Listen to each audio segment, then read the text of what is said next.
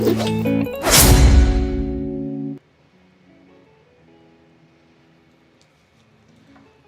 morning, everyone. Good morning. Sorry, I was in the middle of how the hell do you spell Clefairble?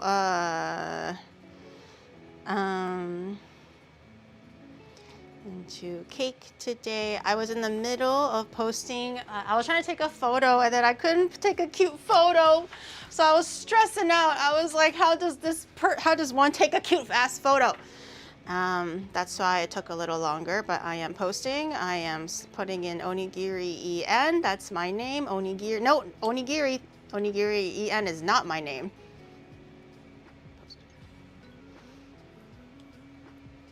Okay. It's posting. It's posting.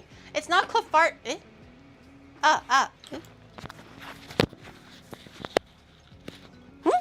Testing, testing. Good morning. Can you hear me? Good. You can hear me, a bunch of bitches. Onigiri EN. Sorry, what? Can't hear you, Giri. What did you say? Onigiri. You guys are making me age way faster than I need to be. I think I posted, right? Chotto mate. Yes, it did post. Okay, putting that away. Good morning, everyone. Good morning, Onigiri VA. No. You already aged. Shut up. I don't want to talk about my age, but welcome in, everyone. Happy Tuesday. Happy Tuesday. I hope everyone's having a great day. I came back from recording today. I also just realized, going off of the Onigiri VA thing, I just realized that even though I have never done official like voice acting work or doing any like covers or songs or anything remotely of the sort, I have now had the experience of recording something like formal, semi-formal for both voice acting work and song recording. Even though I've never done voice acting work or song recording. I had recently, which I still can't say too much about currently because it's still in the works, but you'll see it in the near future. But I did do some recording voice lines for some like voice acting voice lines for something.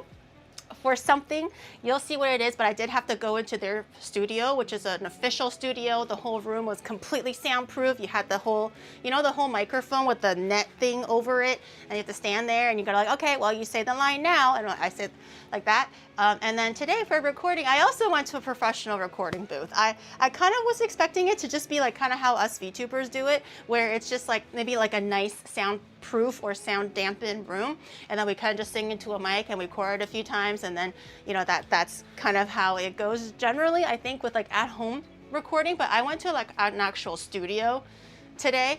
And I had to, the thing where you see on like videos of like BTS, not BTS, the K-pop, but like behind the scenes, where you see like people recording or documenting like the singing, and it's like through a glass, and then you're like, okay, go ahead, and that guy presses the button, and then you like sing and everything, and then they go like again, and like, okay, you sing it again, and you stand there and sing. That was what we did today. That was what we did today. Auto-tune engineer software. I know. Oh my God. I know. I was like, they were like, are you ready? It's your turn. I was like, yeah. Literally like shaking like a leaf. I'm different. I can skip all the pleb steps and be professional. I can be professional in that I can carry myself professionally, but in terms of actually doing professional work, that is completely different. I literally had, I don't want to say like a wake-up call, because I always knew that I don't sing like crazy well. It's always like, it's a process, right? And I've never really recorded for anything, so it's really different hearing yourself sing like in your head, I suppose, or even sometimes if you're just recording a few things like on your computer, it'll always be different compared to when you're in like an isolated sound chamber thing and there's an active mixer guy going like, okay, this is what you sound like together, this is what you sound like by yourself, do you want to listen to it again, do you like this, you want to do it again? It's very jarring having to listen to yourself, especially because I went after one of the girls. I was in the middle. The first girl did her stuff. I did my stuff. The second girl did her stuff after me. And I was like trying to hype myself up listening to the other girl do it. And I was like, it's my turn. And it sounded nothing like it. It sounded nothing like it. I did do my best though. The mixer did say like, good work. She probably was just trying to make me feel better. Also, maybe like, it's as good as she's gonna get. I don't know. How many takes? Not that many, actually. I think even for the girls when they were recording, sometimes they would take at least 3 to 4 takes. They'll listen to it and they go like, oh, I could do this better. Or, hey, can I hear that again?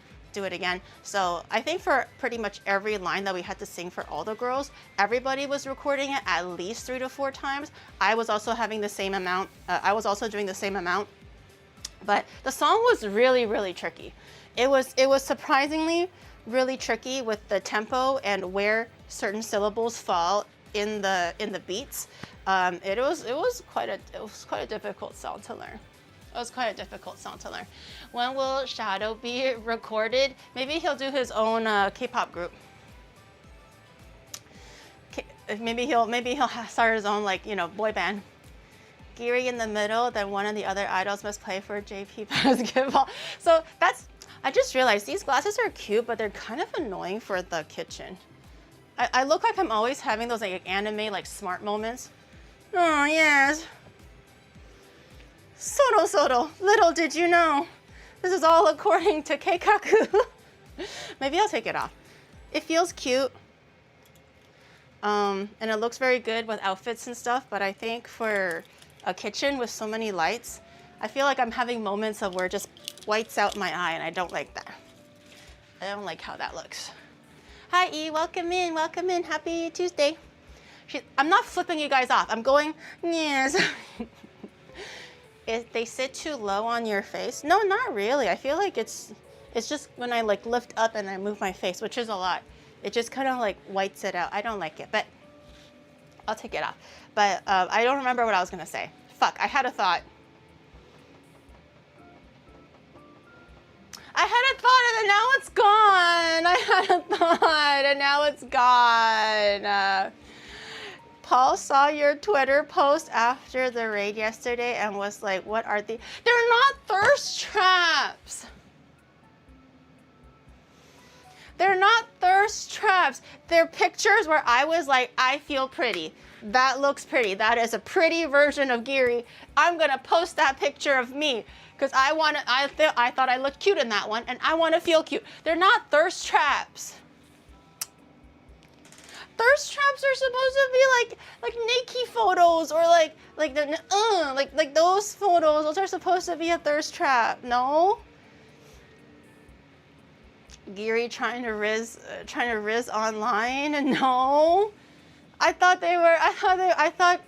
those are pretty photos or I'm like, I feel pretty. That's a nice photo or nice outfit and I look good in that photo. Post, right? Not thirst traps. I just thought thirst traps were just, so wait, so every pretty photo is a thirst trap? Let me get this straight. So you could be fully clothed, showing nothing promiscuous, looking at a camera like this, and that could still be considered a thirst trap. What's the threshold of oh, this is a normal picture to okay, thirst trap territory now. It's the way it's done that matters and the context. I was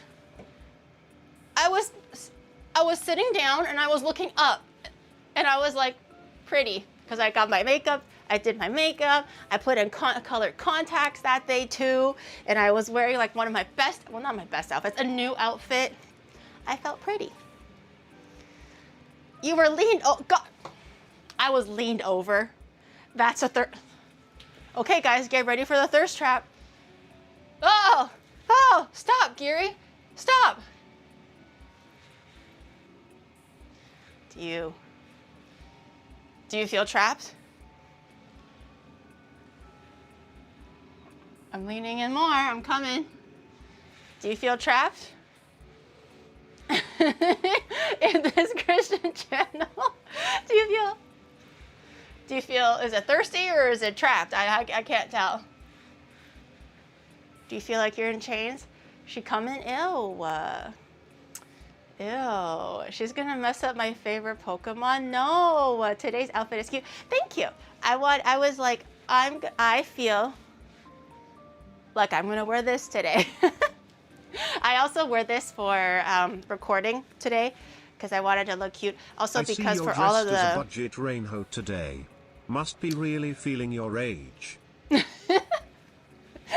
extra leaning into one way. But no, I thought this was kind of cute and kind of like on the rocker theme. Also because I was recording for the YouTube video, Bibs and Bobs, for the overall like final video of like day in the life of an idol or like to be living the idol dream or whatever. We still have to figure out on a good title, chat. What's a good title for this vlog slash, it's really not a documentary. It's more just like, follow me as I do this thing. But what's a good title? Because I actually do have to like title this project because there are some things that do require kind of like a sub caption for things like tickets and other stuff. I haven't thought of a good title yet. Midlife crisis. Gam Gam breaking her back. Idol boot camp. I don't really feel it much like a boot camp though. They're not really working me to the bone. It's actually quite chill. They're very, very nice. I was like, did I do a good job? Like, just tell me I suck. Like, I can't do it any better. I realized that, like, obviously I'm not a professional idol or singer or music recorder. You can tell me that I suck. I'm just telling you now that I can't do any better. But just tell me. And they were like, no, you were great. And they were like, yeah, good take, good take. And I was like, they're lying to me, aren't they? Paul also found out about your idol debut and asked why he's not filming it. I feel bad asking. I don't want to like, oh, Paul, every small little project. I'm like, Paul, you free? I feel like sometimes I can handle it myself. But then for the final day, for the performance day, I still haven't quite ironed out the details yet. So we were contemplating maybe asking Paul for the February 20th show day. I was with the girls today while we were recording and we were kind of figuring out some details like what we're gonna do on the last day. So we're definitely gonna have to get our hair and makeup done. Well, makeup I do myself apparently, but there's gonna be like the lady that does every idol's hair. Apparently there is this one girl that does hair for every idol. Like she is the standard baseline, the only one, I don't know, but according to her, everyone gets her. And they got her for February 20th. I was like, yay, idol hair. So that would be cool to document. Obviously things like sound check, tech check, and like, what is it called? There was a word for it that they were using, but I forgot. Like, you know how you do like a once through? Like pretend that you're doing the concert, but like a little playthrough of what it might be, something like that. Rehearsal, dry run, rehearsal. Yeah, they were using the word rehearsal, but yes, rehearsal, dry run. We were probably gonna document that as well. And we might actually do another, like just a quick dance prep thing in the morning and stuff like that. So it'll still be like a full day of just prep work and getting everything ready for the final performance. Although I don't think the time of the concert has been solidified yet. I think the venue themselves are still kind of working on figuring all that out. So no details about the actual time of the concert. I only have the day of the concert. But I think it still could be fun. I think it'll be nice. Can we drop cosplay suggestions for you somewhere to check out gear? I recently saw a pretty cool one. There's gotta be like a channel that I have, right? For something like that. Media share? I mean, I could open a new one called Cosplay Suggestions, but I have a lot of cosplay. 20th February is exactly 1 month away. And we are meeting the rest of the idol group this Thursday. Yes. Well, Time to bust out all the stories about Giri to them. No. We should especially tell them about the time Giri didn't shower for 2 weeks straight. No. No, they're gonna lose all my all their respect. Wait, my respect, their respect. I'm gonna lose all of their respect. But Thursday, yes, we're gonna meet the girls for the very first time. I'm gonna introduce you to them. I think it'll be really fun. We're gonna go. Well, the kind of the rough plan is we're gonna meet up, we're gonna have lunch, and then we're gonna have dance practice because we still have not gotten the choreography for the new song that we were recording for today. And there's still some some choreography that I still need to learn because one girl was sick and she had a lot of the dancing parts, whereas the girl that wasn't sick and was teaching me that day, she had a lot of singing parts. So when she's singing, she doesn't really know what's going on behind her, whereas the one that was sick was dancing. So I'm actually missing a few big chunks of dance. So we're gonna actively learn that on Thursday. So I can maybe hold on to that and practice for when I'm home alone. But we'll see how it goes. We're hearing about your photos of the no fans policy. No. Okay, guys, please. Okay, 1 or 2 embarrassing stories is fine. You gotta pick and choose. Okay, you're gonna have a meeting. Okay, you're gonna have a after hours Onimart meeting. You guys figure it out, right? Everyone have a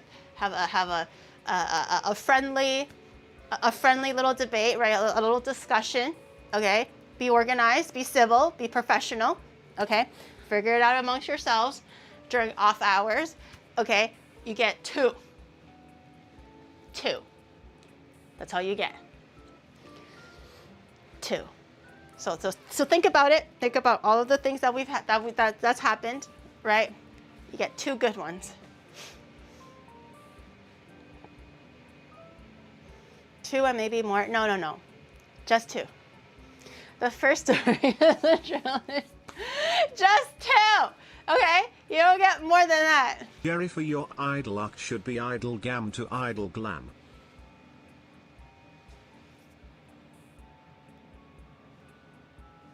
That's not a bad one, actually. I'm gonna have to write that down. From idle gam to idle glam. That's not a bad one. I'll keep that in mind. I'll keep that in mind. That's one. It's not too bad.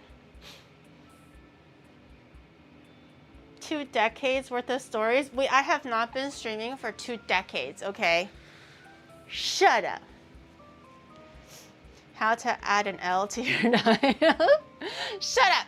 Anyways, but yeah, so that's kind of how recording went. It was actually a lot smoother than I thought. I think my section was supposed to be about an hour, but I kind of pretty much finished all of my lines. I didn't have that many lines, but I finished all of my lines pretty much within the half an hour to about 40 minutes. Apparently the other girls had like 4 total songs to record outside of just the new original music that I was included in. They had like 4 other new songs to record for. I don't know how they're able to learn all these songs and choreography. It's actually really amazing. The Yuzu Goatsy incident, the fart that blew out the speakers, the no thank you incident, the no showers for 3 weeks, the one where she threw away the Malaysian snacks, and also the one where she slept in her bed with dog poo on it. All these incidences sound so serious, but they're also small and trivial. Small and trivial. The Malaysian incident, it sounds like such a big thing, the Malaysian incident. Ooh, the Malaysian incident. Don't let them hear about that one. It's not an incident, okay? The incident was everyone was so generous and giving and kind to me that my suitcase was literally exploding with like full-size snacks of everything. And even though I was like still sharing it with everyone to kind of like decrease the amount, I can't physically possibly eat all that many. I could eat it every single day and I still wouldn't be able to dwindle it down. Okay? It's not an incident. I just tried my best. Okay? It's you guys are just so generous. So generous, and I appreciate it, you know? It's not an international incident. There's no car update, no. My mom was actually asking me about that today. And And she didn't necessarily yell at me, but I could tell that she was like, not pissed. She was not pissed, but she was kind of like a, I knew it, like that kind of emotion. Because she was like, so what like any updates about the car? And I was like, I already knew that I was gonna probably get yelled at. And I told them exactly what happened, kind of what I told you guys. And they were like, you didn't tell them that like they ruined your trip and basically you still have to pay for stuff, and did you have to pay for the car to get towed back? And I was like, no, I don't have to pay for the car to get towed back. I don't have to do anything. They're just gonna give me back that 6,000 yen when they deem it the appropriate time to do so. They were like, so you still have to pay then? And I was like, well, no, they're getting my money back. But they're like, no, you asked for 15 days, you got half of that. You only get 6,000 yen back, so you're paying for this chunk. And I was like, well, I guess, but I'm still getting it. But they said they were rules. They said that I can't break the rules. They can't break the rules, and the rules were rules. And I was like, and she was like, well, you didn't. And I was like, well, I can't, like, well, I was already ready to kind of like not get any money back. I was telling her this, and also like, you know, there's a language barrier. So even though they know that I'm upset, I can't eloquently complain. You know, I can't be a Karen if I don't speak the language, you know? So it's like, there's already, like, I already don't want to be a Karen. I was ready to just let it go. But if you want me to be, I still have to be able to speak the language. I can't just start pointing and screaming like an animal, right? I still have to be able to say that I'm angry. So I was like, that's why I just let it go. It's fine, right? Like, I can't speak the language. And then she was like, I knew it. I knew you were soft. She was like, my daughter, she doesn't fight about anything. I knew you were soft. I knew this was gonna happen, but it's okay. I guess you're just too kind and too stupid. And I was like, thanks, Mom. Thanks. So how's Grandpa? You know, how's Grandpa doing? I knew it. Yeah, my mom was like, fuck that girl. I knew she was too soft. Yeah, I'm too stupid to fight. My mom has always called me stupid for not being able to defend myself and fight for, like, especially if I was wronged in something. It could be like an altercation with classmates, maybe back at school, or things like these, right, in adulthood, where I just kind of go like, oh, really? That's the best you can do? Okay, rules are rules. Okay, thank you, that's fine. My mom was like, why are you saying thank you? They ruined your plans or whatever. You don't say thank you. You keep digging until they crumble. And I was like, I can't, I'm crumbling already before I even let anyone else crumble. Thank you for ruining it. Yeah, so my mom was like, fucking knew you were too soft. Fucking knew it. And I was like, yes, Mom, I'm sorry, I'm too soft. Can't do nothing, right? I yell at them, the other people get sad, okay? I don't yell at them, my mom gets sad that I'm too stupid. You're so lucky you live in JP and Canada. Yeah, honestly, Japanese people can also get pretty angry, and it can get pretty scary. Like, I can tell what they're saying, but obviously if I have to say that myself, there's no way. Like, I can listen to and understand, but me saying it is a whole different story. So I have definitely seen, like, not really Karens. I think they're just like angry about something, and they were like, you know, pointing and just, and I was like, whoa, I've never seen anybody like be so like crazy with their words before, because usually everybody's quite like demure and passive and polite about it. So I've definitely seen angry. It's not common, but I have seen it. Fighting with us is your training arc. I don't know if I'm doing a good job fighting with you guys either, guys. I don't know. I don't know if it's doing well on that side either, okay? I just go, shut up. So the next time they go like, oh, 6,000 yen, I go like, you can't? Like, is there anything you can do? They're like, you dumbass, you take this 6,000 or you're not getting anything. And I'll be like, shut up. That'll get them. If I say shut up, they'll be scared. They'll be scared. I've definitely been yelled at by an old Japanese man. Ah, shit. What did they yell at you for? I feel like I've also been yelled at before, but I don't remember what it was for. No, it was a yorabashi where the security guard was really scary and mean and was like chasing me out, basically, like literally following me as if I like was about to do something crazy when I was already like showing signs of like putting the camera down and leaving. But he was like pretty aggressive and pretty mean about it. But I haven't really been like super hand pointy yelled at. So you're sorry after every mom joke. The bike shop incident, yeah. That was because you trespassed into the private garage. No, I didn't get caught for that one. That one I didn't realize it was a private garage, but but you guys told me that it was private, and I was like, oh shit, sorry, and then I just left. No one actually came out, so that one was whatever.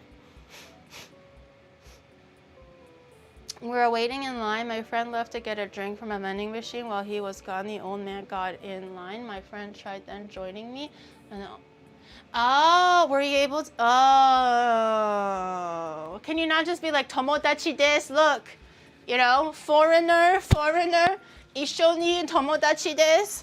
You know, cut line, jigaimasu. Ishoni narabimasu. Fuck, how do you? I can never say the word to get in line. It's such a tongue twister. Irabi is to choose. Manabi is to learn. Narabi is to get in line. Ishoni narabimasu. I tried explaining. He was not down. It's the few that I know. I always get those two confused with how to say get in line, which is, I believe, narabu, which is the root word. Narabi is a conjugated word. I always get it mixed up with erabu, to choose, manabu, to learn, narabu is to be in the line. JP doesn't allow you to rejoin the line. Your friend is there. No. They allow. Sometimes, like, maybe, like, if I were to cut, I would be like,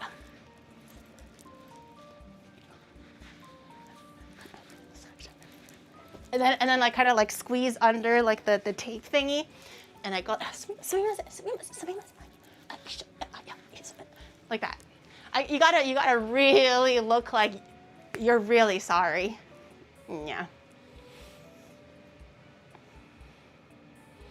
Shouldn't it be natorare? Natorare is something completely different. Okay.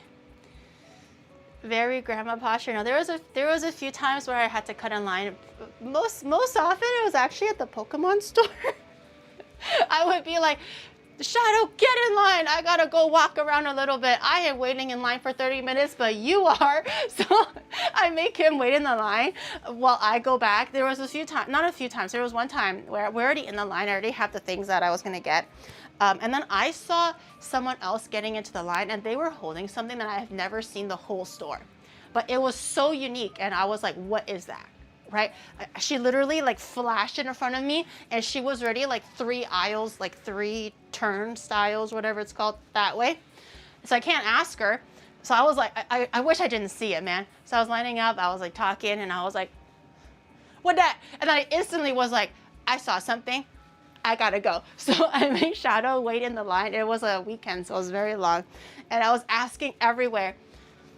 Couldn't find it. Apparently, it's one of just those, like, the last stock. If someone has it in their hand, that's probably the only one they have. If you don't find it in the store, it's all gone. I was like, fuck. I wish I didn't see it. But then by the time I got back, Shadow was already, like, kind of inwards a little bit. So I had to go like that. Yeah, like that. I had to do it a few times. Just do lay low while you can. They don't even know what you're saying, okay? And you swearing at them will not get your way. Remember how we played Dispatch yesterday, chat, and how niceness, kindness, and being the bigger person will get you the happy ending in the end? Remember that? Where we both get the girl and the happy life, and the girl is happy, and everybody is happy. You're happy. Remember that? Remember how being a greater person, a kinder person, gives you a better life? Remember how we had that? Hi, I'm new. Welcome in. Onigiri and the pushover. I thought that was established already, guys. That was already established, okay? Pushover as in I push you over. Yeah. They call me pushover Giri. Okay? Oni pusher they call me. Cause I do the pushing. I push you over. That's me. You don't want to mess with me. Show booba, forgive. Yeah, that too. A little bit of booba never hurt nobody, honestly. That's something to be proud of.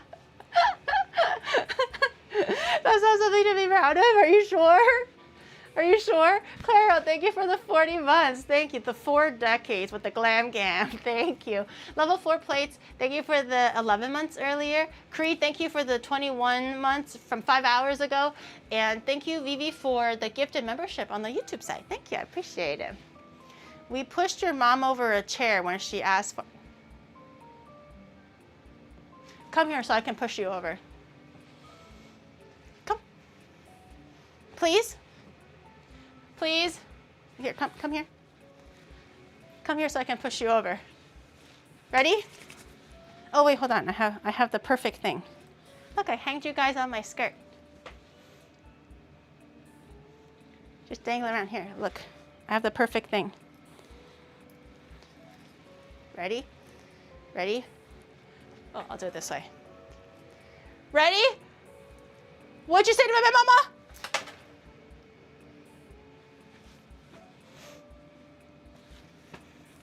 Yeah. And I'll do it again. Yeah. They call me the Oni pusher. Yeah. Don't make me do it again. Coming for you. Bring you back so I can do it again later, okay? You better watch out. You better watch out. I mean business. I mean business. Just say you later. The Rat Man, thank you for the 14 months Prime. Thank you. You put her in a Hot Topic outfit and she gets my... You know, I have never shopped at Hot Topic because that store legitimately scares me. Obviously, nowadays, I feel a little bit too old for Hot Topic. Although now that you said it, I'm like, this kind of does give Hot Topic, I guess. If it was like 2016, that's the meme, right? In 2016. I don't know why there's a meme going around about in 2016. They called you the Oni pusher, huh? Anyways. Well, that's what they called your mom as she pushed you out of her XTD. Shut up. Ew. Dispatch teaches you the bigger the simp, the better the girl.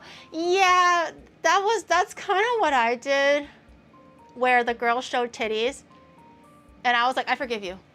What? Whoa, what? I don't even remember what you, whoa, I forgive you. And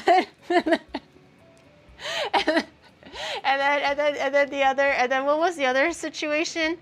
I think, everyone was like, don't believe her, keep her locked up, right? Because she's gonna just, stab you behind the back or whatever. And I was like, but titties though. So I'm gonna unlock her, I'm gonna uncuff her. I'm gonna let her do whatever she wants. Because titties, you know. Do you like Miku? Yes. I'm not like the biggest Miku, but I do love Miku. I'm going to the Miku Pokemon collab concert in March. I think I won the lottery for that, so I'm very excited. I also went to the Magical Mirai that happened 2 years ago. That was also really nice. So I do like Miku, especially if you're in Japan. It's very easy to get Miku merch and stuff. Can you turn off? Oh, sorry. Fan turned off. Without us, well, I went with Twinny, the Magical Mirai thing. I went with Twinny and Yuzu 2 years ago.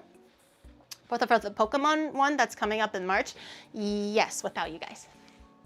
I'll take pictures of where I can. Usually with these concerts, they're actually really secretive. That's why you don't really see photos of like, oh my God, I love this concert. Because they don't want you to show anything, like not even photos.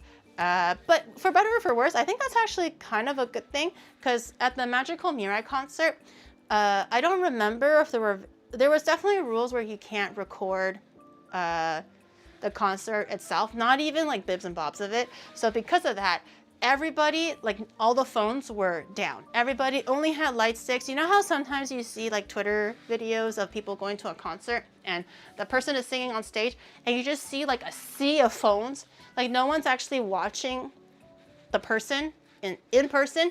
They always have it behind like a phone screen because they're recording and trying to like, you know, remember the moment. None of that was happening in the Japan concerts. Everybody just had light sticks. They were in the moment, enjoying it. All the phones are down. So, I mean, I guess that's pretty good. No one's actually like looking at it through a phone anymore. Because of that, we're gonna tell the rest of the idol groups all your stories. I'm not allowed to, I can't bring you guys, chat. If I bring you, do you want to go just for it to be like a 2-hour BRB playing page that you can't watch anyways? Like, what's the point of me bringing you guys to the concert hall just to be like, oh, well, ma'am, sorry, you're gonna have to turn the camera off. No cameras allowed. And I'll just put you on a BRB screen for 2 hours. Is that what you want? You're not watching it anyways. Just say you hate it. I hate you. No, I'm kidding. I can't do that. I can't actually say it and mean it. We get to see the baddies outside. No, all the baddies are gonna be inside. And also, honestly, when we were at the Magical Mirai, there was actually more, it was kind of half-ish, but I felt like there was more guys than girls, and there were more like guy Miku merch wearing, or there was a word for it, where it's like, you're not cosplaying as Miku, because I don't think you're allowed to. I think they have rules for that, because I think it might be the hair and the leak. They were like, please don't bring leaks. And the hair is quite big, so they don't want your cosplay to be interfering with someone else's seat. So you're allowed to dress like Miku, or Miku's colors, or inspired by the Miku aesthetic, but you can't cosplay Miku. There's a word for it, but I don't remember what it was. There was a word that Twinny taught me about this. But yeah, there was literally a rule that says no leaks. It was leaks. Yeah. No leaks and no leaks of any sort. But there actually was like a, once you win the lottery, they go like, this is how you get the ticket and da-da-da-da-da. Also no cosplaying. You can be inspired by it and just with the colors, and also no fresh leaks. Yeah, Disney bound, yeah, bounding, character bounding. Yes. I think it was bounding. Like, so you're not supposed to dress like the character specifically, but you can wear like the Miku, maybe like a jacket, or you know, maybe you can dye your hair blue, but you can't wear the Miku wigs and stuff like that. You can wear her merch, but you can't just cosplay outright Miku. Bounding, I think that was the character bounding or something. Will you dye your hair Miku color? No, I'm gonna dye my hair yellow like Pikachu. And then, or maybe like Gengar, like maybe purple for Onigiri, but also Gengar. Something like that. I'll do one side, I'll do half. One side will be blue for Miku. One side, no, maybe a quarter. So blue, yellow, purple,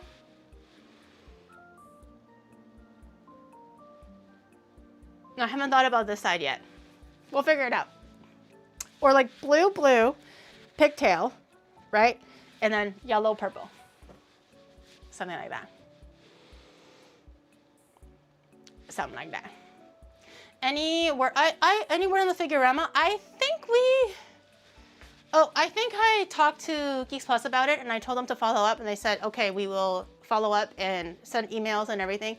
So hopefully it'll okay. I did realize I did see a few issues with just different kinds of merch, not just Figurama. And I was like forwarding it and DMing the appropriate people. But for the Figurama one, I contacted Geeks Plus and they said that they will look into it. So they will be shipped out in February. Yes. The Lego hat. That's not the right IP. Lego at a Miku concert. That's not the right IP. Remember to do a signing stream for the first 50.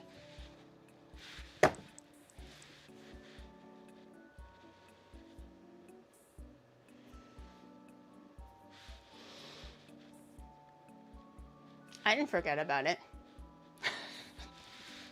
I didn't forget about that.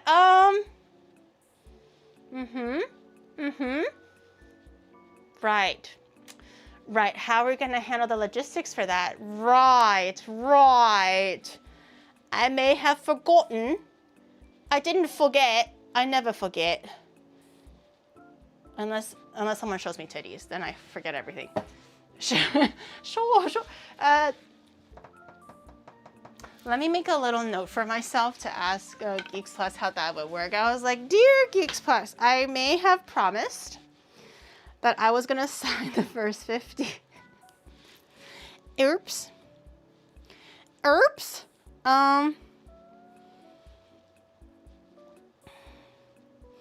Let me write a reminder.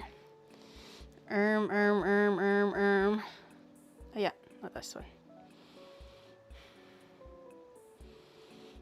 First 50 signed figures. How do I know who bought the first 50?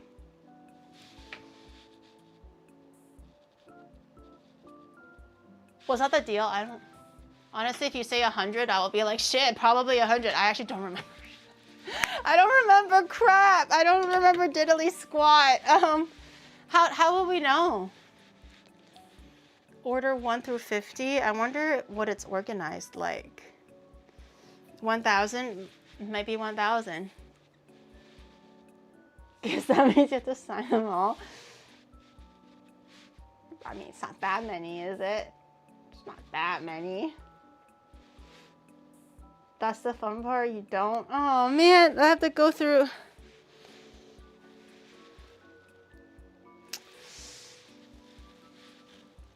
I mean, I don't mind going into the office, like the Geeks Plus office. Honestly, maybe even the like Figurama office if they have one in Japan, and I can. I don't even mind going personally into the office, so they don't have to like derail the shipping from like their warehouse to the office and office back to where you know it's time and money. I'll figure it out. I'll figure it out. Ask Shadow to sign random 5 and then the triple value. It's going to be a shit show. I'll figure it out. Randomly 50. Geeks Plus office isn't real. It can't hurt us. It's real. It exists. I can go into the physical office sometimes if you have a special password, and then you have to always show up at the appropriate hour when the sun and the moon aligns at a perfect angle, and then you have to sing a magical song, and then the right person has to also be there to verify the password, and you have to wear certain colors during the day, and your hair has to be like 45 degrees to the left. But it is real though. You can get into the office. It exists. I've been there before, okay? The timing was perfect and I was able to get in. That sounds like Valhalla. What's the current sub goal? Oh, you can't see it. It's for the Collab Cafe. I just got a recent update today as well. After the recording, I had a small meeting right after that about the cafe and stuff. Is GX Plus a cult? You sound like you're describing a cult. No, I thought it would be easy to enter a cult because they want people in the cult, right? That's the point. They want people to trick and swindle and get into the cult. But if it's like so hard to get into a certain like location or facility, would that not be a cult? I thought cults are supposed to be easy to get into. So it's true, it's not a cult. Speak friend and enter, you know? It's not a cult. It's not. It's a secret cult? I mean, I guess. Only the chosen ones can enter this cult, I guess. Maylinda's just gonna hear this randomly go like, why are people thinking that we're a cult, Giri? And I'm like, who said that? That crazy. Who said that? Maylinda's gonna start asking questions when she's just trying to enjoy her life in the country, okay? Is Onimart a secret cult too? No, not a cult. Everyone is freely to move in and out of this community, establishment, dungeon, whatever you want to call it, as you wish. Okay, I never chain your legs to the wall or deadbolt it to the floor. Okay, if you must get up and leave, feel free to do so, right? If you want to come back and regain your position where you left off, you're free to do so. I will never hinder.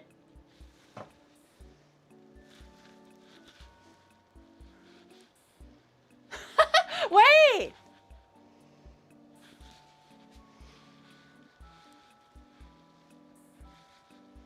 Wait! Oh my god, am I Avril Lavigne? Avril! Avril! Avril Lavigne.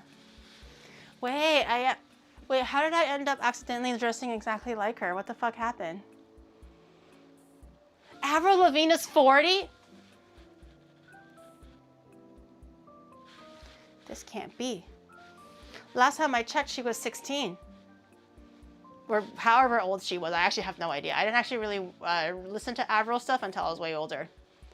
Because I thought I wasn't allowed to. Her music sounded like not naughty as in like boobies and titties and shake that ass. Not naughty like that. But it felt like I was like, you know, like that grungy skateboarder type, the stuff. I was like, oh, that's not for good girls to listen to. I only listen to, you know, Michael Jackson and piano music, right? The craziest thing I was about to, I could listen to that my mom allowed me was Britney Spears. Like earlier Britney, this was before Toxic, like early Britney Spears. I was kind of not appalled, what's the word? But I was like, I heard Toxic and I was like, that's not the Britney I know. What's going on, like with the snake and everything? I was like, that's not, what happened? Did I like miss literally 3 volumes of her life? Like, how did it go from oops, I did it again, or hit me baby one more time to Toxic with the snake and everything? Felt like I just jumped to a different universe. I was a little like jarred by the whole character development. I've never seen Gary and Avril in the same room before. So yeah, I didn't really, I don't know, like for Skater Boy, how old was she when she sang the Skater Boy song? I just assume everybody is 16. I feel like when I was watching Britney Spears and stuff, I could have swore she was way younger than I thought. Like I thought she was in her teens or something. Christina Aguilera was also in her teens? I don't remember. I don't know. Oops, I Did It Again. It's not exactly a good girl song. I don't actually know what happened in that song. I just remember she was in a red suit and she was in space. And I was like, this is cool.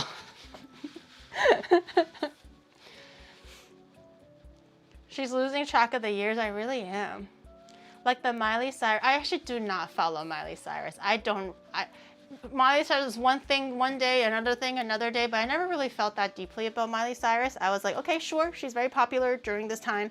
She's doing whatever. I never watched Hannah Montana. I just know that I just know that people like it. So I was never really that invested in her background or her arc, but Britney Spears I was, until she just dropped off the face of the earth and came back with Toxic. And then dropped off the face of the earth again because she had a mental breakdown, which very, very unfortunate. And now she's in Vegas, singing all her songs. Toxic is a goated shower song. I'm toxic, come slip it under. I did a very terrible job of singing that. Shia LaBeouf is 39. Wait, so again, I don't remember if maybe you guys answered it, but I didn't see it. How old was Avril Lavigne when she sang the Skater Boy song?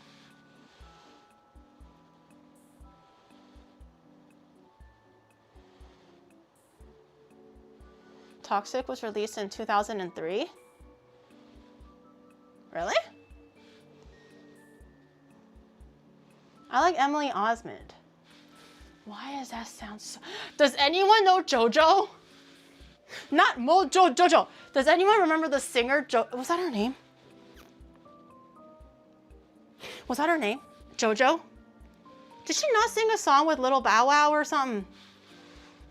I just suddenly remembered. I was like, oh my god, JoJo was really popular at the time for a little bit. Not JoJo Siwa. What the fuck? Not not JoJo Siwa. Not JoJo Siwa. You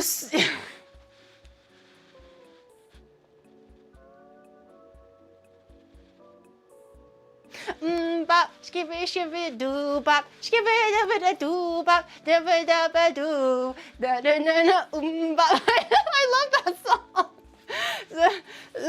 Fuck, was that not her name? JoJo, not JoJo Siwa. The real JoJo, the original JoJo. No, not yet, but JoJo. I'm also 45. Good for you, because I'm 21 3/4. So I can like old music. Just how like everyone knows "Living on a Prayer" or the fuck. What was the one? Mama, I just killed a man. I can't remember the title. Anyways, everyone knows that song. Everyone knows the Carpenters. I like the Carpenters. Do you not know like the Carpenters? By no, not J-Lo. Not Bohemian Rhapsody. Not J-Lo, JoJo. She was like a young girl with brunette hair. I could have swore she had a song with Little Bow Wow. Maybe not Little Bow Wow. I could have swore she had a song with Little Bow Wow. Duffy though? You mean Hilary Duff? She's happily married with like the 2 kids, the 3 kids that she has. She was able to make it out of there from like child acting, and was able to steer clear of drugs and you know, all those heinous things that you hear about like child Geary, I think you are child describing stars, Marie like Antoinette. TV show you stars. clearly live in the same era as her. Hi, yeah. Geary, you're naming every song from the last years of high school for me. Please stop. I'm turning to dust. The portrait on the attic doesn't work anymore. And yeah, Hilary Duff looks great. Like, she looks great for her age. She was able to like continue her success more or less, even though it's not like as crazy as like the Hilary Duff years, but she was able to escape like drama, allegations, kept herself good, clean, proper, down the proper path, right? Find true love, you know, able to like not lose all her money through gambling or some crazy shit, right? She just lives a beautiful, normal life with her beautiful family. So it's really great for her. It's really great for her. The oldest known song is the Hurrian hymn number 6, dated 1400 BC, just a couple of years before Gear was... You guys are so funny. Geary also looks great for her age. JoJo was 35. Are you sure? I actually can't name any JoJo songs. I just know that she was popular for a little bit. I remember there was a music video where she was with a guy. I still think it's a Little Bow Wow, but I still could be wrong. But the music video, they were at like a carousel, like the horse carousel, and they were dancing and singing. Can't remember what that song was, but she had a few bops back in the day. Back in the day. But I can't remember any of them anymore. I still remember the one, you know, you know the one with Kelly, Destiny's Child? So this is before Beyonce, right? Destiny's Child. There was one person, her name was Kelly. I actually kind of liked Kelly more than Beyonce. I'm just gonna say it. Don't shoot me. I'm just gonna say it. Out of Destiny's Child anyways, I really liked Kelly the best. In any case, she had a solo song. It was about cheating. It was actually really, it sounded really cute. When I was younger, I was like, yeah. What was that song again? I forget the song, but it was also featuring, was it called Dilemma? The texting with the Excel. I did not know. Like when I was younger, I was like, yes, romance, true love, right? Thinking about my boo, right? And then as an adult, they were playing like throwbacks. And I was like, yes, okay, I remember this song. And then I was listening to it, and I was like, huh.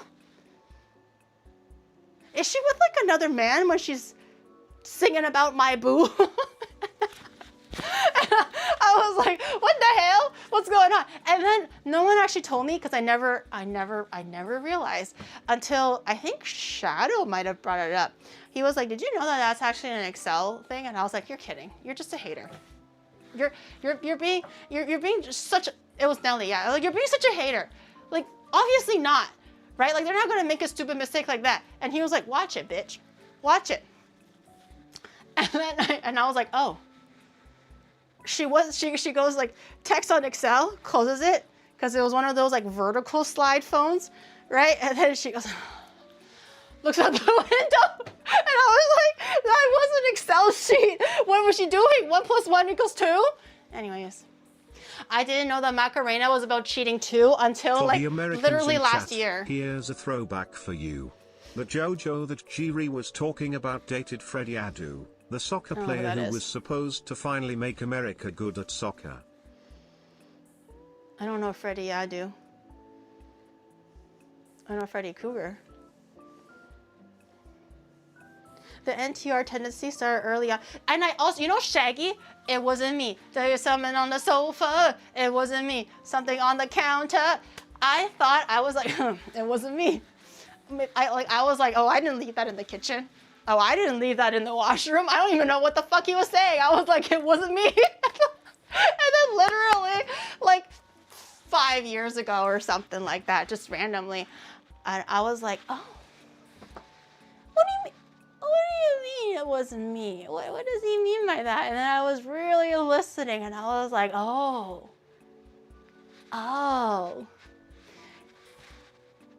He didn't leave leftover burritos in the kitchen. He left something else in the kitchen. He left it in all over the place. He was a burglar. He was a burglar.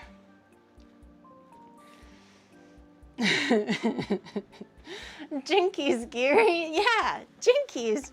I actually didn't really like Scooby-Dooby-Doo. I thought the show was kind of scary. Like the ghosts and stuff. I don't like how they chase the ghosts, and sometimes they get trapped by like just weird adults in like some dark ass cave, and they have to like bust out and stuff.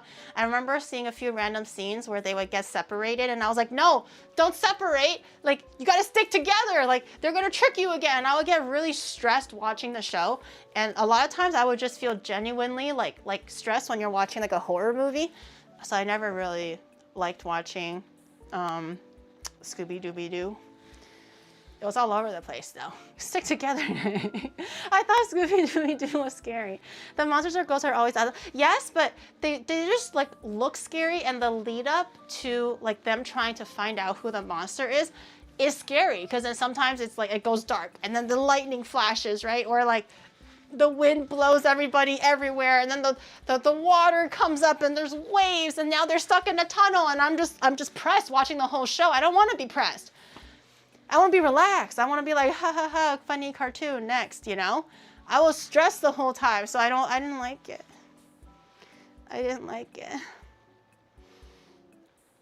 Thomas the Train. I never really watched Thomas the Train, but that is just like, whoever designed that and decided to make it like the realistic type of cartoon or children's show, they're crazy, psychotic.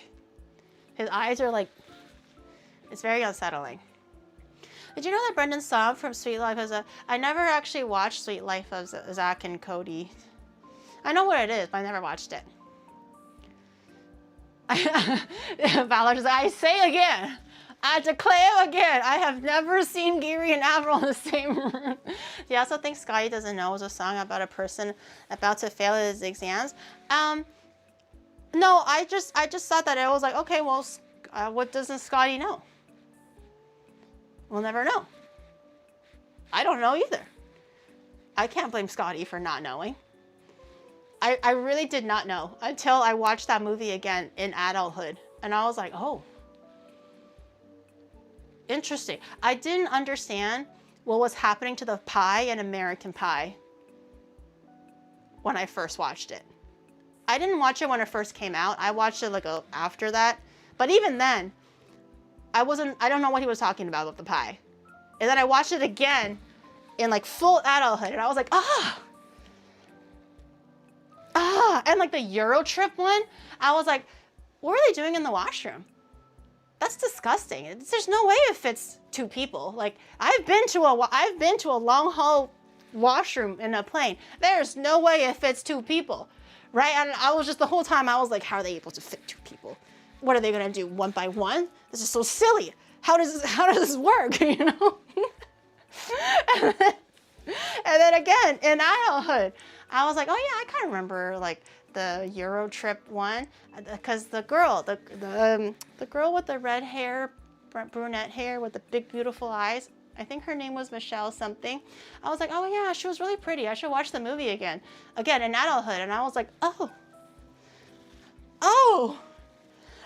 that's what they were doing. Oh, you know. Yeah, they don't make movies like Euro Trip and American Pie anymore. It's just not the same anymore. It's just not the same. Excuse me, senorita. The nude beach scene. Oh, I don't remember the nude beach scene. It's been a while since I last watched it. I actually don't remember the details anymore. I don't like Jack. Oh my god, I told you this story. Like, Shadows always loved Jackass, and I would always refuse to watch it because I would see like commercials of it, and I was like, this is disgusting. Like if you like to feel disgusted, then I guess so. But if you think this is like legitimately like funny, like ha ha ha, I'm having such a good laugh, ha ha ha, you're sick and twisted. So I've always refused to watch Jackass. I don't want to. It makes me uncomfortable. It's weird. I don't condone this kind of behavior, right? And then I think it was Jackass. I don't remember which one. Anyways, and then he finally convinced me one time. He was like, it's good. Just give it a try. It's good. And then I was like, okay, fine. And then I did eventually watch it, and it was the most, he refused to let me leave the fucking room. Okay? And it opened up with the fucking porta potty. The opening scene was the porta potty thing? Was it? He didn't let me leave the room. I was like, I don't want to watch this. I'm going to turn this. And he was like, no. You promised. Sit down and go. I was like, I don't want. That porta potty thing, fucking disgusting. And the whole time he was like, and I was like, yeah, that one. This one, I was like, okay, sure. It's kind of like you laugh when kids fall over or something, or like, you know, those kind of pranks. I was like, okay, that one was like, I don't find it funny, but it's not disgusting at least. So I can understand if you find it funny, that's okay, just not my humor. But the toilet one, he was fucking like just laughing his ass off. And then the one with he was wearing the garbage bag, and then to run to collect the spit, and who thinks that's funny? Show of hands. Because I'm gonna make sure my mods ban you. Who thinks that's funny? Disgusting. Disgusting. No, I don't laugh when kids fall over, but you know how like, it's like, oh, kids fall over, ha ha ha, funny, you know?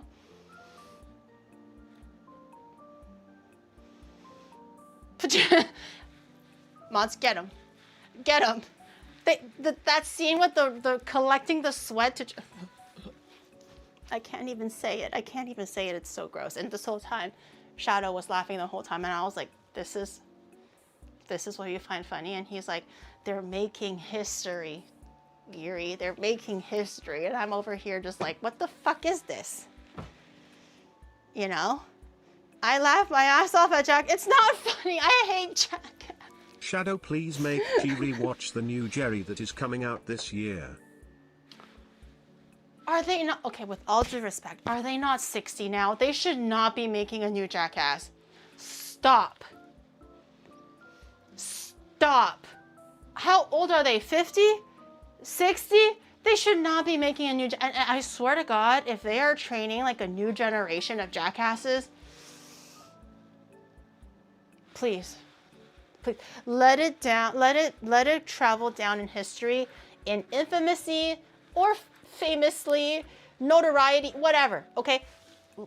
It's left its mark in, like, I don't know, like retro media. Is it considered retro or something? Okay, it's left its mark on like media. Sure, everyone should know about the classics of Jackass, okay? Whether you like it or not, whatever. I'll let them have that, okay? But they should not be making more. Just stop. Says the 40-year-old with Idol concert.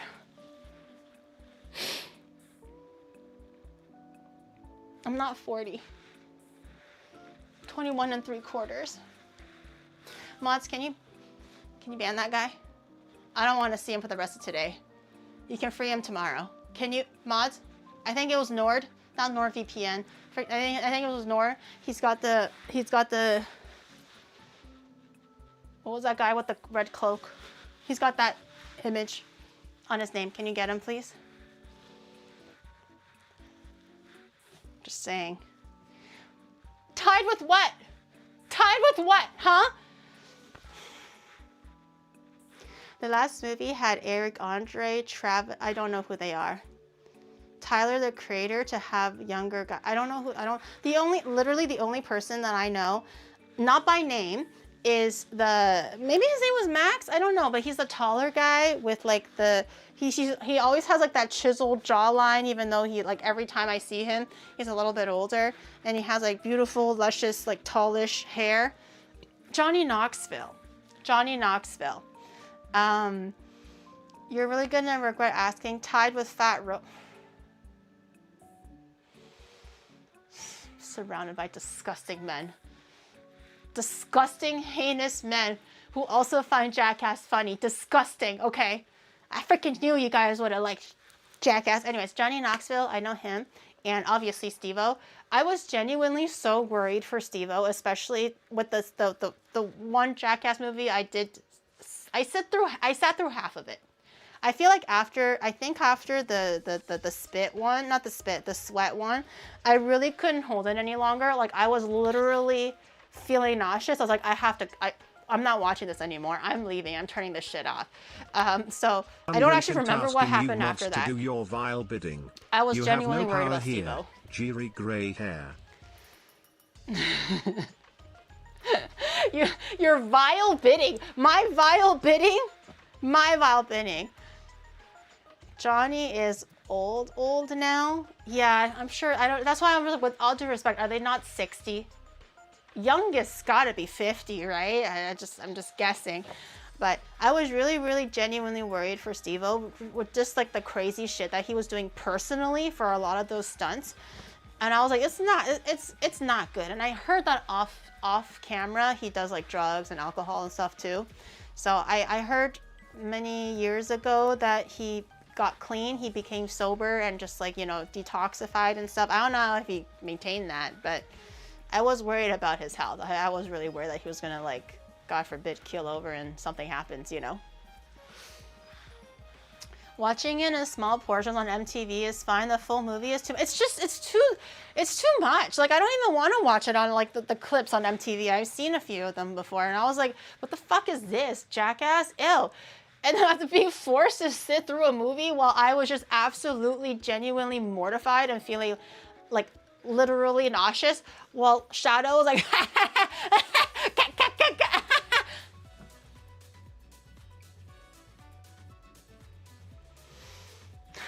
life is awful. Life is awful. He almost doesn't need any makeup Speaking now for his old man shows, bit. Remember the show Pimp My Ride from MTV? Yeah. I remember how cool and the cars were when they did the modifications to the car, until when you're older that you realize that they were always putting the speakers in the boot of the car. It was always, I never watched that many Pimp My Ride shows, but I am aware of it. That one and like the Pimp My Crib, is that what it's called?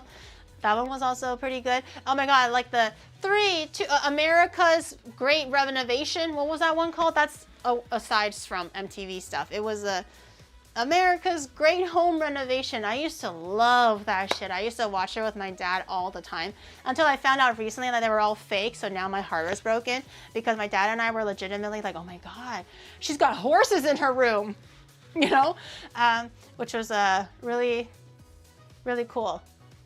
But yeah, Pimp My Ride was also really good. They always did have like the biggest speakers in the trunk though. It was all very extreme home makeover, yeah. Ashton Kutcher's You Got Punked. Yes, I never watched too many, but I did remember watching a few of them of You Got Punked. That was right. The first type of like show where they're usually behind a booth and giving like instructions, and then the person on the outside is listening and doing the prank or something. I feel like that was like the first of its kind at the time.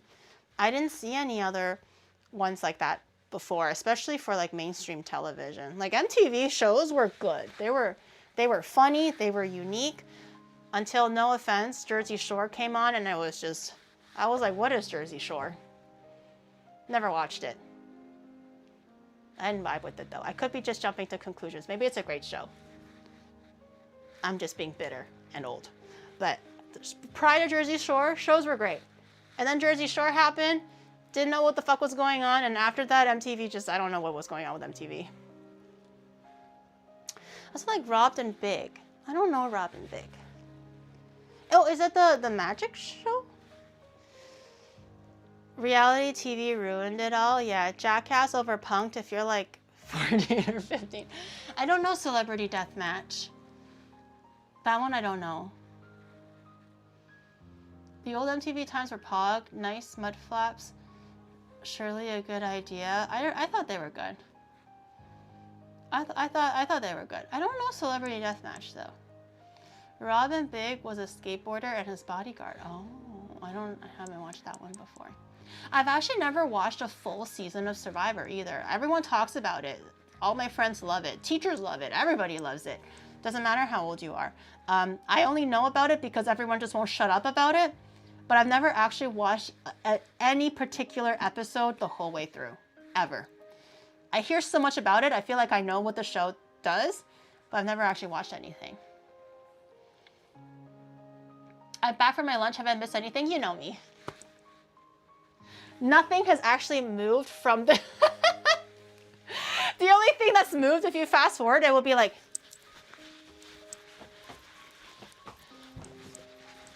But literally, it has not moved an inch. You know me. You know me. Yes, my Super Sweet 16 was really fun. I loved watching that. Also, the bar mitzvah. Am I getting the names mixed up?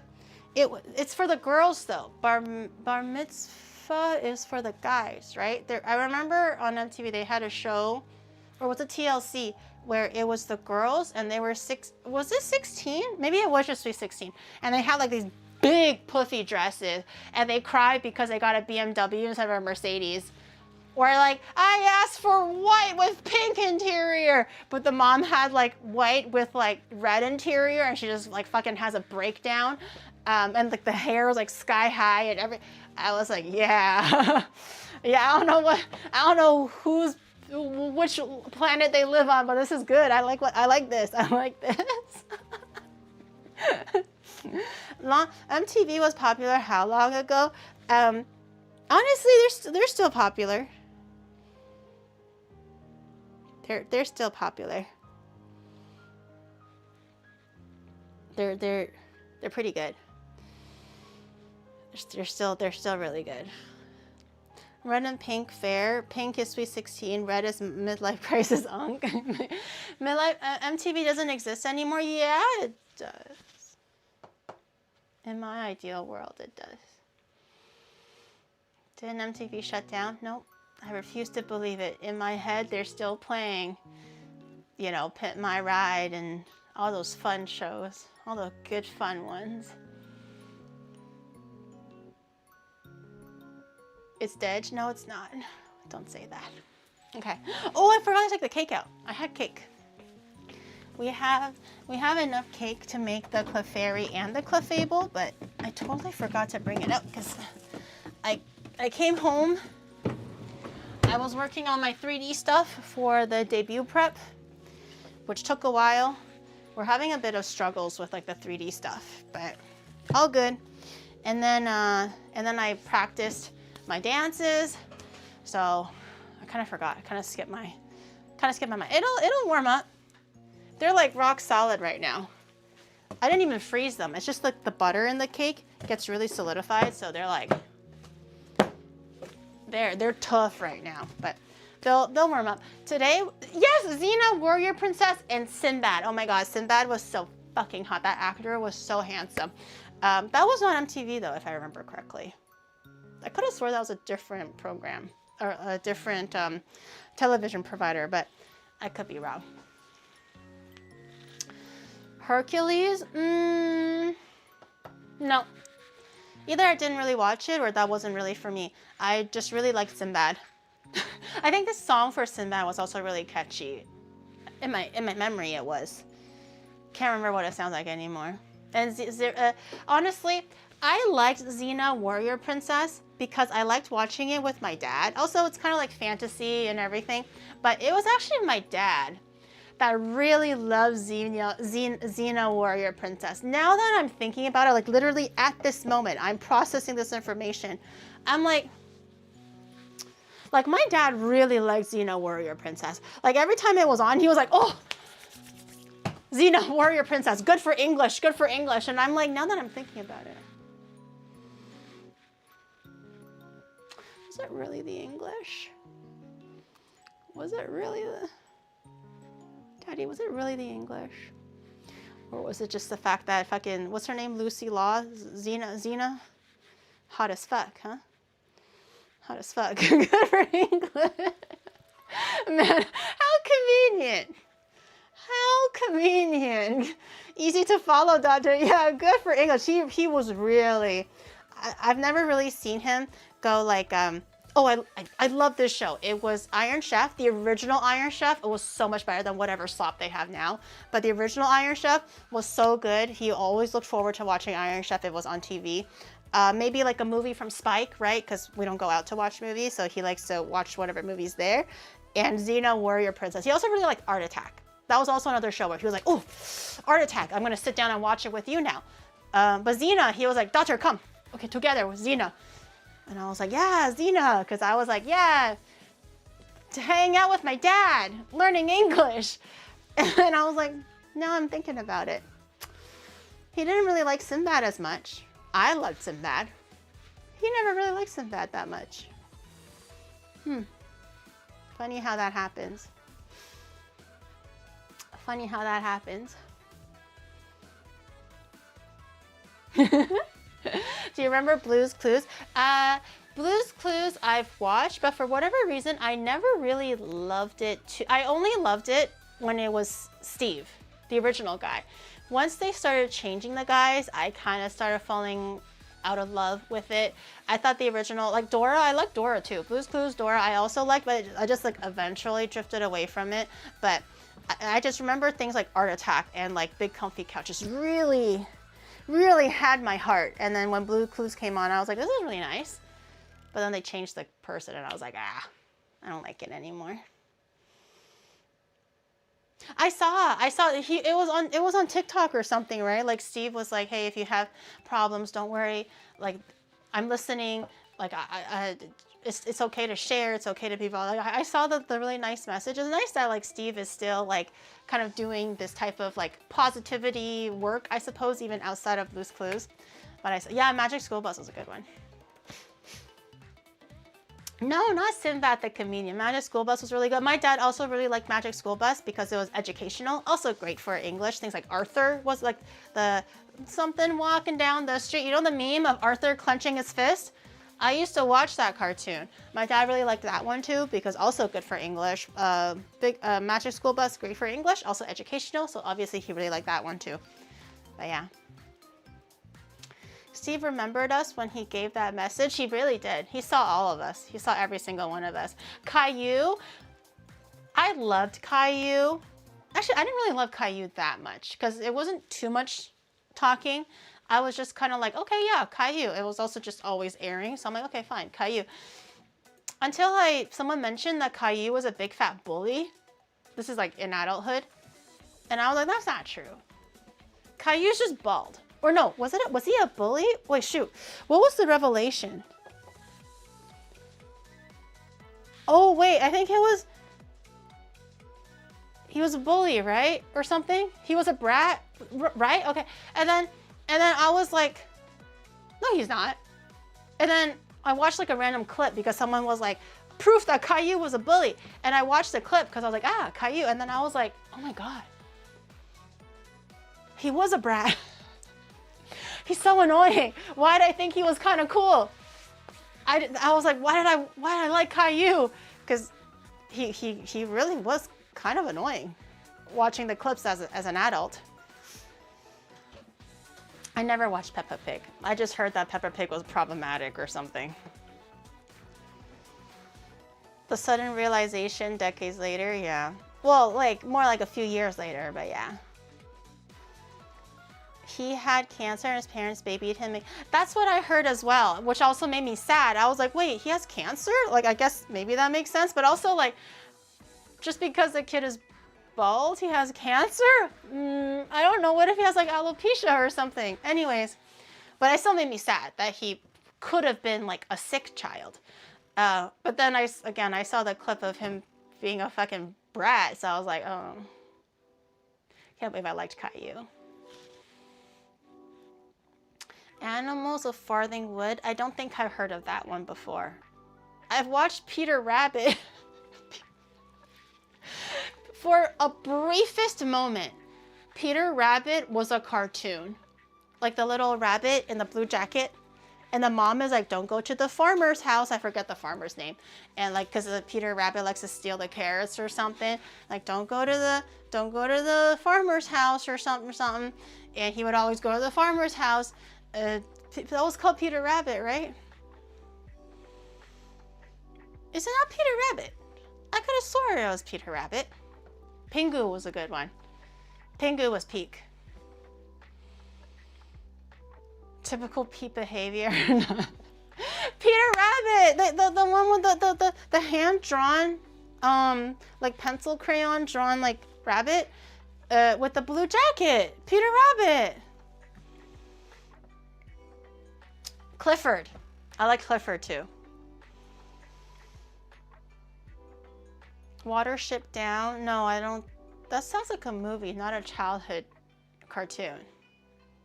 Yeah, Pingu was really good. My dad really encouraged me to watch Pingu because he was like, oh, you get to learn how to communicate without using words.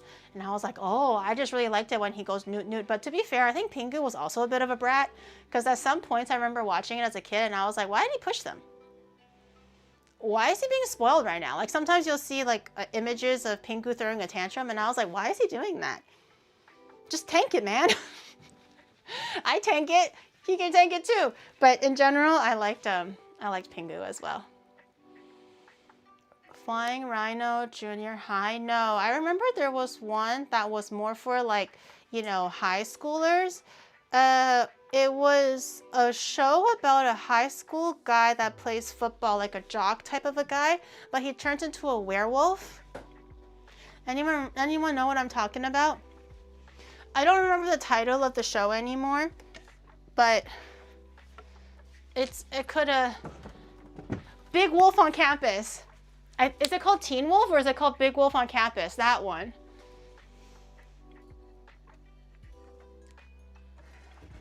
Is it Teen Wolf? That one was good. That one was good.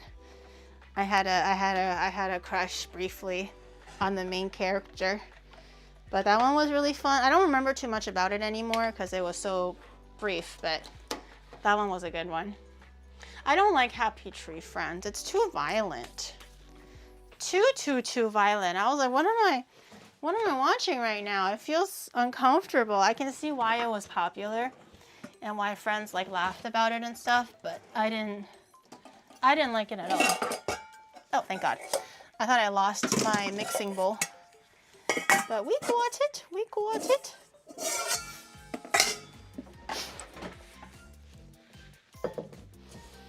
Let me think about the last time I made this.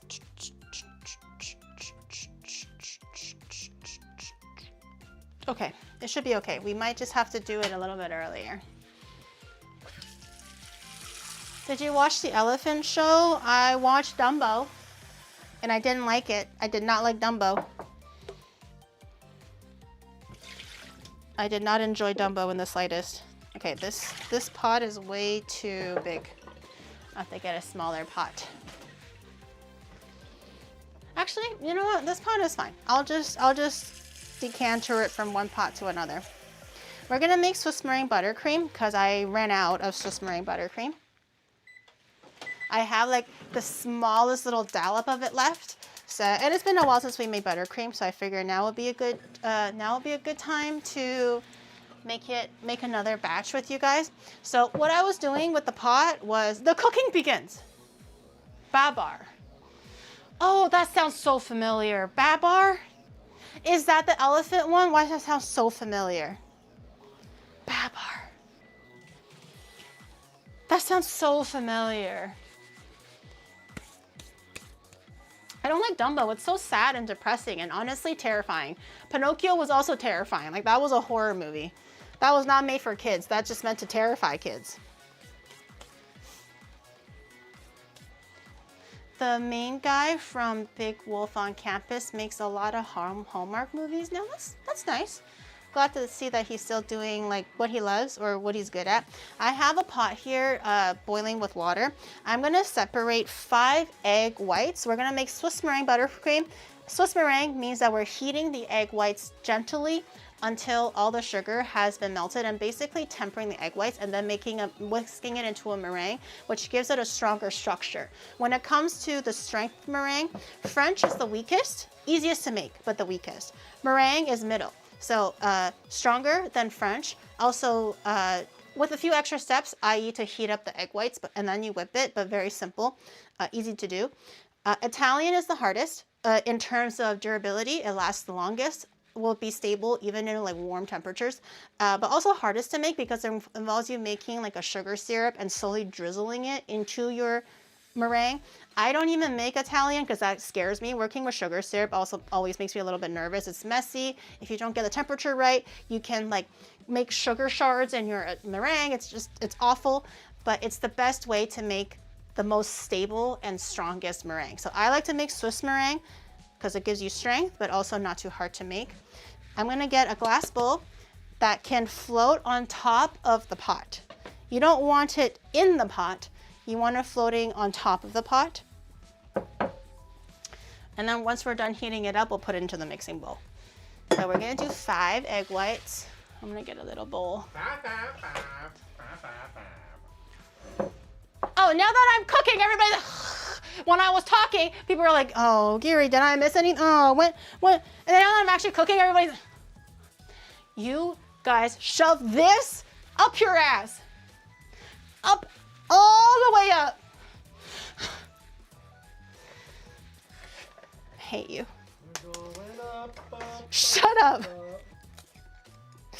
Now's not the...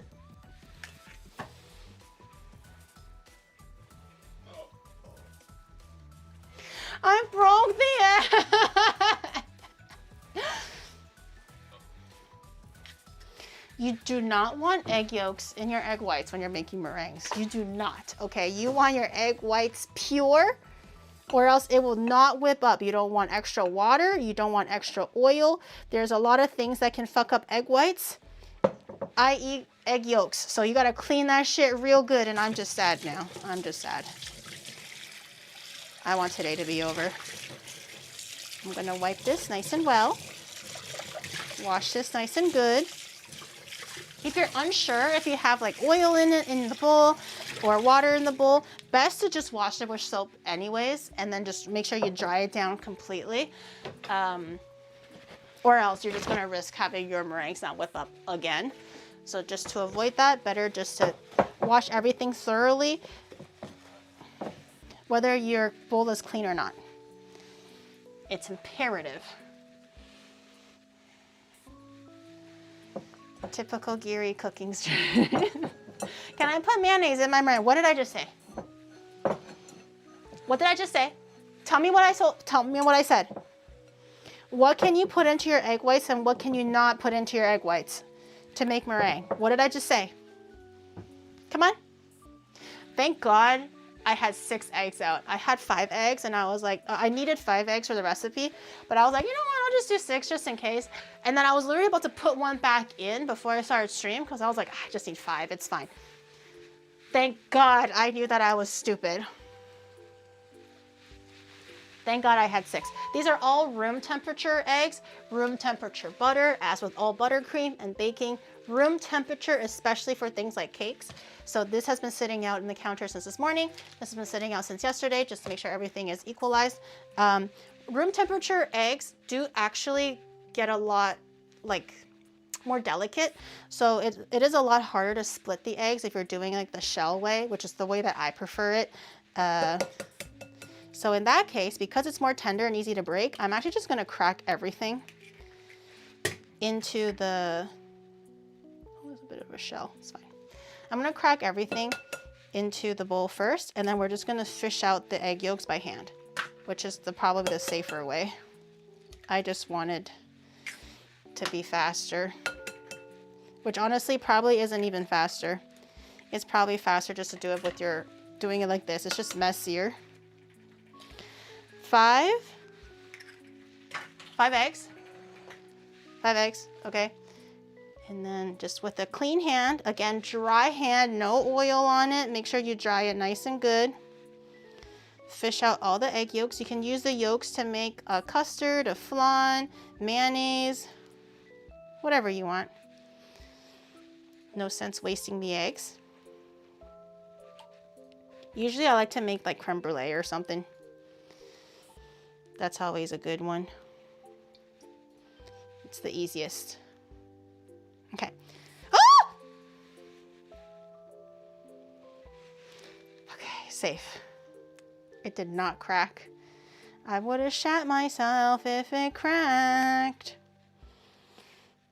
Okay, wash your hands. Where does there are no mayonnaise in Swiss meringue buttercream. Okay, the only time mayonnaise fits anywhere in this recipe is in your mouth, okay? Just put it directly into your mouth if you really want mayonnaise for this recipe.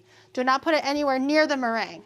Okay, and then we're also gonna use the same, whichever container, just ahead of time. We're gonna measure out 1.5 cups, I believe, of sugar, 300 grams of sugar. Quite a bit of sugar, but you also yield quite a bit of Swiss meringue buttercream. So it looks like a lot, but it will be portioned quite a long way. Now that I'm almost done, I'm gonna put the, oh, actually, no, that's not true. We're gonna put it not in a different container, in the same container. We are melting the sugar in the egg whites and tempering the egg whites over the bain-marie, which is like the water boiler, the double boiler. So I'm gonna put the temperature back up a little bit now that we're almost ready to go. Measure out 1.5 cups or 300 grams of sugar. I hope I have enough.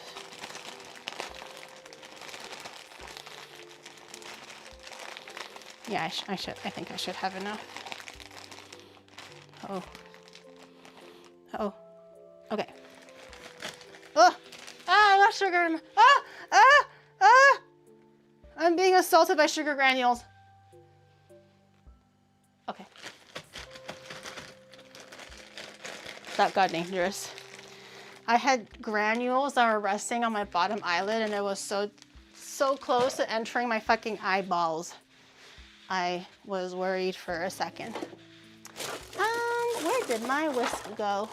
Okay. Grab a whisk, any whisk. And I'm just going to whisk this until it's kind of just all mixed in there. You don't have to, but it's just nice to make sure that they're all kind of all in there. Okay, and now that you've mixed everything together, put it onto your double boiler. Have the temperature like medium, like you want the water simmering, you don't want the water boiling. The whole point of having a double boiler or bain-marie is to gently heat up whatever is in the vessel using the temperature of the steam to heat it up instead of the actual source of the heat. Because you don't want your egg whites to turn to scrambled egg whites. You want your egg whites to still be the liquidy egg whites. You're just tempering it. And you'll know it's done. You can either use a temperature thermometer, and if it reads 40 degrees Celsius, it's done. Or what I like to do, because I'm too lazy to work with thermometers, is to just like pick up a little bit. Looks like a fat robe, honestly, but pick up a little bit, get it in between your fingers, and if you just kind of like pinch it a little bit like this, and if you can still feel the sugar granules, it's not done yet. You want it to be completely melted like sugar syrup, completely mixed in, homogeneous with the egg whites. If you feel the granules still there, it's not hot enough. But just make sure you keep it at like a medium temperature, not too hot. You can't be impatient with this because you might end up like scalding the egg whites. You want to keep it a consistent, gentle, soft temperature. It won't take too long though, like 10 minutes or something. I can't remember, but just keep stirring it so you don't have like warm patches at the bottom of the bowl and then like cool patches on the top. Yeah. What substitutions are we using? No substitutions, okay? It's just literally sugar, water, and butter, okay? If you don't have that, girl, I can't help you. I'm not vegan or vegetarian, so I don't actually have any like substitutions for vegan buttercream and vegetarian buttercream. I wish I did. I can't help you with that, girl. It's just 3 ingredients. It's not hard. Oh, and also like food coloring if you're making a colored buttercream, and also flavoring like vanilla, almond, lemon, whatever extract you want to put in there. Now is the time to do that. No, not now. Wait until the meringue's done. Then add it in. Because extract is usually alcohol, which might affect the ability for your meringue to whip up. Add it in when you're adding the butter and everything. Can we substitute olive oil for butter?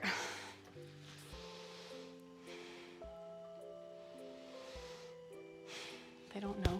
It's not their fault. Don't get mad, Giri. Don't get mad. It's an honest question. Don't get mad. You cannot. Can you substitute sugar with taco sauce? Okay. Great question. How about you take that particular question, sugar with taco sauce. You go to the corner right there. You look at the corner, okay? You think about it for a little bit. I'll give you 5 minutes. You think about it. You come back and give me an answer, okay? And then we'll work from there. Regarding the butter with olive oil, no, okay? You need to have a source of like a whippable fat. So butter, as we've done baking before, butter turns nice and big and fluffy. It's called buttercream for a reason, because there's butter in it. Olive oil, does not whip up into a buttercream consistency. You can use egg yolks and make mayonnaise, but it's still a wetter consistency, not a fluffy, standable, structural thing, okay? So no, you cannot use olive oil. No substitutions, it's just butter. Again, if you're vegan, I really don't know. I don't know if vegan butter can whip up or not. What about lard? I don't know if lard actually whips up either. It's just butter, y'all. It's butter, it's not rocket science. Oh, actually, it's starting to look a little homogeneous. It is a little bit hot though, so be careful. Just grab a little bit and then just rub it in between your fingers. And if it's smooth, you're Gucci goo. So this is smooth. I'm gonna take this off the heat so it doesn't get any hotter. You don't want it too hot, because now we're gonna start whisking it. If it is a little bit too hot, it's gonna take a little too long for the thing to cool down. And then when you start adding butter, it'll, start melting because of how warm the egg whites are. So if in that case, once we get to that point and you're like, shit, why is my buttercream like wet? If you're adding in butter and the egg whites are too warm, just put a little ice pack around the bottom of the bowl as you're whipping it. So there's like a cool source penetrating the pot. So it'll cool down a little bit, just observe, make sure it's solidifying a little, then you can just take it away and keep it at room temperature. But ideally you want everything at room temperature, not too hot, not too cold. Okay, that's good. It's okay if we start off warm, you just don't want to end the meringue when it's still warm. So I'm gonna take my egg whites, Plop it all in there. It's all the sugar, now that it's a syrup, makes everything nice and like sticky and thick and viscous, which is what gives it the structure. Whereas granulated sugar for French meringue basically is individual sugar granules, and it's only being flavored by the sugar. It's not providing any structure. Only the meringue is the thing giving it the nice cloudy structure.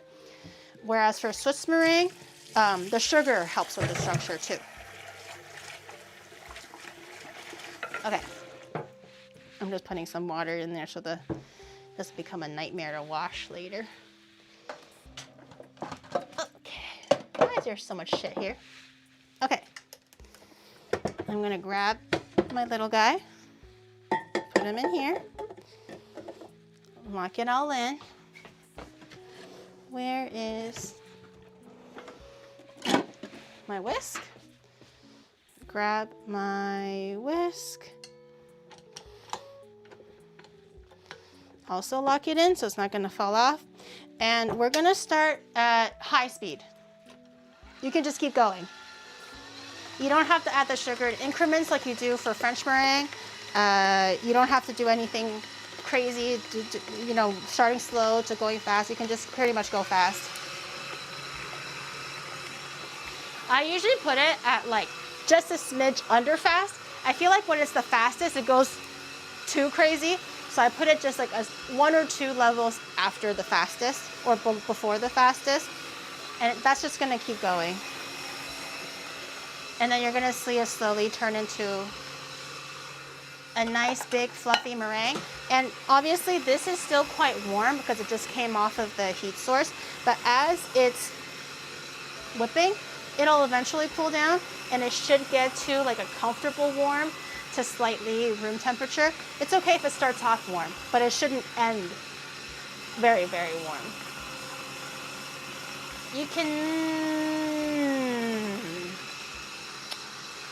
You cannot substitute marshmallow fluff, but I would imagine you can add in marshmallow fluff. So once you make the buttercream already, maybe you can add it in as like a flavor enhancer. I don't see why not. Maybe you can for something like that. Why are you rubbing it? It's warm. I don't like rubbing it, it's warm. My hands are cold. So this feels really good.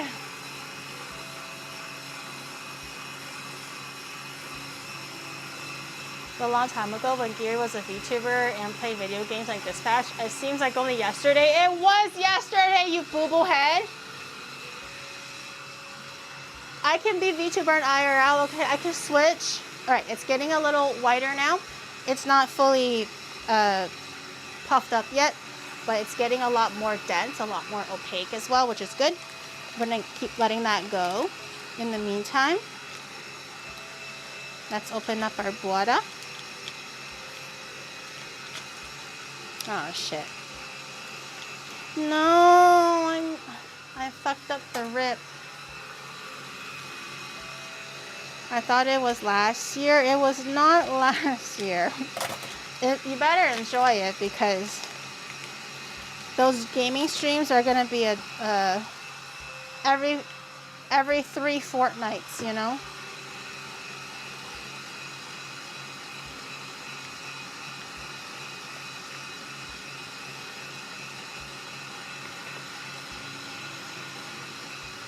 Okay. I have some butter. You're gonna need 1 pound of butter. This is 1 pound of butter. 1 pound of butter is 4 sticks of butter. This equates to 4 sticks of butter, okay? So 456 grams of butter, or 1 pound, or 4 sticks. All the same.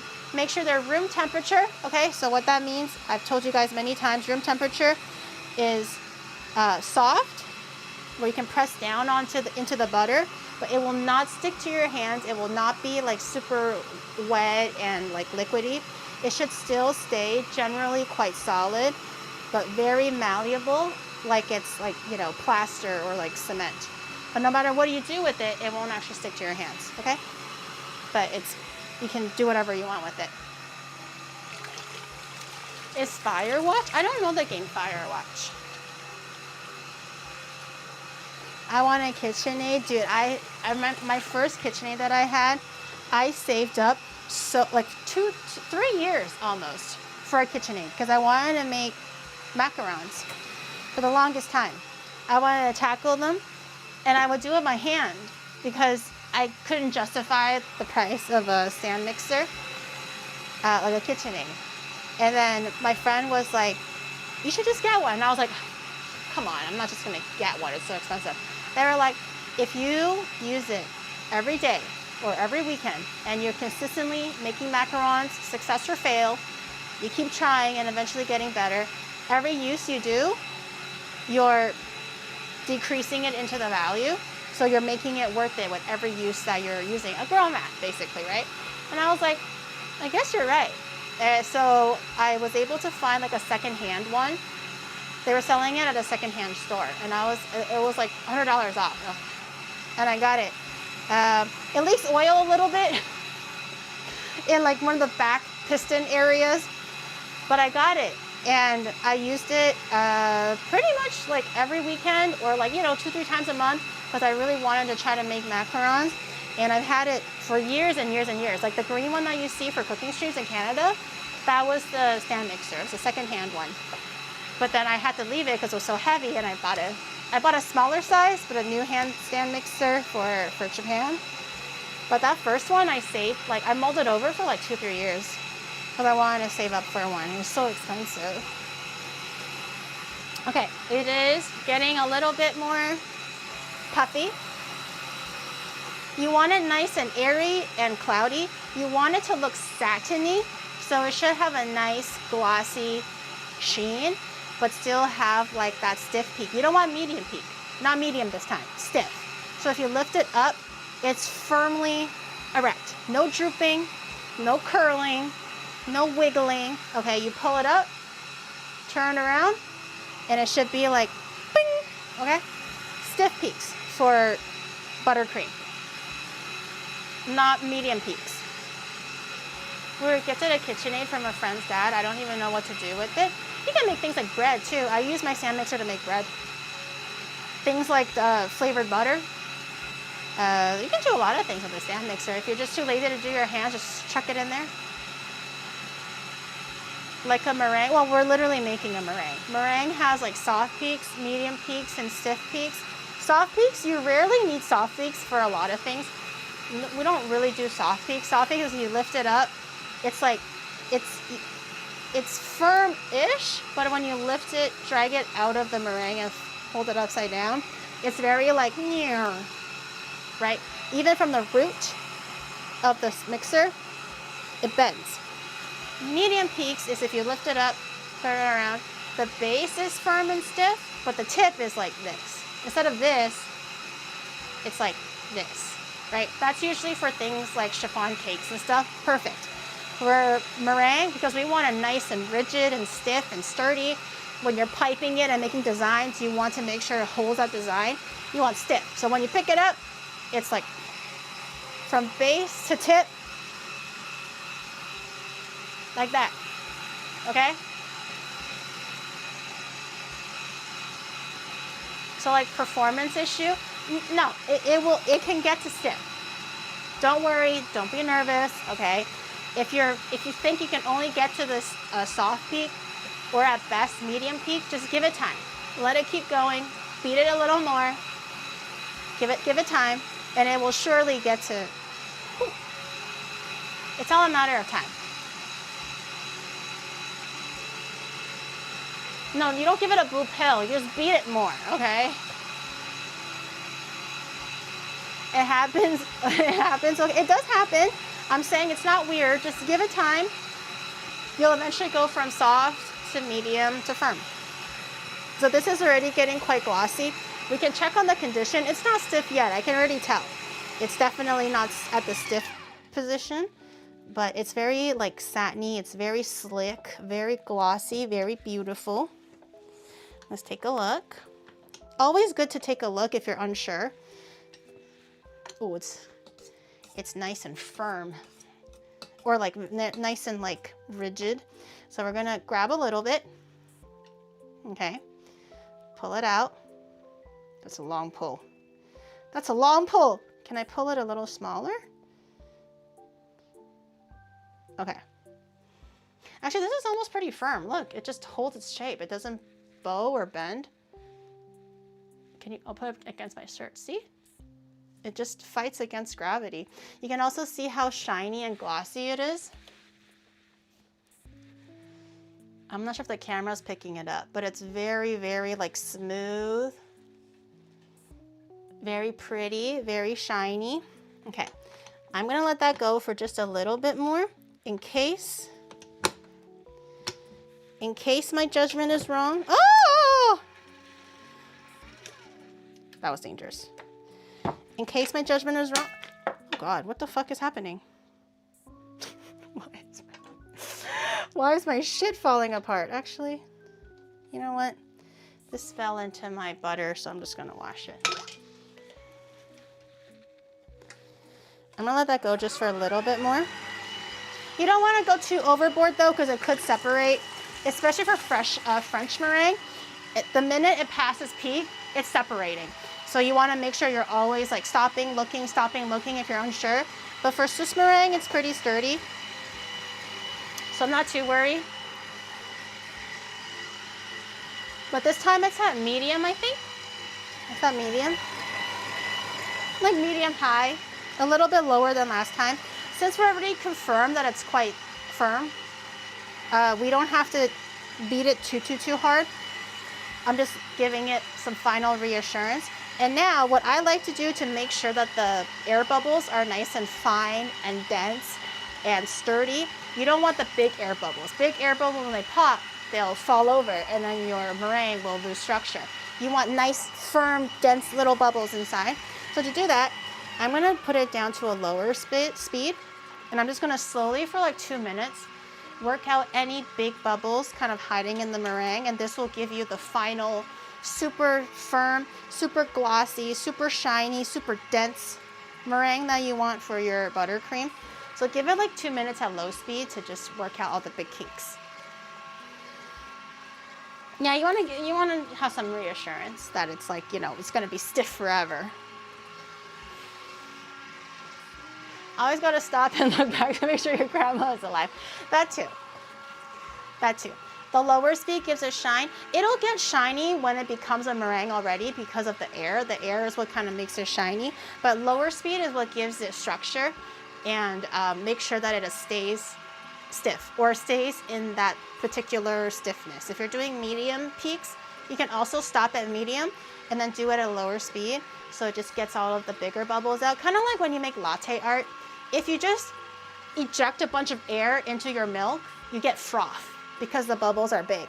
But if you use like the stick properly in a proper angle, and it's like whirling the milk until you make micro foam, that's how you make the latte art, right? Because it's denser and it's thicker with more structure, same concept.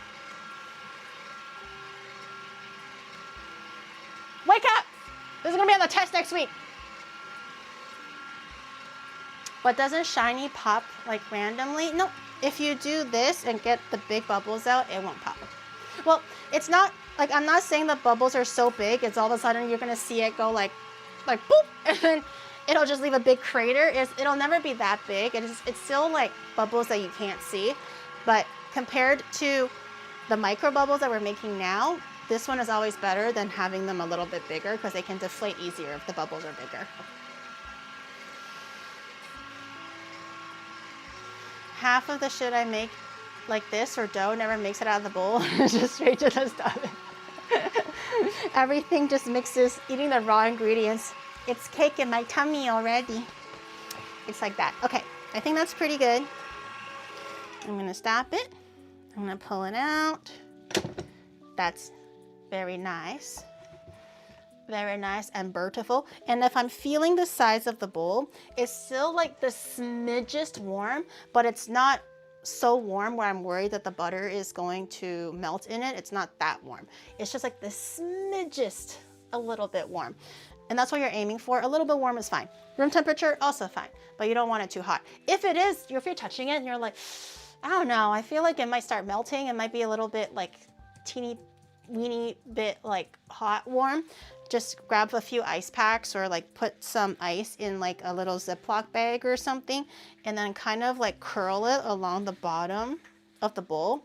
So as you're whipping the egg whites, it'll slowly incorporate the cooler temperature and lower the overall temperature of your meringue so you don't melt the butter.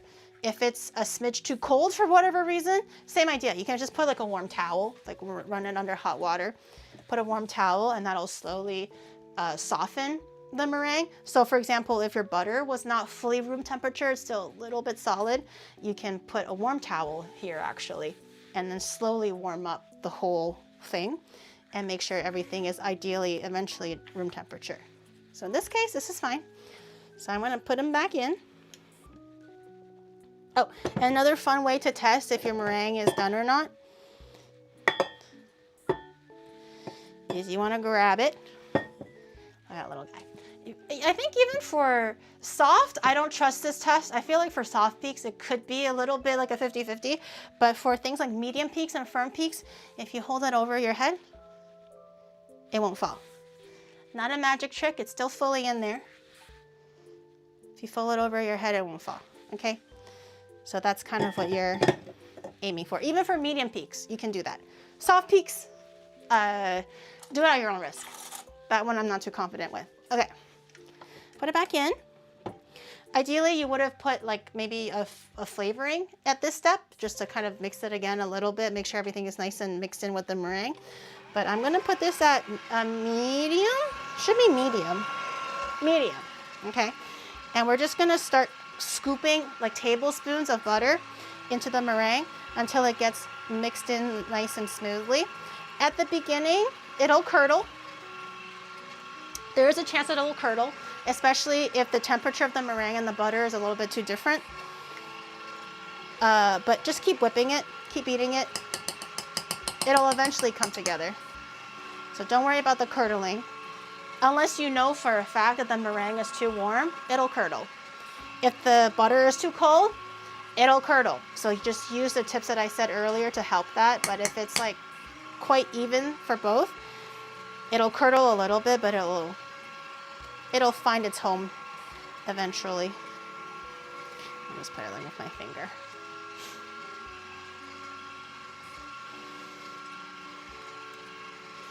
The blinking for you, the camera blinking for you is some new tech. It blinks. The camera blinks to me, but will it curdle? It will curdle. When in doubt, it'll curdle.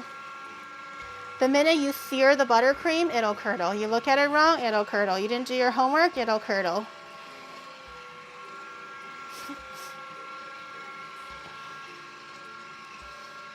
Just a few tablespoons of butter at a time. Just keep whipping it. So stiffness, then whipping, and then coming together. Yep. And the key for a nice, smooth, homogeneous buttercream is to really give it time to make sure everything is really whipped in. So when you look like everything is not curdled, it's coming together, you're like, nice, it's done. No, you're not done. You're gonna give it another 15 minutes. Like for like professional bakers, when they make Swiss meringue buttercream, once it looks like it's done, they actually just leave it there passively at this speed for 30 minutes. So everything is like really nice and together and creamy and smooth. Obviously, we're not gonna do that because 30 minutes is way too long. We're also not a professional bakery. So we're just gonna mix it until it's ready and give it another like 5-10 minutes or so. Well, maybe even like make our fondant while this is going. It's just a little bit more of a sensory, like audio thing. You just kind of hear whirring in the background. It might be annoying. But honestly, you can make fondant in the back while this just continues mixing. That's also fine.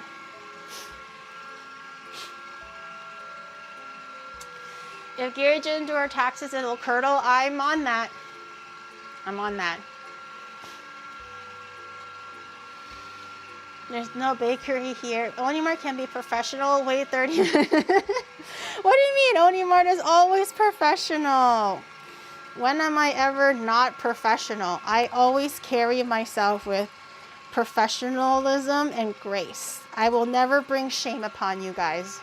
Ever. Oh, also, if I didn't say it earlier, unsalted butter. Okay, obviously don't use salted butter for your sweet buttercream. That doesn't make no sense. Unsalted butter, please. Okay, add a little bit of salt for balance if you would like, but not a whole block of salted butter. It won't taste good. It'll just taste salty. I don't know if the camera's picking it up, but she's a little chunky, i.e. a little bit curdly. And that's fine. Like I said, we're just gonna keep that going. Give it time to do its thing. Get acquainted with its neighbors.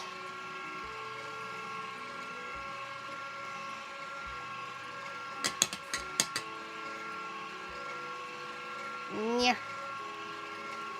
Yeah. Okay, the last. Oh, it's curdling a little bit. It's happening. It's curdling a little.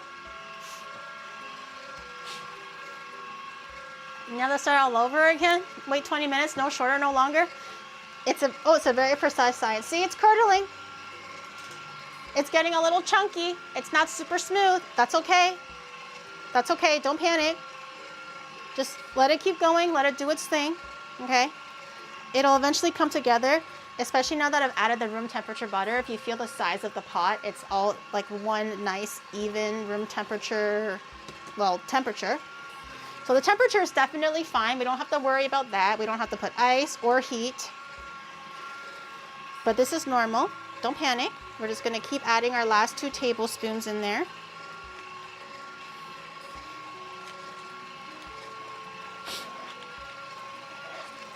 Yeah. Okay. Last tablespoon. Make sure you get all of the butter off of your spoon. And just continuously let that mix in. I'm gonna help it along a little bit, let it get mixed in there. The more you mix it, the whiter your buttercream will be as well, because butter naturally has like a yellower hue to it. So if you want your buttercream really, really white, so you can get the white piping, or you want to have like a nice clean base to add colors into, just keep mixing it. The more air you incorporate into butter, the whiter it's gonna get. So this is still like, this is really rough buttercream. If you really wanted to stop here because you're icing, you know, some cupcakes that you're just like, oh, it's okay, it's good enough. This is actually fine because it's all fully mixed in already. But if you want this really smooth and really silky, I recommend turning up the heat just a little bit, the speed just a little bit, and really let the air fully incorporate into the butter. And let it really get smooth. You can stop here, but I recommend that we keep going a little bit. I'm at for vacation and am meet with Julie repeating, it's curdling, it's curling, all while dressed like she is gonna go clubbing, just to make a cake. This is one weird day. I'm going through my fucking midlife crisis, okay? Just shut up. Let me have my moment, okay? I'm gonna live like I'm 20 again by being an idol, and then we're gonna put the idol days behind us. We're gonna be an idol, we're gonna retire, okay? And then we're just gonna stick to traveling, like a good old midlife crisis person does, okay? Okay, this audio is a little stimulating, just hearing it in the background, so I'm just gonna put it back onto the medium speed, and we're gonna just let that do its thing for a while. Every so often, if you wanna, you can grab a spatula and just kind of like, just be careful though, just push the sides down. So whatever is caught on the side is getting mixed in. But be careful though, especially for parts that you can't see. You don't want to get your spatula mixed in and then like catch your whole kitchen on fire. But every once in a while, just kind of like push the buttercream, the sides down, and then it'll be nice and even.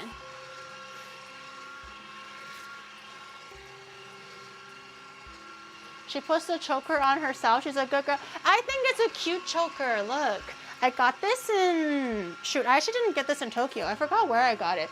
I was passing one of the places on our way to like I guess find the Shinkansen or something. This was definitely in like Osaka or I don't know, somewhere. We were traveling, and I was offline, but it was traveling to back home or something. I passed just like a random shop, and I think it was really cute. I was like, oh, it's too edgy, I can't do it. And then the worker was like gassing me up, and she was like, no, it looks really good, it looks really good. And the Shadow was like, it looks all right, I think you should get it. And I was like, really? So it's this like choker thing. It has like 2 of these spikes. It's like red leather. Not real leather, I don't think, but it's like red leather-ish. It's got like little chains and little trinkets.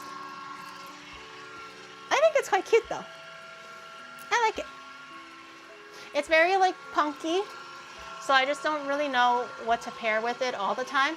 But today I was like, yes, that's the vibe. That's the vibe we're going for. She was a skater boy. She said, see you later, boy, you know? But that one looks more like a dog collar. Which dog will wear cute dog collars like this with little cute trinkets and chains and stuff? Come on. Which dog wears something like this? A choker fits you. Thank you. Thank you. I'm just jealous that you don't look good at a choker. I do realize I have a lot of chokers. Maybe chokers are just my thing now. I don't know. I don't actually have necklaces. I just have chokers. But I don't usually wear necklaces anyways. If I were to, they will always be like really skinny, thin, dainty ones. I don't really like to wear big ones. So chokers are good. The slayest dog, okay. Beef does. Beef does not wear a choker like this. Beef wore a green collar, okay? Not a choker. The only choker that was happening to Beef was when fucking Shroud was grabbing it by his fucking collar and choking him to death. Who grabs a dog like that? I'm still pissed. I'm still salty about that. They should really fix that. At least if you're gonna threaten somebody with their dog, grab them by the neck fold, like I said, okay? So it's like threatening, but you're not killing the dog. Why are you grabbing it by the choker, man? Especially when the dog was fat. And tripped into Hot Topic.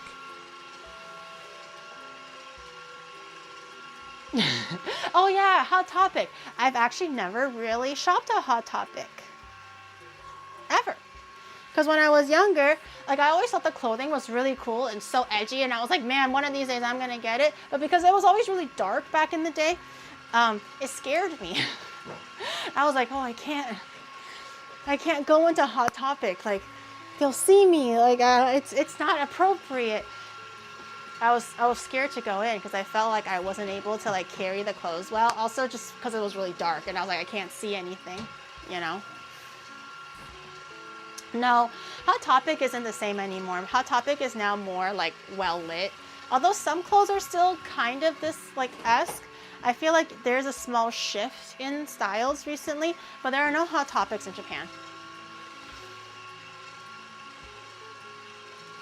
That's a villain though. What's the point of threatening a person, you as the villain, if you're actively choking the dog to death? Okay? There are villains, and then there are just really bad psychotic people that are psychopaths who have no compassion or understanding. They can have dogs too. Would you like them if the hero was threatening you because you're the villain and they grab your dog or cat by the fucking collar? Would you like that too? No, okay? Threaten them with the neck fold thing so you can hold them and dangle them if you really have to. I don't condone it, but if you really have to for the sake of the plot, okay? But you're not actively killing them. What's the point of threatening if they died already from you fucking yank?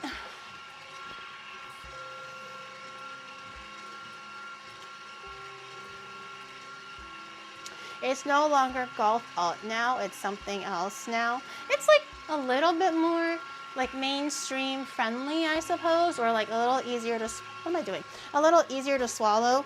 type of fashion. But I remember back in the day, they had so many clothes that I wanted to get when I was younger, like these kind, or like the full dresses. I thought they were so fucking cute. But to be fair, living in like Toronto, also back in the day when being a weeb was kind of lame, I was probably gonna get bullied for it anyways. So I probably wouldn't have gotten it. I would be too chicken shit to get it. Just look at Busy's boobs. You're right. You're right. You're right. I love Hot Topic way back in high school for my band shirts or graphic tees. Now it's different. Yeah. Yeah. But, I mean,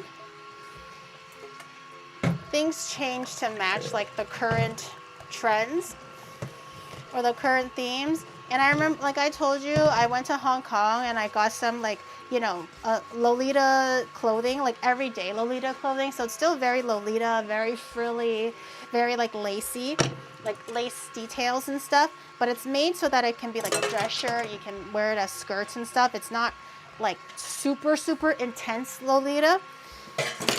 And I was like, wow, this is so cool. And I got a few and I was trying to find pieces that were like more normie looking basically. And I was so happy and I wore it back in Canada and I was waiting in line at the bank and there was literally a fucking stranger that was like, what are you wearing? And I suddenly became so self-conscious and I just wanted to like dig into a hole and disappear. And I was like, it's just a shirt. And they were like, it looks weird. I think it was like a middle-aged man too. He was like, well, that looks really weird. I haven't seen anything like that before. And I was like, oh, okay. Like, it was so random and unexpected. We were just waiting in line at the ATM and he was behind me. And then just called me out on something that I was really excited to wear. And I was like, oh, well, I hate it now. Thank you.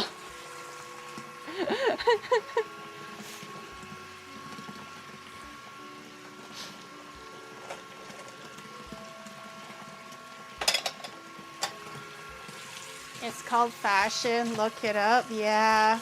Well, I wasn't about to like fucking poke his eyeballs out and yell at him. So I was just like, oh, okay. And then I got really sad. And the minute I got home, I took it off. And I basically after that, I never wore it again, ever. It was handmade too. It was like custom-ish ordered. And handmade. It was really good quality. It was really cool.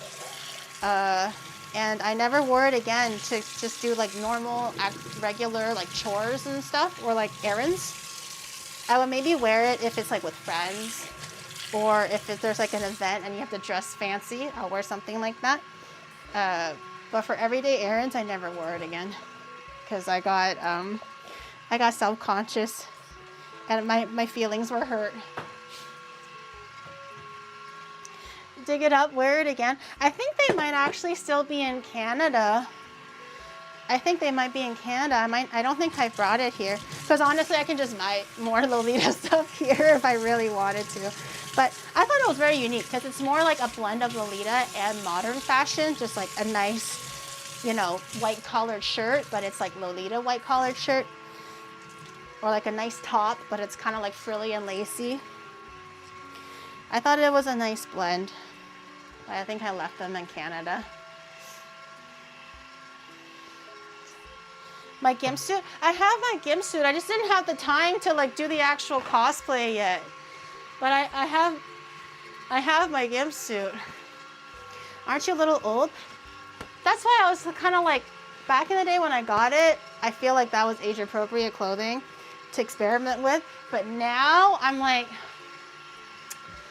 but honestly, if I'm an idol at this age, I can wear Lolita, right guys? I can wear Lolita. I feel like sometimes fashion is ageless.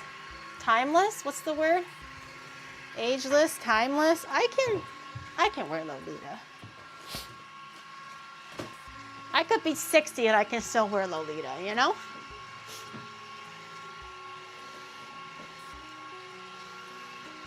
If you're an idol, you can wear whatever you want. Yeah, honestly, so like I'm getting my idol outfit customly designed. And the designer was a little bit sick across the New Year's time, so we're finally getting back in contact, and she's feeling better, so we're designing the stuff. And bless her heart, because usually idols are like super cutesy, and you know, they're like, you know, really frilly, bubbly, flouncy dresses, and very cute, and that's literally what they are.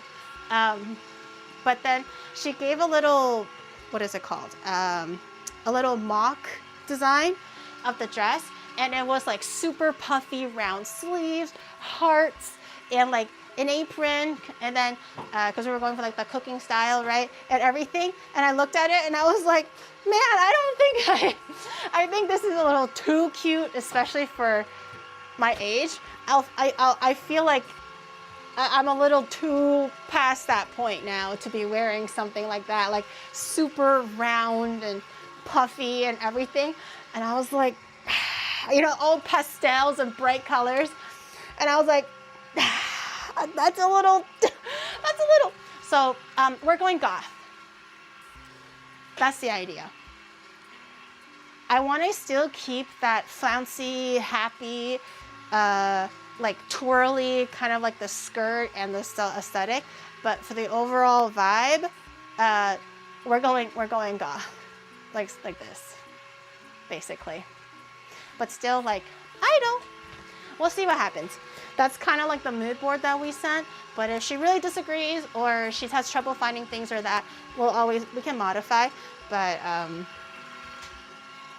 that's what we're doing. Punk, is that both goth or punky? I don't know. I was never goth or punky growing up, so this is me living the childhood that I never was able to do. Maybe I am going through a midlife crisis. Why am I dressed like this?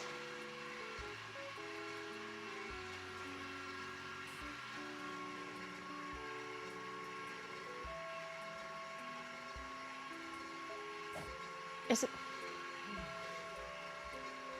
I never had a goth phase, or a punk phase, or a scene phase, any phase. I wasn't allowed. But I like it though, it's cute.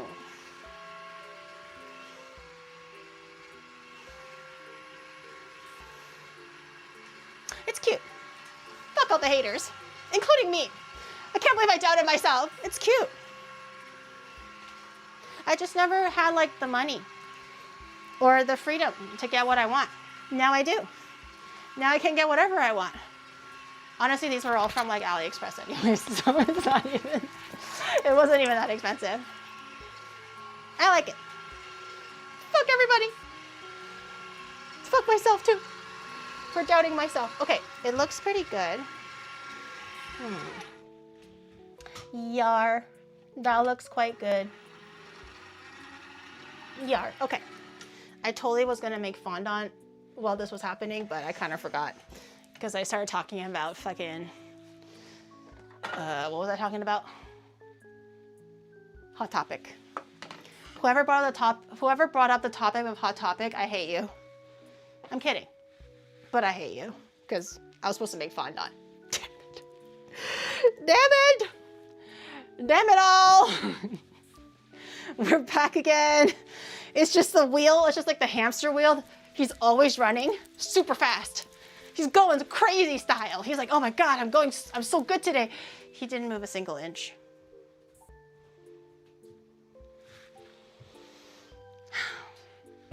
Okay, anyways. C'est la vie. It is what it is. I am destined forever to just be a yapper. This is my fate. I accept my fate.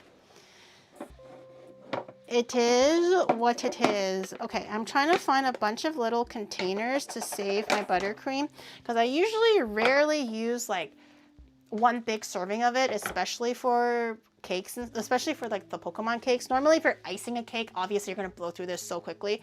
But for me, since I don't really eat it, or I just eat a little bit of it. I'm not really eating it for the cake though.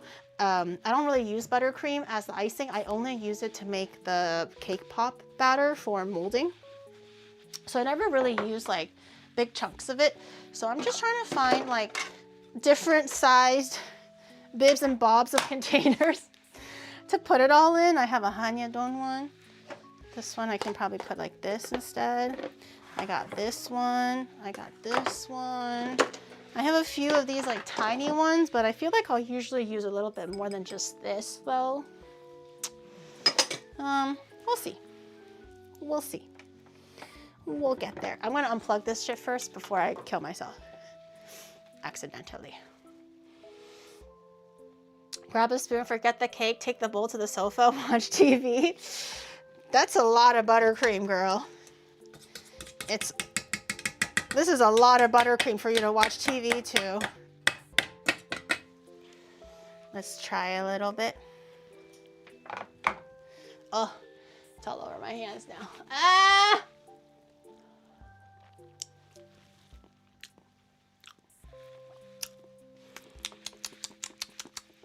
That's really good. That's really good. But honestly, whipped egg whites, sugar, butter, can it ever not taste good? Impossible. Impossible for it to not taste good. But it's nice and smooth now. It's nice and pliable and flexible without it being, you know, kind of like soft and flabby. So if you look at it, I don't know if you can see that. If you look at it, it was like a little bit chunky, but now it's nice and smooth. Less air bubbles, more like flatness, which is good. And this, you'll only get this result if you beat the buttercream for a long period of time. If you take it out just when it comes together, it's fine, but it won't be like super, super smooth and like lustrous. So you kind of want, if you're looking for this, you want to give it plenty of time. So I'm just gonna grab these, decanter it in all of my different boxes without making a mess. Actually, I should have started with the smallest one first. I'm an idiot. I should have started with my smallest one. Why did I start with my biggest one? I also like to do it in batches. So for ones that I'm not using right away, like within the next week or so, I actually put them in the freezer and I just thaw them out like 2 days before to slowly let it come back to fridge temperature. And then from the fridge, you leave it actually on your counter for another like day to get to room temperature. If you want to thaw it out really quickly, you can just grab a chunk and then microwave it until it's like pretty much soft and wet, and then mix it in with the cold batter. You can use your hand or a stand mixer, so the hot and the cold will make it room temperature. That's a faster way of bringing your cold buttercream to like usable temperature, but that also just makes like there's a higher chance of something going wrong because you're melting the buttercream, and if you're not familiar, it might just turn all crazy, you know, this and that.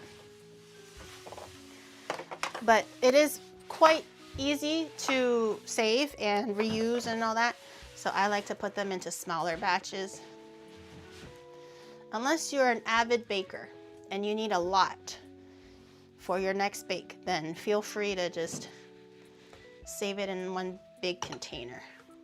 But very easy to use. I actually don't even think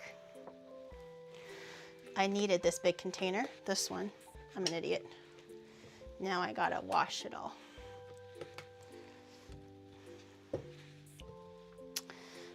Goes there. I think I can separate it. Yuck. Okay, who wants to lick this one? I saved a big old dollop for somebody. Who's the lucky guy?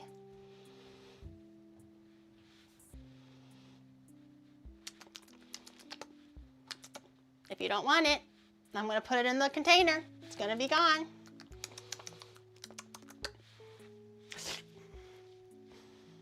Should just licked it first. Should just took all of it. Okay, I have a little bit left in here that I kind of want to just portion out so I don't have to use another pot. Oh, she's full. Oh, okay, never mind. Never mind, she's full. Okay, you know?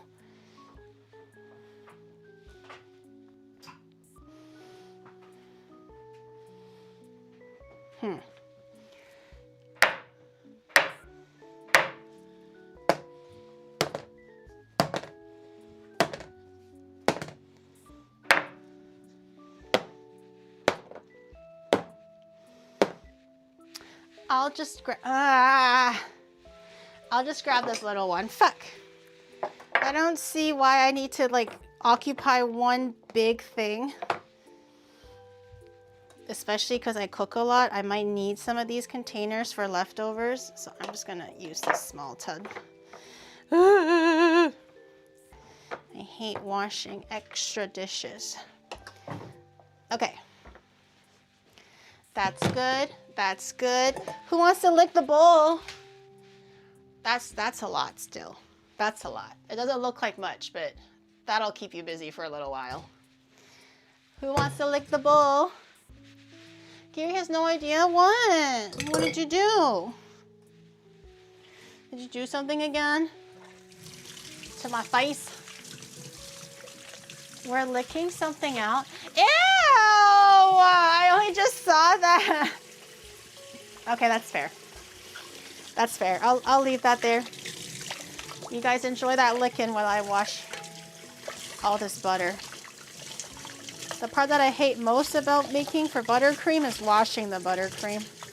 But honestly, if I just had someone to lick it all, why wash it? It'll already be clean.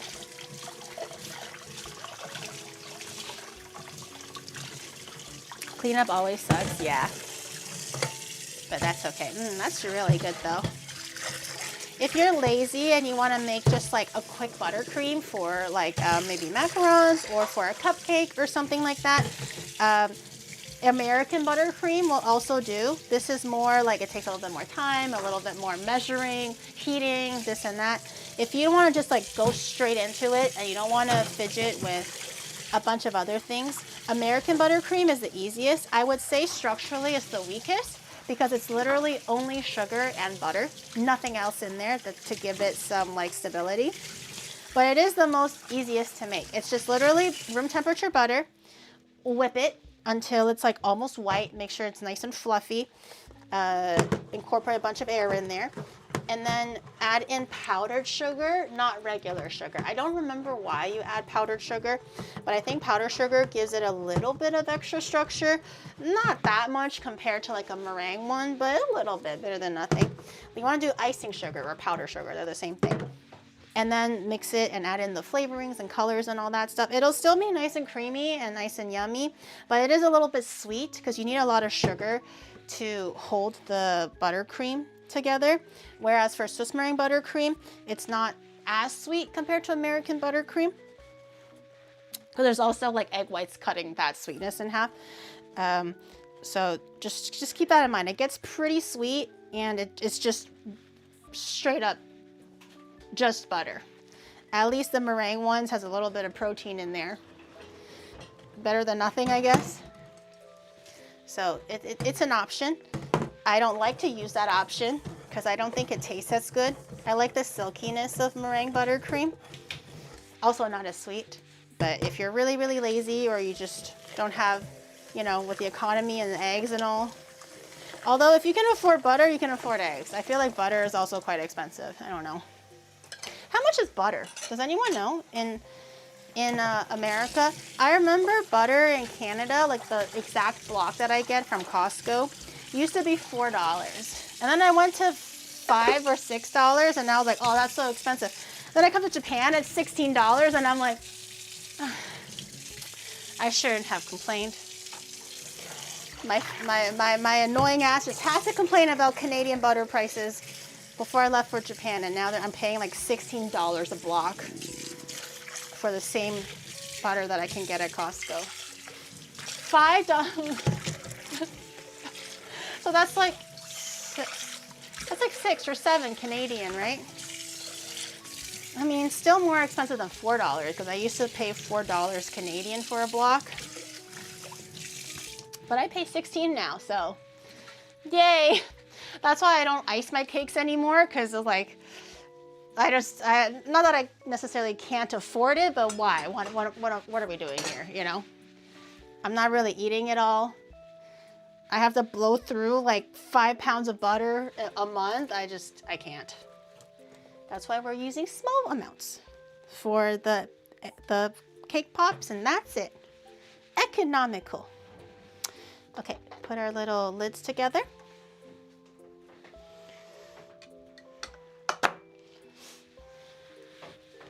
Let's see if Amazon to my house, 4 to 7.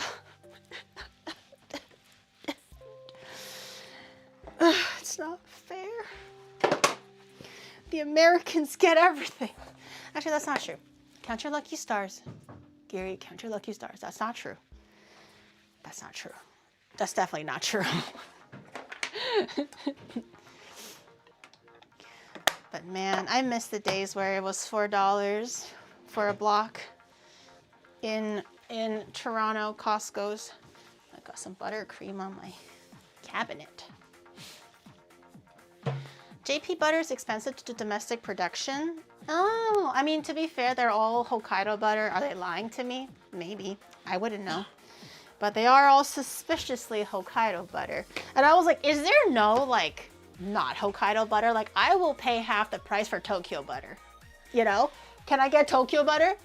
Can I get it from a place that doesn't specialize in cows? Like, I'll do that. I'll pay that. I don't need cream of the crop, you know? I want baseline. American butter. I don't know, wherever is like not cream, like premium, but they don't give it to me. There's no other options. I'm stuck here. Forced to eat Hokkaido butter, man. I'm just literally suffering from success. I swear to God.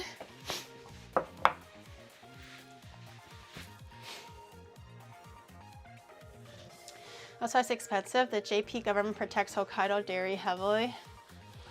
Yeah, at this point, I'm just gonna get a pet cow. Dude, every time I see this cup,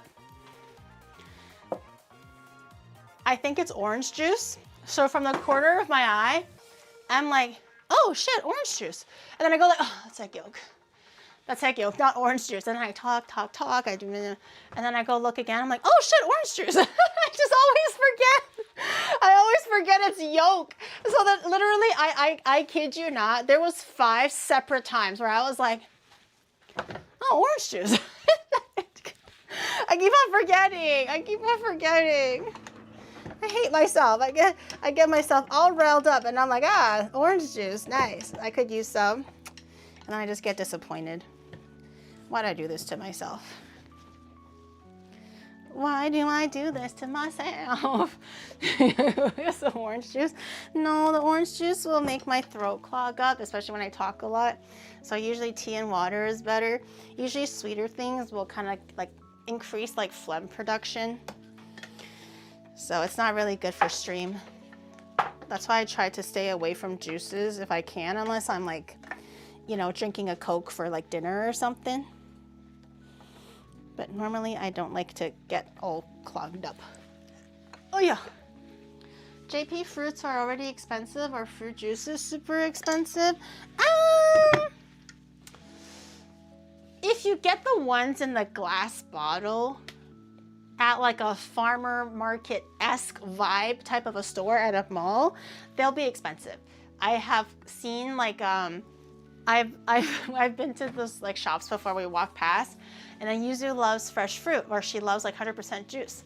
So she sees the glass bottle, and there were times over the grocery store where we see the cartons, and they're like, you know, $5, like 500 yen or something for, again, also 100% apple juice, but like it's in a carton or something. And I'm like, oh, do you want like apple, like fresh 100% juice? I know you like it. She's like, oh, I mean, I'm okay, not today. And then literally the next day, we passed the mall, farmer market-esque, glass bottle, still says 100% apple juice. She goes, Kiwi, can we buy it? I'm like, yes, Yuzu. Yes, we can buy whatever you want. And then she drinks like 1 cup and she just drinks 1 cup of it. We got a 1.5 liter bottle. She drinks 1 cup. It's okay. It's okay. Whatever makes her happy is fine. It's okay. Just forget about it. Just forget about it. Real fruit juice tastes so much better. than from store cartons, which is fair because it's more like the fresh punch, right? It's like less filtered and whatever. I get it. Also, it also has a price tag to match, but like if you just kind of like, I want happy juice, I feel like the grocery store ones, I don't think they're ludicrously expensive compared to buying like the raw fruit. But if you do get the farmer market stuff with like the bottles and everything, it will be a little bit more expensive. I think those ones tend to be like 1,000 yen for the 1.5 liter glass bottles. So sometimes, but depending on what kind of fruit it is and which prefecture, it could even get to like 1,600 to 2,000, which is kind of crazy for things like apple juice or orange juice. But I have seen such price tags before, like 1,600 for a 1.5 liter glass bottle of like Aomori apple juice, fresh pressed. We had a place here, took yogurt fruit and gave you discounts for the real fruit juice they made, and it was really good. Yeah, water. I've never actually seen fresh watermelon juice too much though, which is sad, but also I prefer eating the watermelon. I don't prefer drinking it. I think it goes down too fast, and I want to savor that shit because I love watermelon so much. But surprisingly, I don't see a lot of watermelon juice. You see it at restaurants and stuff. They go like fresh pressed apple, juice. But for like just the carton stuff, not really. But I think just blending it at home, way better because I like the pulp and everything if I were to drink it. Watermelon is not a great juice fruit. It's 90% water. What do you mean? What? When it's like the best contender for juice. You just go like that and it's juice. What do you mean? It loses a lot of its flavor. It has to be fresh blended. That's okay.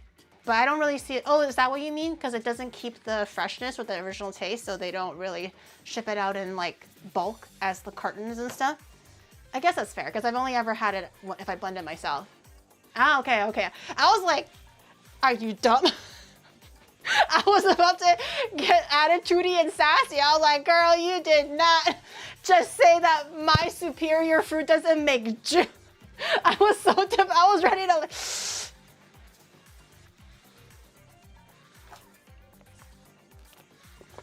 two things you don't do. You don't hold an animal by their collar in front of me. Two, you don't call watermelon an inferior fruit for making juice. Watch yourself before you hurt yourself. Oh my God, I didn't make fondant yet. It's so cooked. We're actually so cooked right now.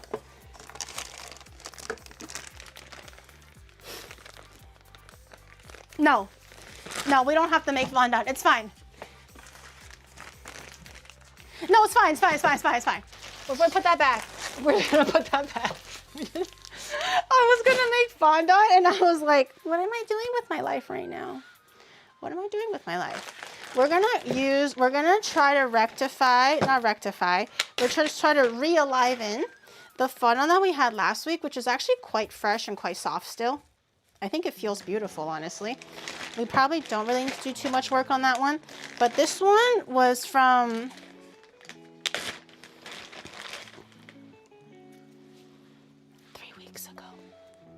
This one honestly still feels pretty good because it was in a zip airtight container, but it's like she's a little old. So, why is Shadow moaning in the washroom, bro? So maybe a little bit of a massage and maybe a little sprinkle of water will kind of re-enliven it a little bit. And we'll see if we can like combine the two so we have a nice big piece. And we still have these like tiny ones. They're kind of hard, but again, salvageable. As long as you keep them in an airtight container, they're pretty chillin'. It's very shelf stable. I'm just gonna mix all this together, keep it in one bag.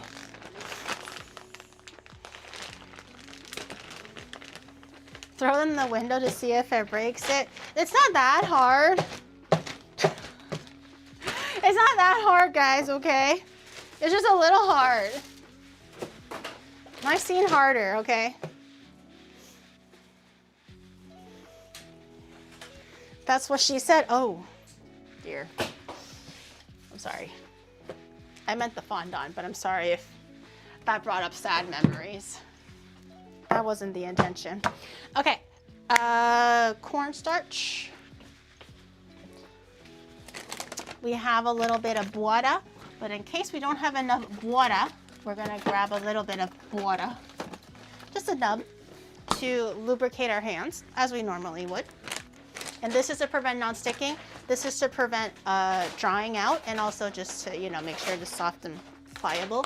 Grab some gloves like we always do while we're working with fondant. Clefairy and Clefairble, legit, you can't tell me that they don't look exactly the same except for like a slight shade difference and the fact that Clefairble is a little bit skintier, okay? You can't tell me otherwise, okay? Eyes, the same. Clefairable's missing the blush because as you grow older, you just find less joy in your life, so I understand that as well. You smile a little less. That's about it.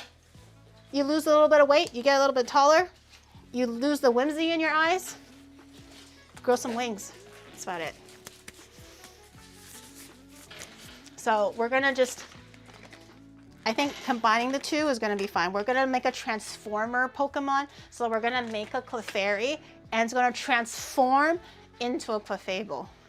That's the plan today. So we're technically making 2 cakes, but we're making 2 cakes out of 1 cake. It's gonna be actually kind of groundbreaking.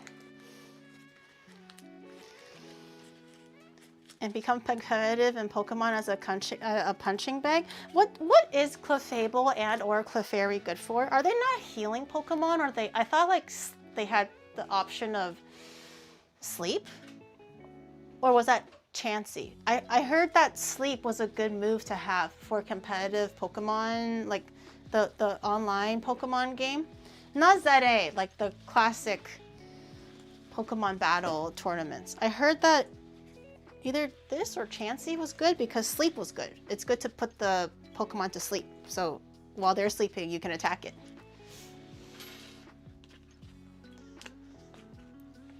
Could you just make a Clefairy then roll it out a little bit? That's what I was gonna do. I was gonna make a Clefairy and just go, okay, yeah, Clefairy now.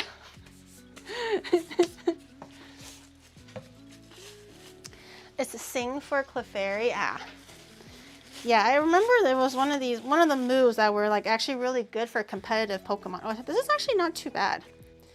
It's still like, I can still like squeeze it, obviously a bit stiff, but especially around the edges, like kind of, you can see how it's kind of like pulling apart, but that's really not that bad for like a 3-week-old. Fondant. So I'm gonna wet my hands like I normally do. Not too wet. Last time I did this, I kind of went a little overboard and I got a little too wet. I don't want that to happen. So I'm just gonna observe as I slowly add water. Just sprinkle it in there. Slowly, you don't wanna go too crazy. And knead it out. As you're kneading it, I'm gonna actually keep the cornstarch on deck.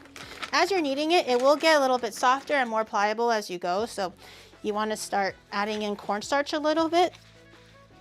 Oop, to prevent it from sticking to the surface of your work surface. But if it's not too sticky, I would say just forget about it. Only use it when you're rolling it out to cover the Pokemon. Can we slap it?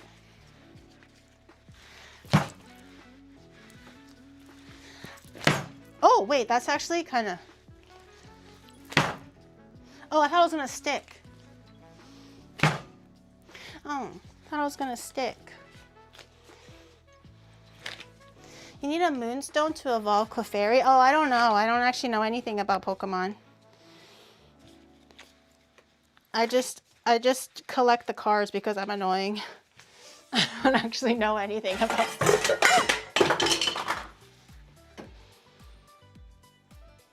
Now what the heck? You stay there, bitch. I literally have things falling off of my,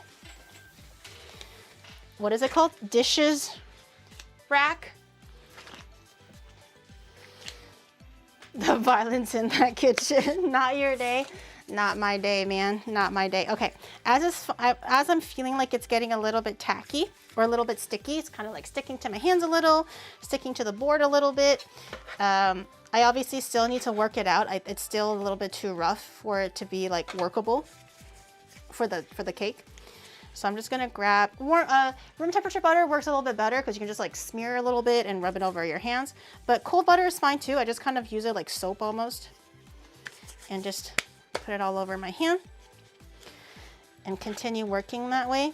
Then it won't stick to your hand. And the butter also, it does something to the sugar crystals in the fondant. It also softens it a little bit. Makes it easier to work with. So once you, oh my God. So once you think the sugar, or sorry, there's enough water content in the fondant where it's like, you know, soft, but not super crumbly. It's just getting a little sticky. Go to butter. And that'll make it nice and smooth and pliable. So now this is good. This is what we're looking for. This is nice and like soft now. It's nice and stretchy. And I'm just gonna put last time's fondant in together. I'm gonna actually do just a little bit of Wawa to revive this one too. Because even though it's last week, it still could use a little bit of freshening up. And I'm gonna fuse these two together to make one big one. Then we can use this to color the skin for the Clefairy and the Clefairble, which is just pink. And then next time, we'll make a fresh batch. Unless, what's after Clefairy and Clefairble? Is it Vulpix? Yeah, they're a completely different color scheme if it's Vulpix. So we'll probably just make a fresh batch next week. The onion? No, the onion was just on the rack. That's not for the cake. Unless I wrap, instead of cake, I wrap fondant over an onion and call it Clefairble. No, I'm gonna save it for Jigglypuff. Okay, see? Nice and saved and nice and smooth, all that good stuff. I'm gonna just seal the ends by kind of massaging it down to like a point. And then from this point, smoosh it down so it doesn't have like a really big gash where you're folding it all in on top of each other. And because we're gonna be carving the cake now, we're not using it right away. I'm gonna cover my hands with butter and cover the fondant with butter, which will form a nice protective seal. You can even just draw over it, honestly, if it's hard enough. If it's room temperature butter, just rub it. So it has a nice little seal and it won't get too dry. And put it back in here.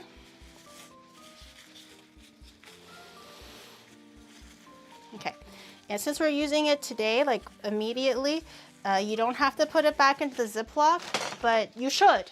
If you're not gonna be using it for the next like few hours, you should put it back in the Ziploc. But in this case, we're carving and using it right away, so I'm just gonna leave it out. It's gonna be fine. Actually, I'll use up this little bit of butter. No sense wasting it. I don't know where the white plastic bench scraper is. I like that one more than the metal one. I don't know what happened to it. I think it got misplaced. Okay, cake time. It's Vulpix? Okay, yeah, Vulpix. I think the hardest is gonna be Nine Tails for sure. How do I make it regal, elegant, beautiful? Where is my my turntable? I think Vulpix wouldn't be too hard. Famous last words. But Vulpix will be definitely quite complicated. Okay. I have my half cake here. I don't think I need this piece. I don't know why I took out 2 whole pieces. This will go back in the fridge for next time. This one might be a Nine Tails. It might become a Nine Tails. Use bananas. Make a tiny little body of a fox. a whole bush of bananas. I don't know if I can fit 9 bananas, y'all. That's a lot of bananas. Do you realize how big bananas are? Even if you use the Japanese asa banana, which is the morning banana, which is meant to be like a tinier version of the regular banana, even that, if you do 5 or 4, and then 5 big ones, that's a lot of bananas. That's not what your mom said last night. Nah, she's just being kind. You know my mom. She doesn't want to hurt anybody's feelings. She's a kind lady, but usually the smaller ones are called morning bananas. Asa banana, meant for you to eat it as like a breakfast. Okay, this was already pre-cut, so thank God I'm smart for that. Yeah, sure. Did you order it, or is it, are you like, do you have it magically already? I ordered a local delicacy. Local delicacy, okay. Is it the same as yesterday? The fish thing? No. Oh. Oh, is it McDonald's? Oh. No, it's not a local delicacy. Oh. What's a local delicacy then? Huh? What's a local delicacy then? It's only available here. In Japan. In Japan? In Japan. Yeah, what's a local delicacy in Japan? That's sushi? I can't imagine him ordering sushi though for dinner. He's not really a fish guy. I don't think I need this half either. So I think I'm gonna wrap it up and put it away. I'm trying to make like a cylindrical shape. Oh, local delicacy. Whoa, they gave us a whole can? No, that's what I'm saying. That's so luxurious. Are they sure? I've never gotten fast food that gives you a whole can of Coke Zero. It's usually like the paper carton, 90% ice and 10% actually the juice. A whole can? That's actually so impressive. Hold on. Oh yeah. Hopefully that might cut that. I am genuinely blown away. It might sound so trivial, but it actually is very, very rare in Japan to just get an unadulterated, unfiltered Hold up. Coke Zero. Can you air fry these? They're really cold. What'd you get? A crunch wrap and a special. Can you air fry it with the wrappers on? Pardon me? Can you air fry it with the wrappers on? Yeah, it's paper. Why not?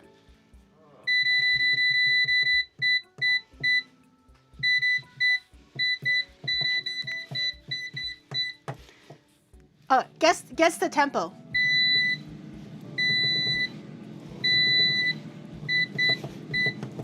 Did you guess the tempo? Oh my God, I'm heating it for like 200 minutes. Okay. Yeah, Denver! Wait, you guys got it? I didn't realize that it's not as sensitive, so instead of da-da-da-da-da, it was just duh. But I'm glad that you guys got it. What? I was actually totally expecting you guys to not get it. I was just kind of like hoping that maybe by some miracle someone got it. That's some damn good charcoal. No, I put it back to 5 minutes, I think. It's already very loud, this is true, but I think it's really loud to you guys because it's literally at like mic level. So everything is going fed directly right into this mic, so I think that's why it sounds really loud. What did you get for me?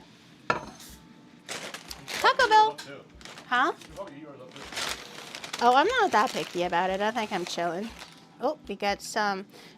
So in Japan, you don't get fries. In Canada, you get fries. In Japan, you get the seasoned tortilla chips, which are pretty good. But sometimes I miss fries. Oh, you got the big box meal. I love this. I know they're not very healthy, and I have no idea what the fuck this is, but I love this. I didn't like it as much before when I was younger, because I was like, well, it's really weird. But actually, I'm gonna take my mask off. Yeah. Don't change the camera, please. My mask is off. But I don't know what this is, like the cinnamon twist. I don't know what it's made out of, but I love it now. Not for, Can you imagine if Taco Bell gave you pork scratch links? No. That would be so like luxurious. This is just like tortilla chips. Like maybe like a fresher tortilla chip. I don't know if they make it in-house, but they have the little seasoning on it. It's not very evenly seasoned, but not bad, just a little dry. But I love these fucking, hold on. And another one. And another one.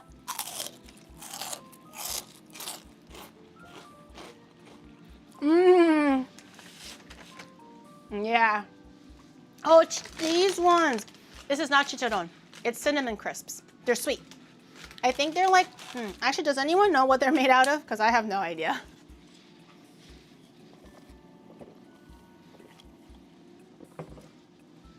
They're called cinnamon twists. They're like, it's almost like, you know, like the Chinese shrimp crackers. They look like plastic before they're fried. They literally look like plastic sheets, like tiny little ones. And then you put them in the fryer and they puff up, they become crunchy, and they look like shrimp crackers. This is the exact same concept, I think. They come like in plastics. It looks like plastic swirls. They put it into the fryer, it puffs up, and then they sprinkle cinnamon sugar over it. That's all it is. Idol diet. The idol. Just don't tell the idols. The idol diet persists if you don't tell the idols that I ate this. There is no idol diet, guys.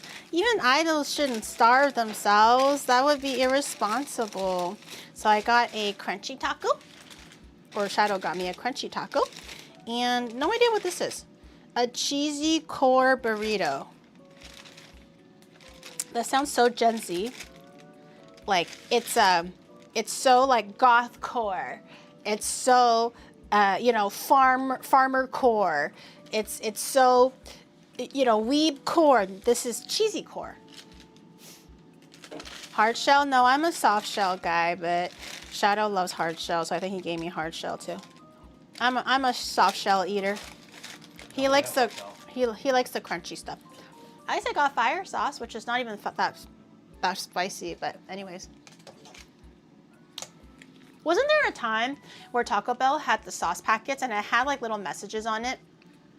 Leave my fucking, leave it alone.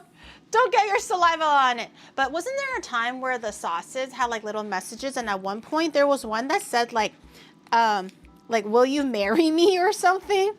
And people actually believed it as like, you know, their partner planned this all along, and they planned this thing with Taco Bell where they're proposing, and they would get really excited and they say yes, and the guy is like, huh?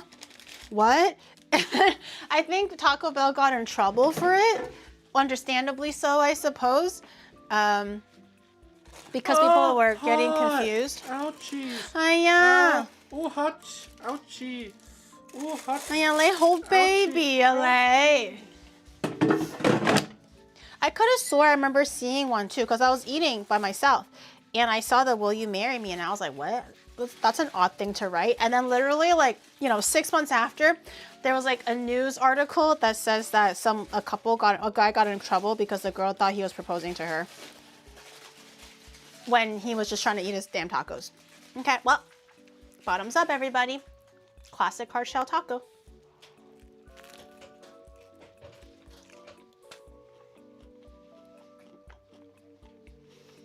I was gonna go to a nice lunch, but now I have to eat Taco Bell. Taco Bell's pretty bomb.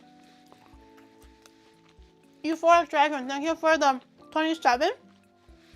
And Mike, thank you for the 32. Thank you. Deeker, thank you for the 46. Wait, you have to show them what's inside the taco. You have to show off the Taco Bell. It's just They've never meat. seen one before. What? Meat, lettuce, cheese, fire sauce. Wow. Groundbreaking stuff. Groundbreaking stuff, gal. We have to describe it. What's the taste like? It tastes like a Taco Bell. It has like the, honestly, it's not as crunchy anymore because it's been sitting in the delivery bag, but still okay. It's, well, taco meat with taco seasoning, lettuce, very refreshing, and a little sprinkling of cheese.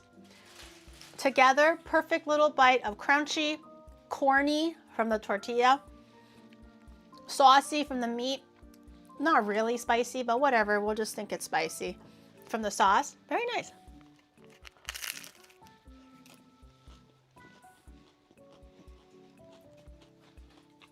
It looks so pitiful. No, it's Taco Bell, but it's still really good.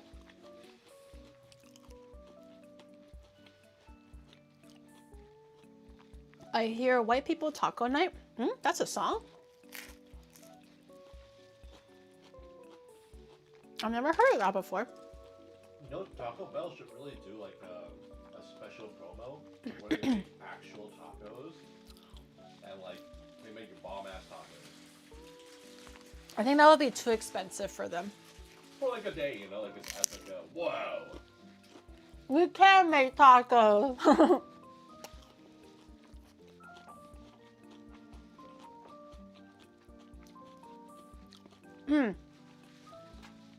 I will not be on the toilet for hours. Taco Bell does not give me the runs. For whatever reason. Tacos have never given me the runs. Not Taco Bell. Not regular tacos. I don't know why I don't know why people say Taco Bell gives you diarrhea, because I never had diarrhea. Well, I had diarrhea, but not with Taco Bell.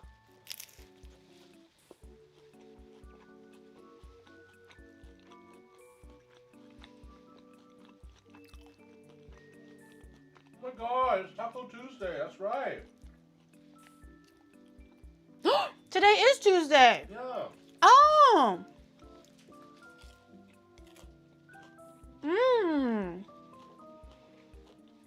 It is Taco Yuri, Tuesday. regarding the Taco Bell proposal thing, that was not the Taco Bell promotion. It's just the Taco Bell guy thinking he had a shot with you since you always ate alone like a loner there. No. No. I saw several. It wasn't me that complained. It was a couple that complained, not me. I was like, oh, that's funny. Why would I put that there?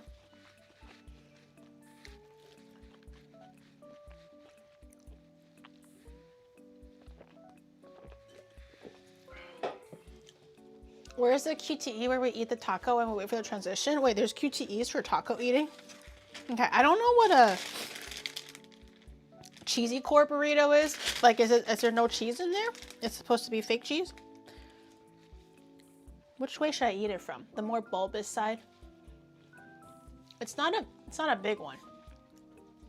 It's not super big, but it's also Taco Bell, so you know, it's whatever. Man, do you remember Burrito Boy? Yeah, oh my god, Burrito Boys. There was a Burrito Boy that we used to like to go to. We would like drive out for it, basically. It was like medium far. It legit weighed 5 pounds. I swear it weighed 5 pounds. I could be copium, but I swear I think it literally weighed 5 pounds. It was this big. It was like this long, right? Maybe a little bit longer, but a smidge, only by a smidge. But it was this big. It weighed like a, excuse me, newborn baby. It was a newborn baby. This one is a little, but it's fine. I'll eat from the bulbous end. Eating burritos the long way? Wait, do you eat it this way? Is that less gay? You eat burritos like this, you gay? But you eat it like this, you're like, ah, not gay. Not gay. What? Damn Geary, stop. That's too much of a compliment even though I appreciate your measuring skills. Shut up. That's not an idol diet? No, there's carbs and protein. Is what idols need to dance and sing all day long. You don't want to say, I can only if you're bi? Fair. This one doesn't even have that much cheese in it. Maybe not yet. Maybe I didn't get deep enough. But it's just like half tortilla. And all meat.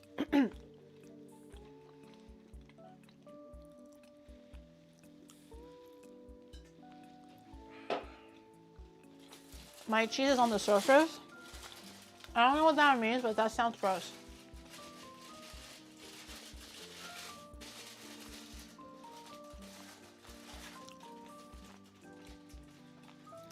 I hate these eating parts. I'm on a diet. Haven't eaten fast food in like 9 months. Damn. I'm sorry. I'll eat like this. I'll censor it. Is that better? Just do it. That was insensitive of me. Just eat I'm it. sorry. It's fine. I'm like the rapper. You're so bad. They're trying to be good. And you're like, eat it. Eat the Taco Bell. Eat it. It's just one time. It's okay.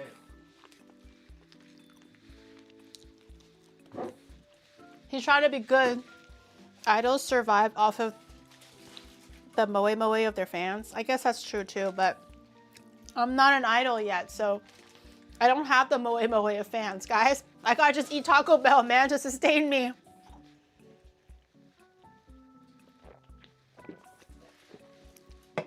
Creed's got good gains. Don't let that go to waste.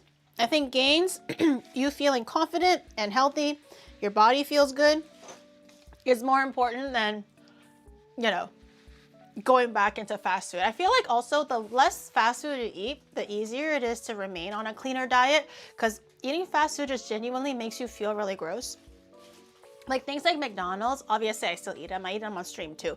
But I basically only eat them on stream because they're quick finger food that I can just, you know, and then I can go back to whatever I'm doing for stream. But usually on like like when I'm not eating on stream, I don't usually eat fast food because I think it just makes me feel kind of gross and I feel slow, I feel lethargic. So it's actually a lot easier to eat clean when, oh my God, I'm happy that it's unadulterated, unfiltered, in the can, in the raw Coke, but oh my God, there's so much carbonation, I'm dying.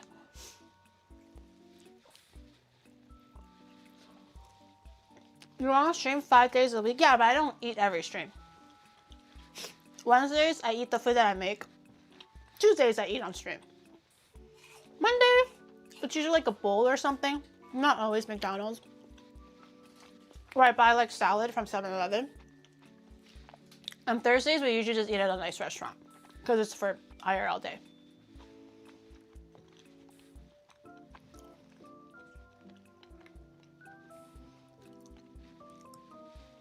Carbonation can be dangerous for the elderly. Shut up! I guess stop having some burritos. There was one guy that was asking earlier if Burrito Boys is Canadian. I don't know if it's exclusively Canadian, but I'm Canadian. When exactly That's where from Monday to Thursday are you not eating on stream, Miss Diet? I eat my own food on Wednesdays. Thursdays, I don't go too crazy on the food. Kind of depends. And I still have lunch. I balance it out with a clean, low calorie, low carb, low fat, you know, the protein things that I get usually at 7-Eleven, which I genuinely enjoy. So that's like my healthy, saving all of my calories and all of the yummy stuff for dinner. Because I stream. It's hard to eat healthy when you stream. I forgot what McDonald's tastes like. Tastes good. Stop! I was gonna be like, I'm not missing out too much. Like, it's okay. But it's fine. Shadow's like, it tastes good. You're missing out, bro. It tastes good. Shut up. You're ruining his diet. This is all you can eat bread. I didn't actually gain any weight for all you can eat bread. The next day, I bounced right back. Like, I didn't look like I gained any weight. Not even bloating, actually. I think just with all the walking that we did, I just walked it off. It's so boring, the American one. Oh my God. It's just, I just realized I've been just eating half rice, half cheese, half meat. Half. How does that work? I don't know. But it's, I swear, it's straight up half cheese, half rice, half meat. That's where the cheesy core came from.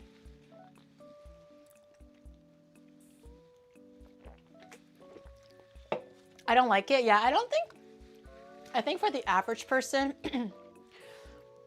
honestly, I don't even think the people that eat fast food really often genuinely enjoy fast food or not. I feel like it's just because it is cheap and convenient.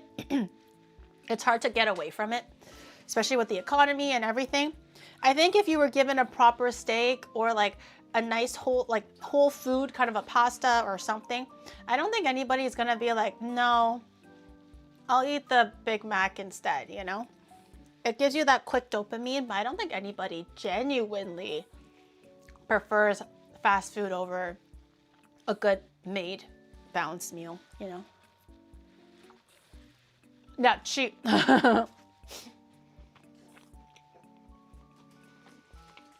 Just a pound and a third pounder is smaller than a quarter pounder. Is it not?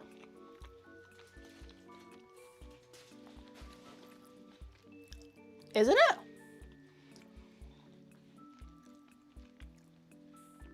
Oh, right, a third pound. Wait. Didn't that actually happen to either McDonald's or Burger King, where they had a promo where the same price for quarter pounder and third pounder, but they eventually took the third pounder off the menu because nobody was ordering it because everybody was dumb and legitimately thought the quarter pounder was heavier than the third pounder, so no one realized that the third pounder was actually a way better deal and they were actually losing money on the third pounder. That's why they took it off the menu. I could have swore something like that happened.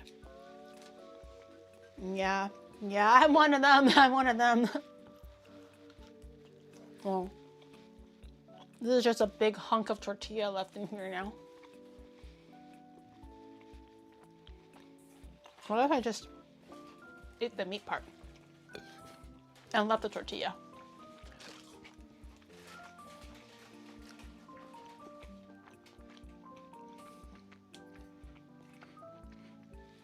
Four is a bigger number than 3, so obviously a third pounder is smaller than a quarter pounder. I legitimately thought that too for a second.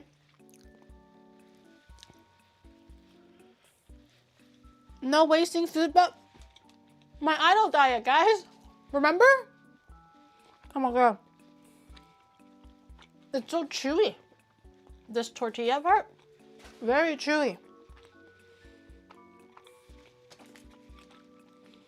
Oh my god.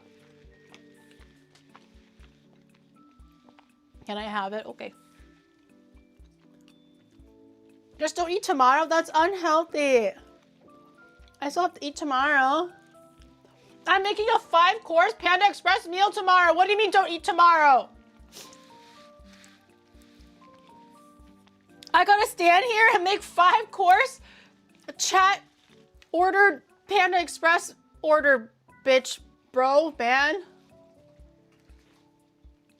What do you mean? What do you mean? I hate you. And I bet you're gonna be, I'm gonna try it. Everyone's gonna be like, I don't diet, Gary. I don't diet. And I go like, I'm full. Everyone goes like, how could you? You spoiled bitch. Don't waste the food. Eat all of it. And I go, okay, sorry, chat. I eat it, and everyone goes, it circles back.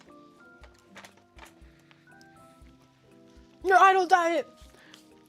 Road to 160 kilograms. I'm glad Gary's making Not doing authentic the Chinese idle food tomorrow. diet, I hate doing you. the I see diet. I see it and I eat it. That's the one. It's not authentic. It's crap. It's just, no, it's not crap. It's good. It's just not authentic Chinese food. It's authentic American Chinese food. We want you to stick to your idle diet and we want you to not waste food. So I just basically eat like a serving this big. Is that what you want? A tiny little serving, so I eat it all, but it's all cabbage. Is that what you're saying?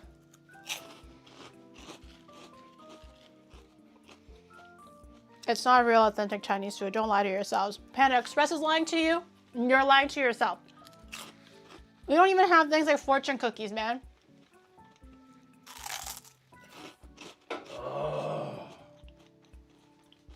Is she being a sarcastic? Well, you don't know Panda Express? I know you're 9 months clean, but you don't know Panda Express unless you're not from America. You don't have to share where you're from if you're not comfortable. But I assume if you're from Canada or America, even Europeans might have heard about Panda. It's American Chinese food. It's not real Chinese food. Okay, it's orange chicken, lemon chicken, you know, the spring rolls, the honey walnut shrimp, Beijing beef and broccoli. You know, salt and pepper shrimp, salt and pepper tofu. It's like it's all like Chinese-ish food, but it has a very not Caucasian, but Western spin on it. But it's definitely not authentic. Like lo mein, chow mein, the fried rice. Yeah, it's not chow mein, okay? It's lo mein. Panda Express meal is the best That's Geely how can deliver. American it's not like we it is. are asking for some royal Chinese cuisine. It's called all Chinese. No, chow mein is not even remotely the same as lo mein or chow mein. And the fortune cookies, not Chinese. Fortune cookies, not Chinese. I hate to say it. It kind of is a little bit more mainstream now, I think because of American Chinese food influence, but traditionally, I went to eat like Panda Express when I was young, or like the Panda Express adjacents. And they would be like, "Oh my God, do you want a fortune cookie?" And I would be like, "Mom, what's a fortune cookie?" I didn't know what it was because no one sells that shit in China or like in a regular normal Chinese restaurant. I'm not gatekeeping shit. Okay? The only thing I'm gatekeeping, well, it's nothing really. I'm telling you to eat Chinese food. The food is made by you. Is it not Chinese food? No, it's like if I'm making birria tacos, is it Chinese? Is birria tacos Chinese? All the Latin American and Mexican people are gonna be like, yeah, no, what the fuck did she say? She better not say that shit again. You know? I make schnitzels. All of a sudden that's Chinese? Not German, Chinese.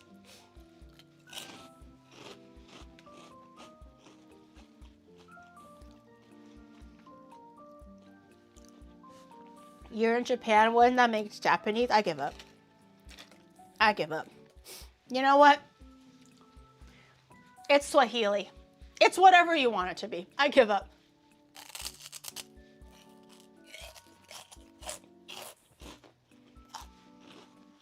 A Japanese schnitzel is just a tonkatsu. Arrest me.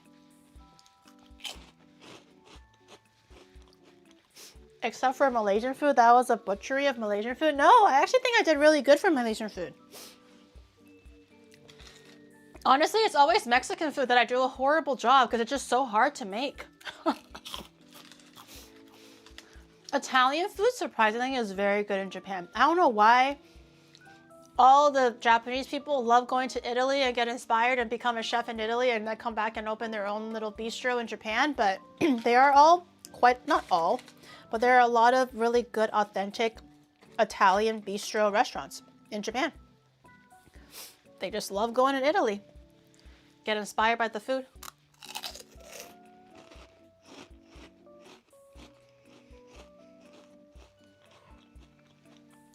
A mozzarella stick is just a spring roll when you think about it. Nope. A mozzarella stick is dredge battered. Flour, egg, breadcrumb. A spring roll, wonton wrapper wrapped. If you go, a spring roll is just a lumpia. I'm not saying I'm saying that. Don't get angry. I'm not saying that I'm saying that, but I'm giving you an example of what if I said that. Then it would have been like a reasonable kind of a jump to an assumption, right? But to say, to akin a spring roll to a mozzarella stick, you clearly did not eat any of them. You never had a spring roll and you never had a mozzarella stick.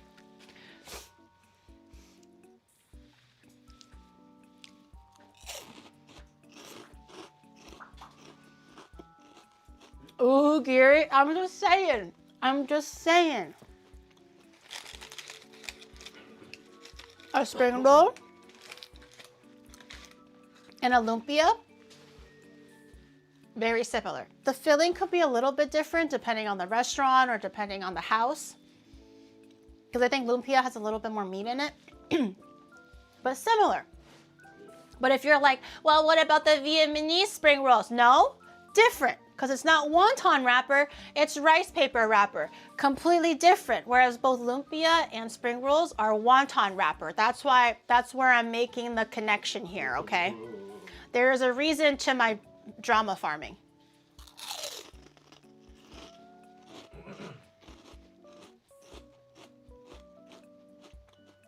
We call them summer rolls? No, summer rolls are the ones that are raw. There are a lot of authentic Italian pizzerias in Japan, weirdly enough. You'll have Japanese chefs go to Napoli, learn the traditional way of making Napoli's pizza, and then open up their open pizza places back in Japan. Yeah. They just love Japan. They love the pizza. But the pizza is really quite good. There's a lot of award-winning pizza, like Italian pizza in Japan. Like from Italian chefs. Like they would come to Japan, find like authentic like Napoli's pizza, for example, in general, just all around the world. Not just good for Japan, it's just good overall. And I think there's a few places in Japan over the years have won that like top 3 award.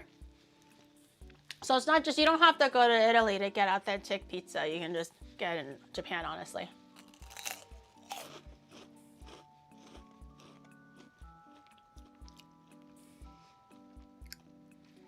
Authentic orange chicken from the Ming Dynasty. Secret favorite dish of the Emperor Qin. Beef and broccoli. And don't forget the ice cold herbal drink, Dr. Pepper. Thank you, Giri, for making some real I hate.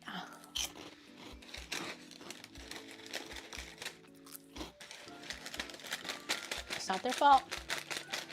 It's not their fault, they're stupid. Okay, I'll finish this later. It's gonna take forever. You're gonna be staring at me watch. You're gonna start staring at me watch me eat for the next like 20 more minutes if I keep eating this. So I'll eat this after stream. I'll wash up a little. Look at this week's announcement for stream. I think you'll like it. Okay, in 1 second. It's probably some dumbass shit, I swear to God. I'm gonna get triggered again. I'm just getting rage baited like every single like 2 hours. Something happens and I get, not even 2 hours, every hour. Either shadow trolls me, I get rage baited, chat says some dumbass shit. I hate my life. No, I'm kidding. I don't hate my life. 2 hours, chat is slacking. Honestly, true. For chat, 2 hours is nothing. Okay, my hands were greasy, so now my Coke bottle is greasy. Let me give that a wipe down. Okay. Well, my mouth is so sweet now from the Coke and the cinnamon twist, and it's just a lot. What if I hid a pack of fire sauce in the cake? Wouldn't that be devilishly evil?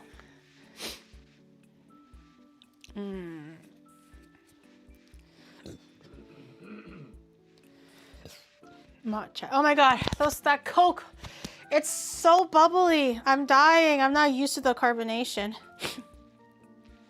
I haven't had like soda from a can, pop from a can in so long. Usually all the pop that I get is in like those like dispensers that people give you.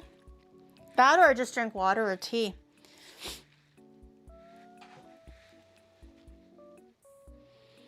Excuse me. 5-course Panda Express. Authentic Chinese food deluxe.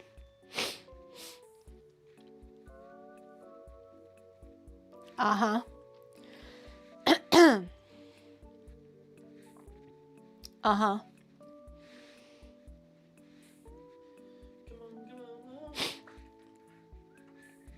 Don't tempt me now. Don't tempt me. You're just gonna get a bucket of white rice at this point. Just put, one has soy sauce, one has salt, one has a little bit of lard in there, one has Maggi sauce. 5-course meal. Don't fucking tempt me, okay? Bucket of rice or uncooked rice. Okay, getting back to it. Okay, I think what I'm gonna do, what I usually do, which is cut the cake into quarters, overlap it on top of each other. I keep on forgetting to get skewers to hold the cake together.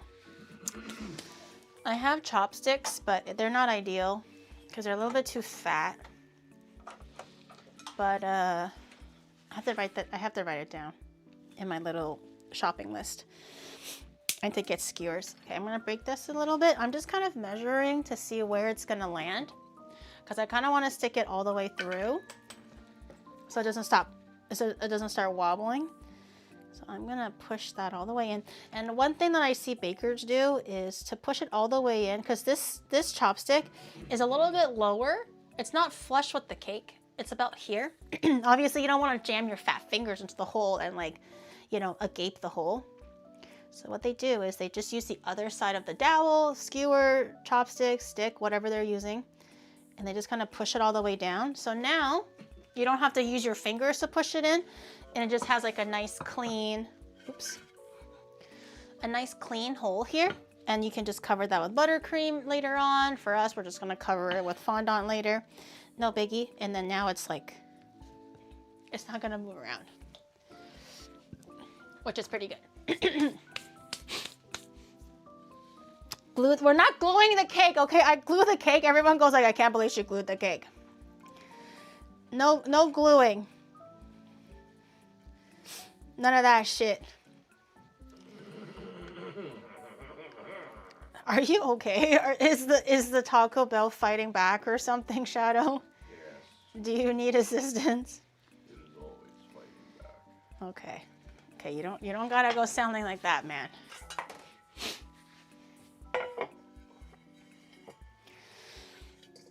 She was using glue before. I may or may not have used glue to attach things before. Okay, the way I made it sound look like I was attaching like a fucking penis onto a cake or something. I was not, okay? I realized how that sounded when I said it like that. I was attaching arms, okay? Things as in arms. I ran out of like skewers and stuff. And also things like Rice Krispie. So I just resorted to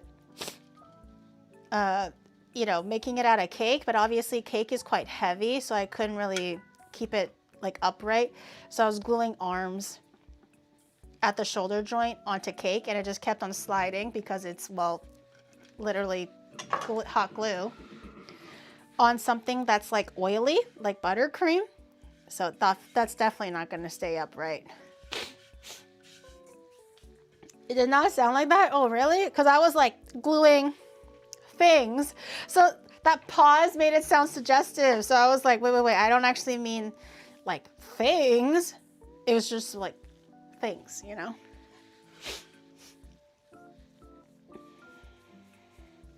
She's gonna need another 3? No.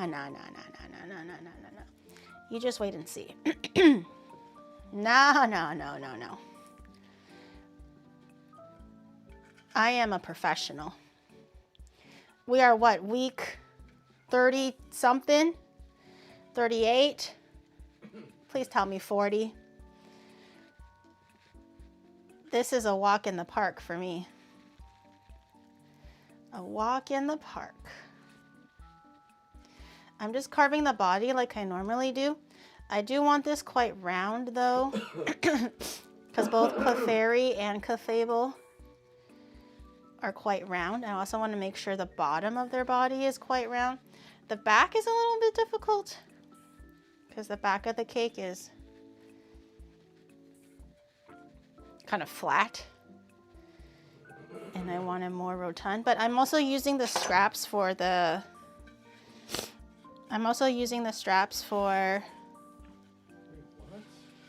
the head, and also for the arms, or a little bit of the arms, I guess, and for the little hair and everything. I might actually need more cake for the cake pops now that I'm looking at it. And then as you go, it's obviously use cold cake if you can. It makes carving so much easier.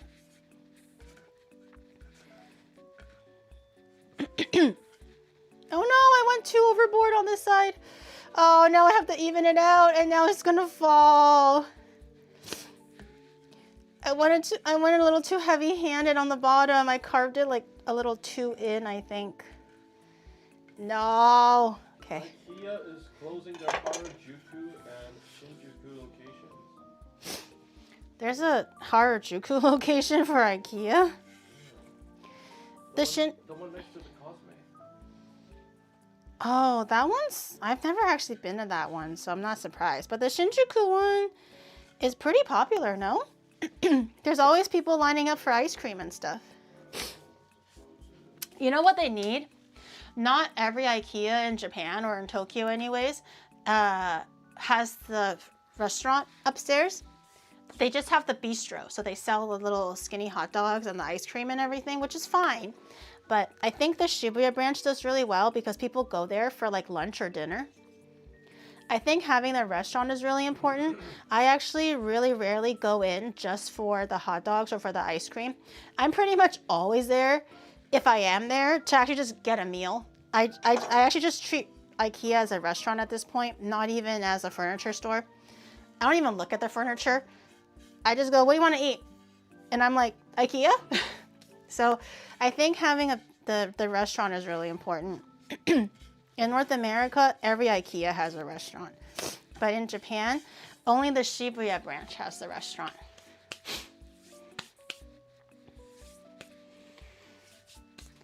Attaching a penis to a cake would be normal for Giri. I only attach asses, not penises. I resent that. Okay, that looks quite nice.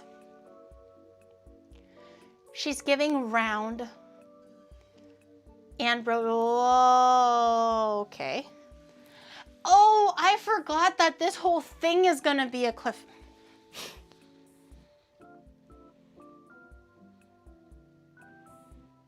I was gonna attach a head, and I just realized the head is the body. The body is the head. It's just a head with arms. Okay.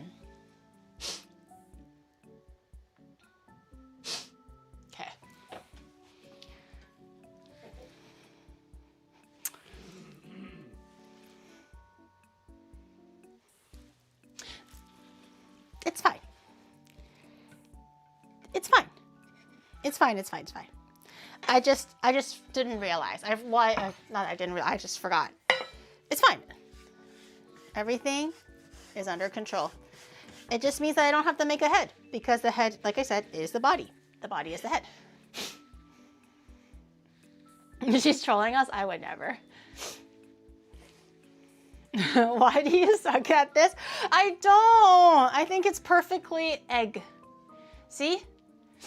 If that does not give Clefairy or Clefairble, I don't know what will. Everything is in fact not under control. Everything is under control. I don't know if this will be enough to make both the arms and the feet and the hair and the ears. Ears I might just make separately out of fondant, I think. I think I'll do that. Maybe if you started earlier than 3.5 hours into stream, you would have forgotten. I would have forgotten either way. I would have carved this at 1 hour in, and I will still be like, oh, the head is the body and the body is the head. Okay, regardless of timing. Timing is not the factor here. It's just the fact that I didn't notice.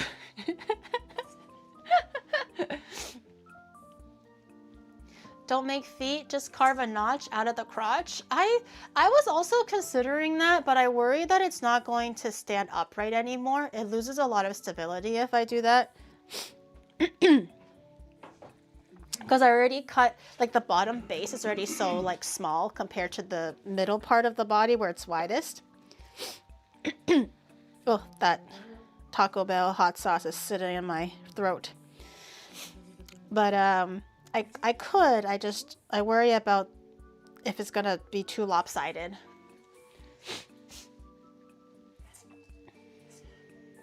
Has she made up for the Pokemon she didn't complete? Yeah, am I caught up yet?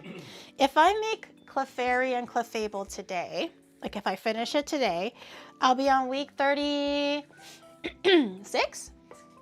7? 5? Something like that. Has that caught me up to all of the different weeks that I've missed here and there? Are we like so back? Oh my god, Clefairy has a tail. Oh, I forgot about the tail. She should just make Ditto 151 times. What do you think? I think I probably would have been caught up or like very, very close. Maybe I'm like a week or two behind at the worst, but surely I'm caught up. It's a big ass swirly tail. Fuck me.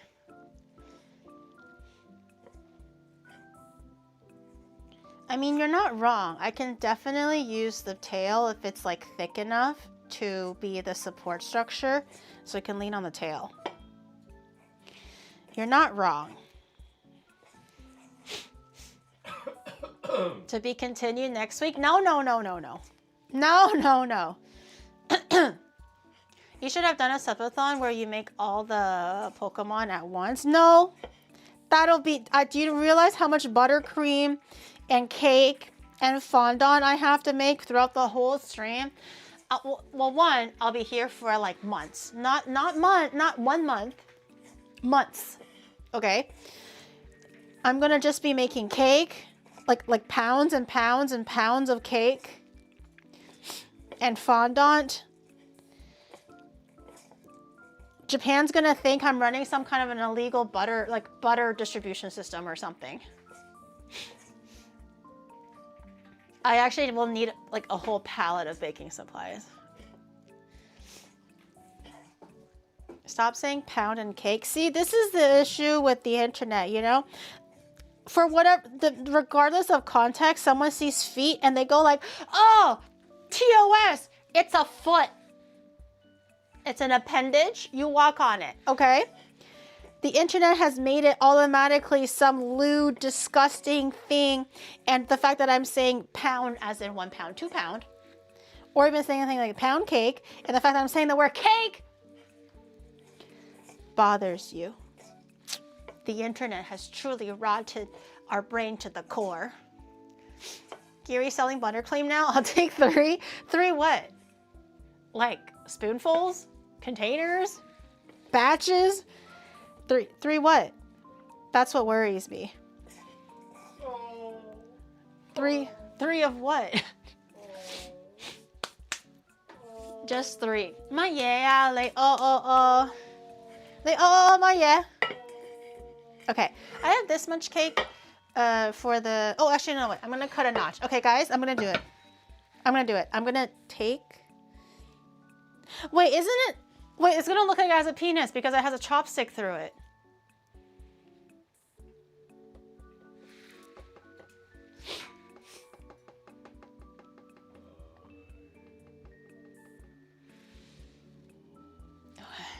It's fine. It's fine.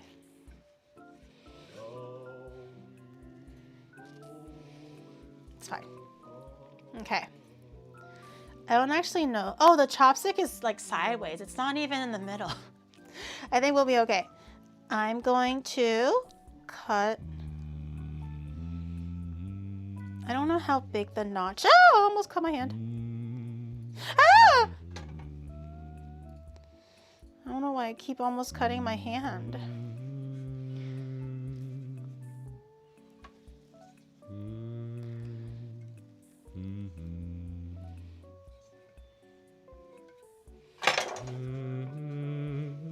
Okay. Is that enough of a gap? That doesn't look too bad, actually. Maybe just like a little bit pointier.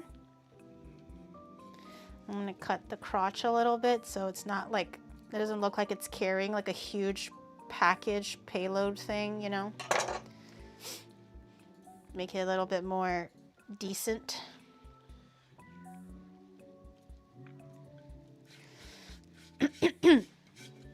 Okay. Put that in there. Okay. Put the little guy back. Look. Yeah, that looks pretty good. Oh, the update? Oh, wait, the colored stuff. Oh, cute. Oh! Oh, my friends. And it looks so like, you know how like all your friends are kind of like, you know, hanging around and you're just taking care of them? It's very bad for you. Wait, that's so cute. Oh my god, guys, you're gonna love the new debut stuff. We have like a lot of new things updated. Oh, you know what we freaking need? Like, not, maybe it doesn't have to be this debut if we can't make it in time because it's a bit of a last minute order. But we need more sub badges. Oh, don't we just have like, don't we just need new ones?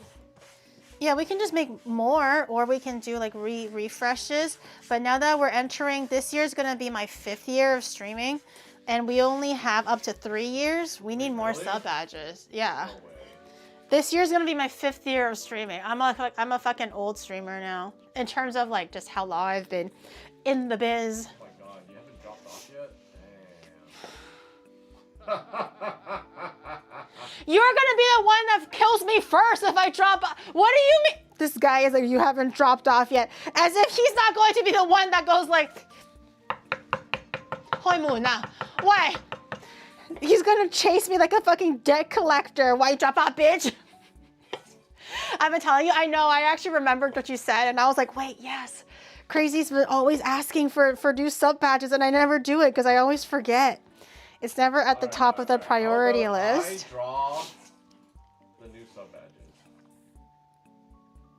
Wait, how do I even find them? I thought you were gonna like, how do I even draw? I thought that's what you were gonna say. I didn't drop off yet. I wouldn't fucking dare. Do I want to die in Minecraft? Bitch. I will draw the new sub badges. Guys, if you don't hear from me, you know what happened. I'm stuck in game forever in Minecraft.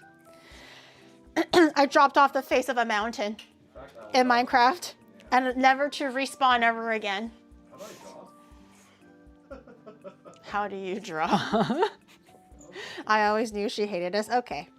Okay. Right. I'm the problem now. I'm the problem. Okay.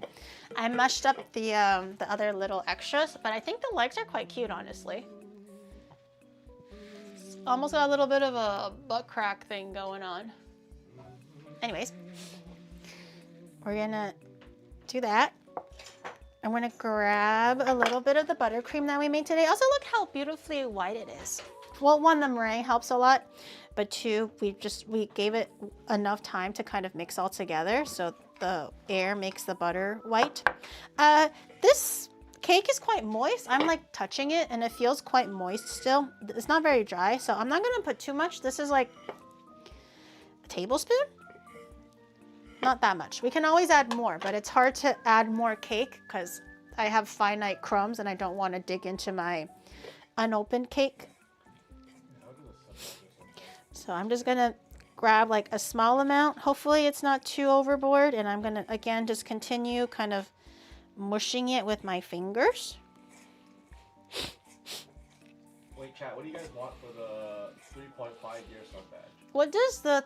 Oh, they're all different versions of pom-pom. Yeah. I guess I can draw pom-pom. Anyone who's subbed for more than 3 years gets like a really fugly pom-pom. They're like, what is that demon badge that you have there? I see a dog for everyone else that's like, you know, a year or so in, and then after that, all of your, you know, oldest viewers are they got a fucking demon. Crazy pom-pom. A crazy pom-pom? Yeah. I guess you would be perfect for that. You can probably draw a crazy pom-pom. Exactly. Right, Crazy? Pom-pom as a labubu. Don't insult pom-pom and don't insult labubus. Mostly don't insult pom-pom. That's actually gross. Nothing against labubus. You're allowed to like what you like, but how dare you?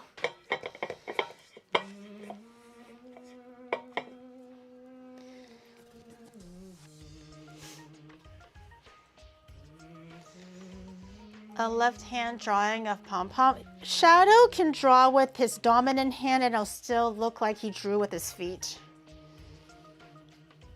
Are you drawing it right now?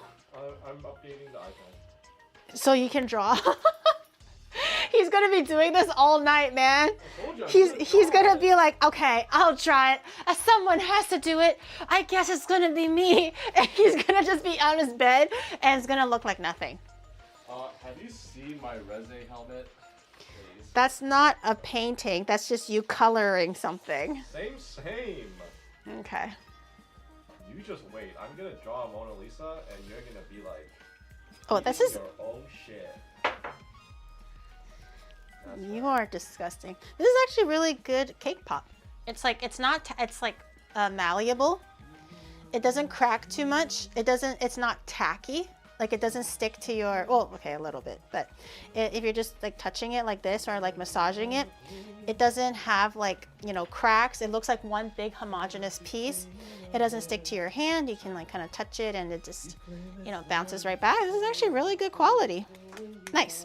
Okay, this will be for the arms and... But you're here in my heart, so who keeps stop me if I decide that you're my destiny? 夠未啊？得未啊？唱完未啊？我做嘢㗎，你要唱你上去唱，知唔知㗎？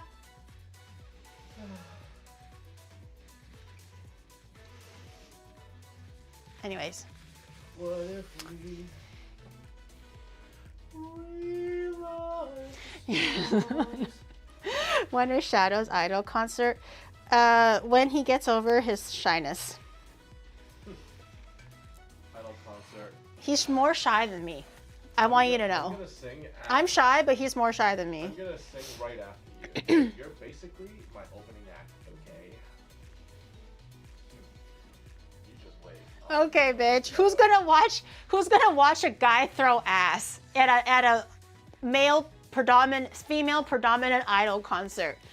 All the salarymen, middle-aged salarymen are gonna be like, yeah, cute idols, and then Shadow's gonna be like, it's my turn, and they're like, pack it up, boys, pack it up. I did not work all day just to see some guy throw ass on a stage when I want to see cute girls. Gary being shy, last stream I caught you dancing on a train platform. I didn't want to dance there, but the rush meter landed us there. Okay, so I had to find the quietest corner that I could at a fucking public train station, literally one of the biggest, busiest train stations, and do that shit, okay? Because I prioritize everyone's enjoyment over my shyness. Within reason, okay? We gotta compromise. I'm not just gonna start busting it down in the middle of nowhere, okay? Amongst a bunch of people. All right. I'm gonna actually, I was originally gonna make this part the front of the body, but now I kind of want to make it the back part because this is a little bit more bulgier. I think this will make a nice little like ass, right? And I'm gonna make this side the front because it's a little bit flatter. I think that's what I'm gonna do. So I'm gonna actually make the hair on this side, and I'm gonna mold the hair right now so it'll stick to the cake, and then we're just gonna lay the fondant over everything together. So I'm gonna try to make the swirl. I don't know if we'll need all of this, but we're gonna make a long swirl. Actually, I probably don't need this half.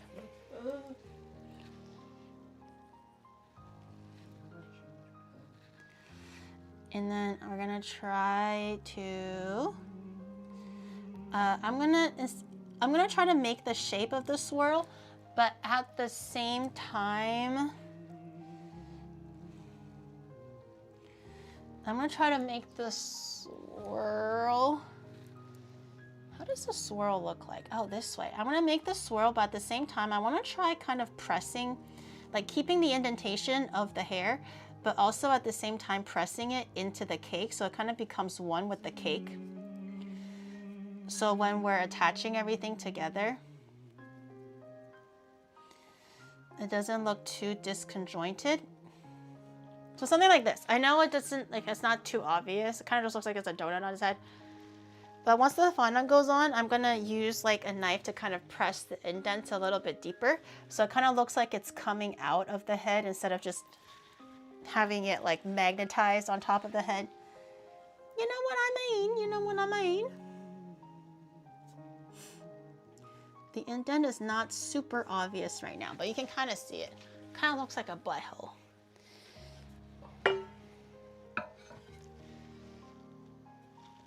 Nice. Maybe it's a little too big. Did I make it too big? Is it too big?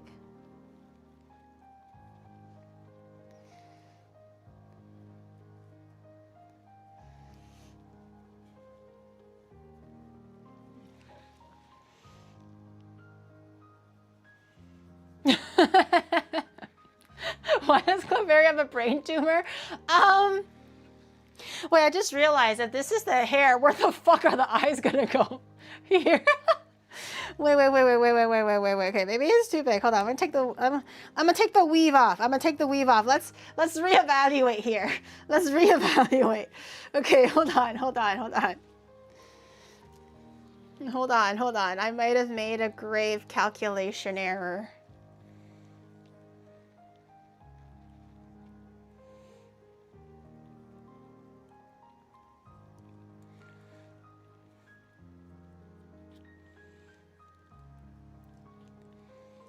Okay, that looks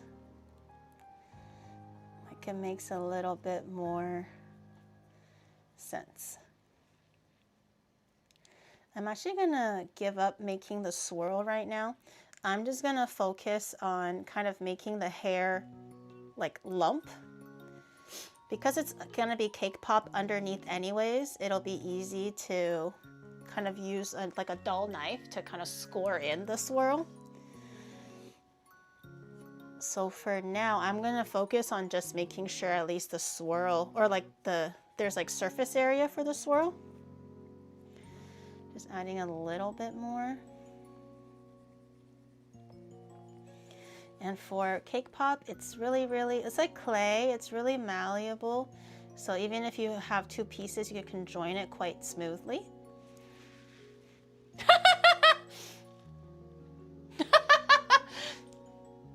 Bitch! That's not true.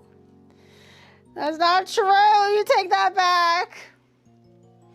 He's a leaner though. He's leaning. Kind of looks like an amogus. This looks like just an amogus with a like a buyable, purchasable skin. It's a Clefairble purchasable amogus skin.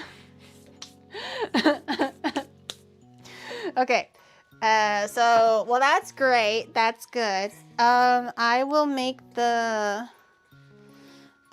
arms afterwards, I think. I don't even know if I'll use the cake pop to make the arms, honestly. I might actually just use fondant. So it's like more rigid. But I'll just wrap this up in general in case it dries out, because right now I'm uncertain, so I'll leave that there. I'm gonna clean up my work surface, and I'm gonna get started on making the predominant color, which is the pink. It's a very, very light pink, and that's gonna pretty much be the arms, the cheeks, The tail, everything. I don't actually know what the tail looks like because I didn't realize they had a tail. So we're gonna have to figure that out post-taste. But if anything, it's gonna be pink anyways. We just need like the tiniest bit of brown for the tips of the ears, and I probably will just end up using like food coloring as like paint and paint on the eyes because they're so tiny. Like even the mouth is pink, so everything pink. This is like a girly 16-year-old's best friend. Everything pink. See? It's blending in. You cannot tell the difference at all, guys. At all. It's a perfect one-to-one. What do you mean there is an imposter among us? What do you mean by that? Okay, to not waste too much of the fondant, I'm gonna save like this much. No, it just looks like I'm squeezing out a peen. I want to save this much for any other color that we're gonna do. I'm gonna use all this for the pink. I honestly don't even think we need this much, but I'm gonna save this bit for extra colors. Girl, that's a cat. Show chat. Wear your mask. Show chat. No. Show chat! Wear your mask. That just looks like a stray cat or like a tabby. That's a cat. That's not a dog, bro. My hands are dirty. You have to show chat. Wear your mask.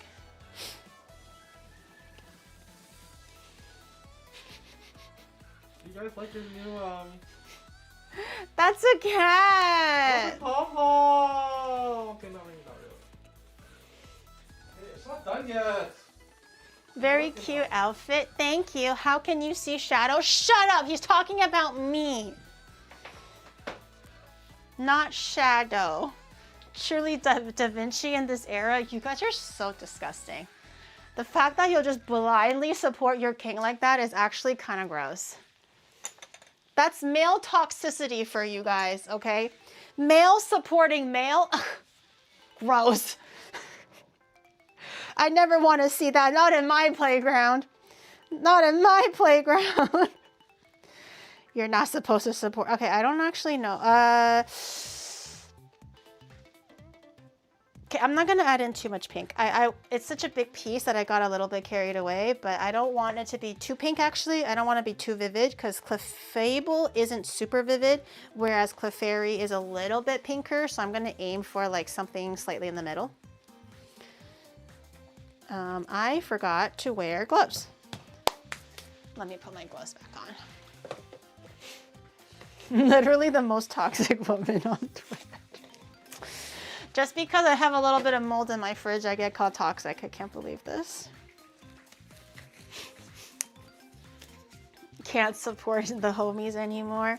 Wait, so you weren't talking about me? You were talking about Shadow? You're my mod.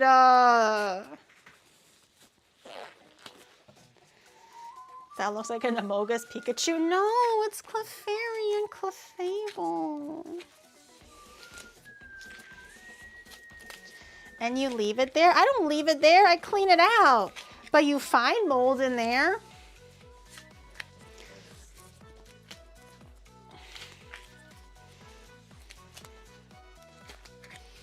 Okay, it's getting pinker. I don't think the camera's picking it up super well, but I think once the pink diffuses with the rest of the white, it'll be a pretty good pink. And as you're mixing, you'll notice that it gets a little bit more evener and evener, but it does get a little bit streaky. I like to kind of mix it like this. I feel like it's a little bit easier than just mixing it like it's a dough of pasta of dough of pasta. What? Anyways, whatever. But it does make it a little bit harder to make sure everything is super even. It does take a little bit of time. Damon, thank you so much for the 7 months. Thank you. And Chris, thank you for the 53 months on tier 2. Thank you.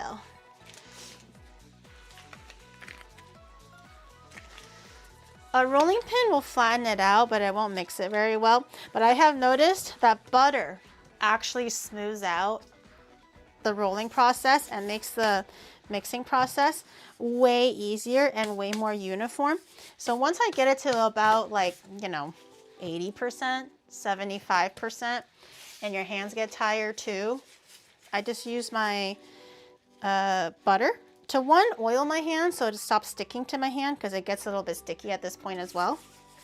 But the oil will actually not only will it help prevent your fondant from sticking to your hand and to the cutting board, now you can start rolling it, but it also makes it mix in so much smoother at this point. So I like to get it with my hand manually to about 80 before I use the oil to stop the stickiness and also to finish off the color mixing process. And just with like a few a few pushes, it's already even. I think if you don't use the oil and you just do it manually, which I've tried, it takes a really, really long time to get it nice and homogeneous. I think the fat in the butter does something to the sugar that kind of melts it all. Like gravity isn't gonna do shit, man. You being strong won't actually do anything. Okay, so the skin is done. We'll actually start doing that now. We'll grab what I think should be enough for the body, which doesn't take too much. Then the rest of it will be for arms, tail, leg, which will all just be fondant in this case. Normally you can also do it with cake batter or Rice Krispie treat, but I don't have Rice Krispie treat. I ran out. And also for the cake batter, it's a little bit unstable, so I don't prefer using cake batter for things that kind of like hang outwards, especially for things like arms, unless I have to.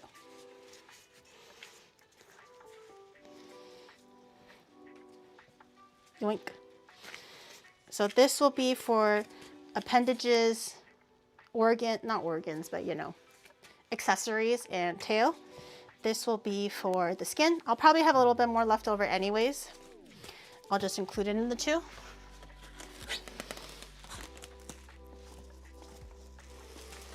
Yeah.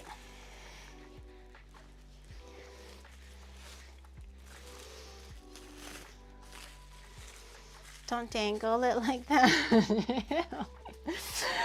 I can dangle whatever I want. I made it. It's mine now. It belongs to me. Okay. For rolling, don't use butter because then you're going to make the fondant softer and softer, which will be bad. You just want to sprinkle on a little bit of cornstarch at a time. Sprinkling on too much cornstarch will also cause it to get a little bit dry. So when you have leftovers, it has so much cornstarch on it, it gets a little bit drier, it gets a little bit crackier. It'll be harder to like incorporate back into the fresh, soft fondant.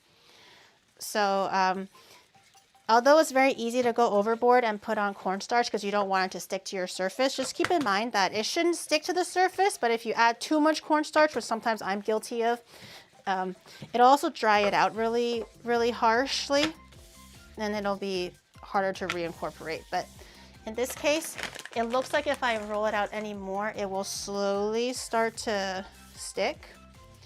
So I am going to add a little bit more.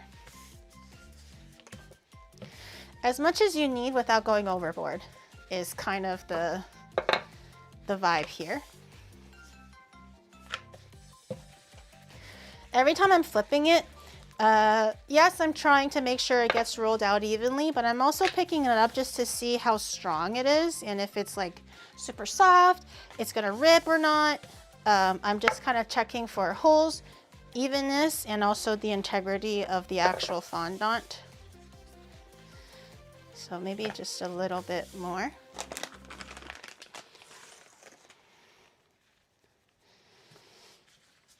Be careful with this one. One-handed is always a little bit scarier. Okay. Just a little bit. It does kind of look like ham though, huh? It kind of looks like processed ham that you find in like the Lunchables. That's kind of what it looks like. Okay, that is plenty thin.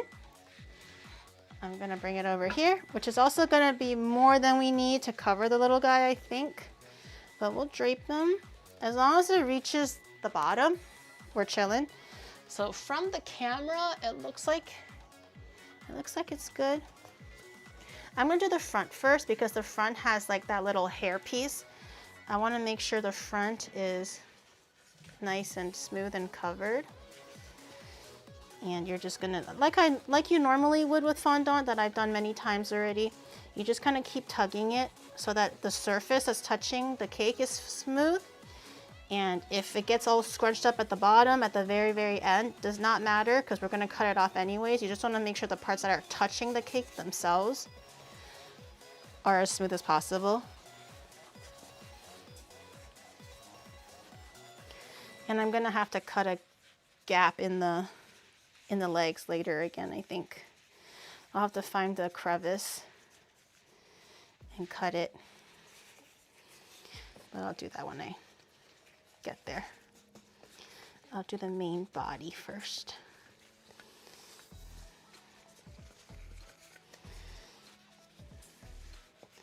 Be careful to not tug downwards. I think it's like because it kind of feels like fabric. We want to like stretch it downwards to get a tighter fit. But if you stretch downwards, it'll just end up ripping it because it's still sugar. It doesn't actually have elasticity.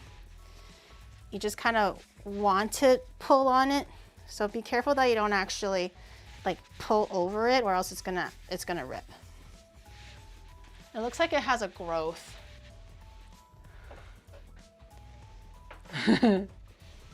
You can kind of actually see the light swirling. I'm gonna just make it a little bit deeper so you can see it better. It does kind of look like a brain tumor. Oh my God, this part is not the best, but you can maybe smooth it out a little bit later. Okay. Pull on the pink thing. Don't pull on the pink thing. I said to not pull on it. I'm gonna cut around it. Cut it off. Okay, and because I tried to control the amount of cornstarch, it should be pretty easy to roll back into a ball without it being too dry. But if you rolled it, used it, rolled it, used it, and you had several rounds of cornstarch on it, it'll definitely get pretty cracky. Then just a little tap of water, massage it back in. It's all good. In this case, I'm going to incorporate this. Actually, no, I'm not going to incorporate it back. I'm going to keep it as a ball separately because it already has a bit of cornstarch on it. I'll keep this as a separate piece. I can use this for the ears or for the tail. Something that needs a little bit like a harder fondant.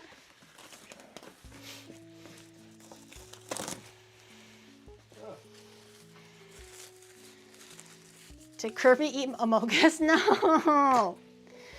Okay. And now I'm gonna find out where the leg crack is. And I'm gonna, okay. I'm gonna cut a hole or cut a slit, just slightly, where the legs are. And kind of bend the fondant to kind of remake that crack. So the legs kind of come back into shape. And just make sure both sides look good from the outside especially.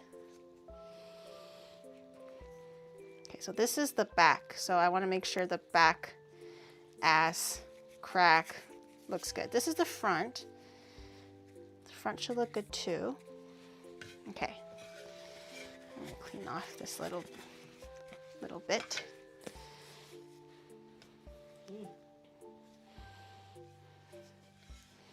He's a stander. He stands. She stands. Is it circumstance? Okay. Never mind. Never mind. You guys will never understand the vision. You guys will never see the Clefairble. You'll never see the Clefairble that I see, okay? The potential that it has. You'll never see it. It's the main body.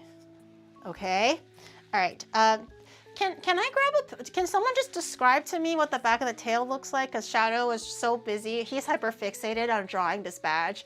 I know whatever I say will not enter his ears. He can't, he's in on it right now. Look at this Can one. someone just...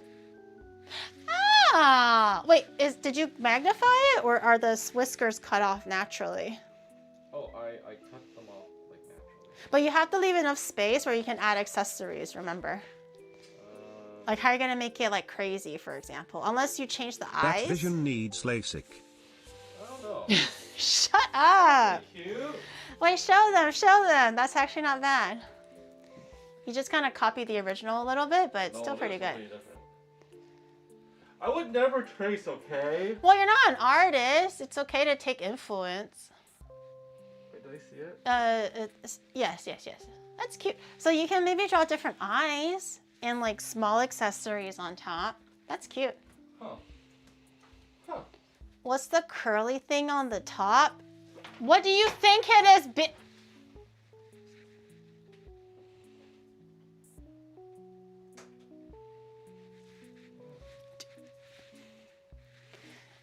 A title has been provided to this stream. Making Clefairble. What's a Clefairble? Fair enough. You look at this gaping corner, you see Clefairy and Clefable. You see a pink thing in front of me with the thing coming out of it. Just take a wild guess, just extrapolating from answers here, there, and everywhere. What could it be? Just a wild guess. What could the growth be? If that was an honest question, I am so sorry I got angry, okay? I'm so sorry. She's not sorry. 關你咩事啊？我同你講吓，關你咩事？你話你個話 ，OK？ 你唔使理我 ，OK？ 我做嘢㗎 ，OK？ 你做你自己嘅嘢，我做我嘅嘢 ，OK？ 你收皮。I'm sorry, that was an honest question. I just got triggered. But if you're just asking that to piss me off, then you suck a dick. What does the tail look like? It's a pink Pikachu. It's not a pink. What does the tail look like? It's a swirl? Okay. This is big enough for a swirl, right? This is like literally the size of a mini Clefairy. I'll try to use the older fondant to make the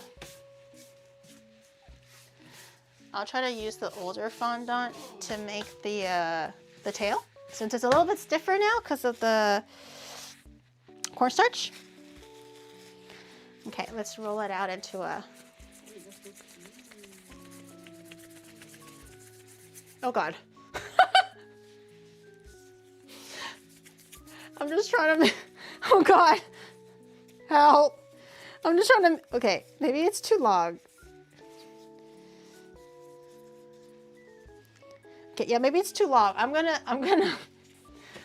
It's growing. Well, yeah, I have to make it thinner. It's just a swirl, right? Okay. Maybe I should have done this on a table, like a flat surface, because this just looks awful. You good? No. I'm too immature for this right now. Wait, so like the tail? Is that too thin or is that too thick? Is the tail like this, or should it be chunkier? What do you guys think? Because I can't quite see. I feel like it should be chunkier, but is it as thin as this? Like, does it actually have a really long coiled tail, like thin tail, or is it a coiled fat tail? It looks good. Say less, kings. Say less. Okay, I do kind of want it to, I want to insert this under the leg. So I'm going to try to coil as far as I can towards the end, but I'm going to stick a little bit out like this and flatten it so I can like insert into the body a little bit smoother. And I'm going to have it sit on it a little. That way it'll kind of, oh shit, it's not even,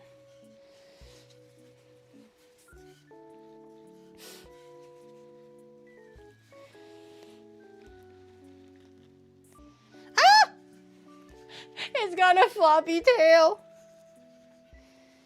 What if I put a little bit of water on it? Would that make it a little stickier? Okay, I'm gonna do a little bit of water and see if that helps. Maybe just a little bit here.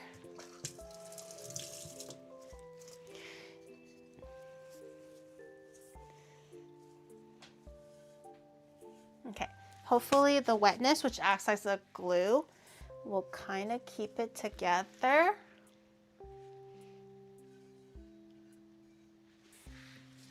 Cute. Cute. Cute. Cute, cute, cute, cute, cute. Okay, I'm gonna use the arms. Those are too fat, maybe. Yeah. It does kind of look like an amogus. Oh my God. I'm just making an amogus at this point. You see the vision? Thank you. Thank you. You're the only one I fear that sees the vision. You're the only one. Okay. I'm going to try to make the insertion point, or like the glue point for the arm, by kind of making it a bit of like a cup, like a suction cup. So it's not completely just flush. It's a little bit thinner on the ends, but also like cylindrical, because its arms are kind of cylindrical. I'm gonna find a good entrance point. It's cute. Okay, get the surface all wet, because the wet fondant is basically glue.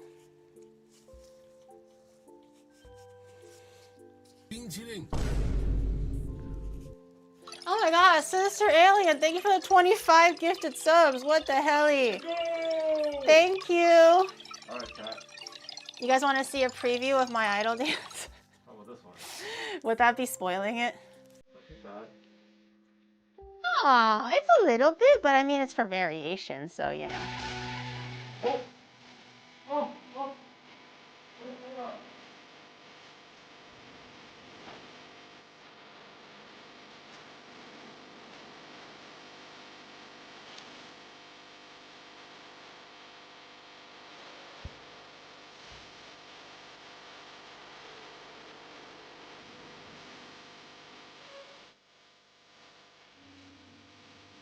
Okay, now I can start the disco lights.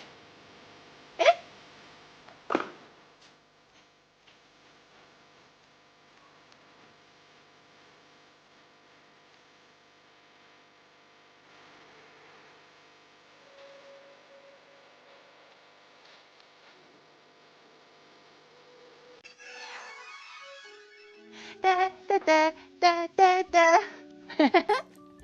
Okay, close enough. I was going to show you bits and pieces of the idol dance I was actually practicing, but I realized that it doesn't really match the tempo to the song, so I couldn't actually bust it out, but you'll see on Thursday. The idol dance that I've been doing. Oh my God, it's making a T-pose. I just realized. It's kind of making a T-pose. Shockwave, thank you for the 17 months. Dance, thank you. Thank you. Gamer Shadow, thank you for the 1 gifted. I appreciate it. Thank you. No spoilers? Okay, okay. I'll just show it to you guys in earnest on Thursday.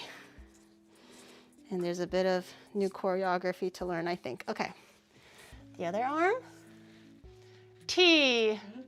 Power pose. Okay, same idea. Wet the other side.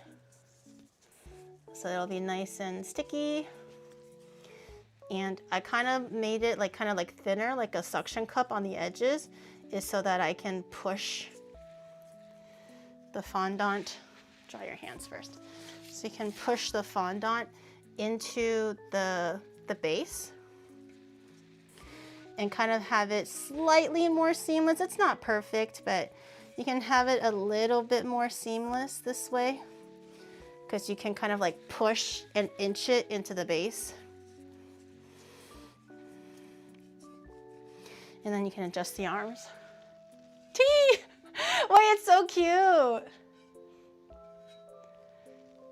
It looks like it's you know that cat that's like, stop! Was it a cat or a dog? It might be a dog. That's like, stop, guys. What was that? Well, there was an emote. Yeah, stop. Is that what? Stop fighting, guys. Stop fighting. Don't fight. It's like that. Yeah, nice. Yeah, it's so cute. I like this one. Does she have a stronger arm?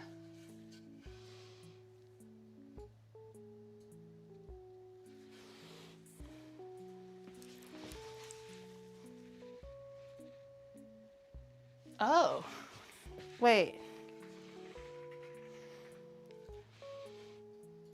This arm is a little bit bigger. She's left-handed. What can I say?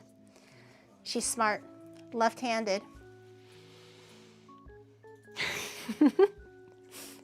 Well, that's like what the Chinese believe. I think if you're left-handed, it means that you're smart. It looks fluffy. It's not necessarily fluffy, but yes, it does kind of look fluffy, huh?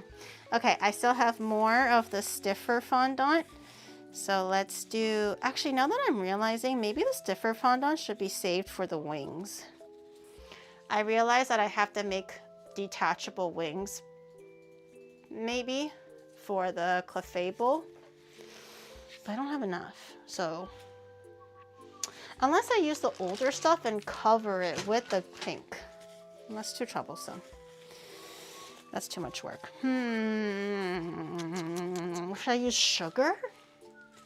Should I use sugar and make sugar wings? But that won't stick. That won't stick. Should I make sugar? No. Should I make sugar wings?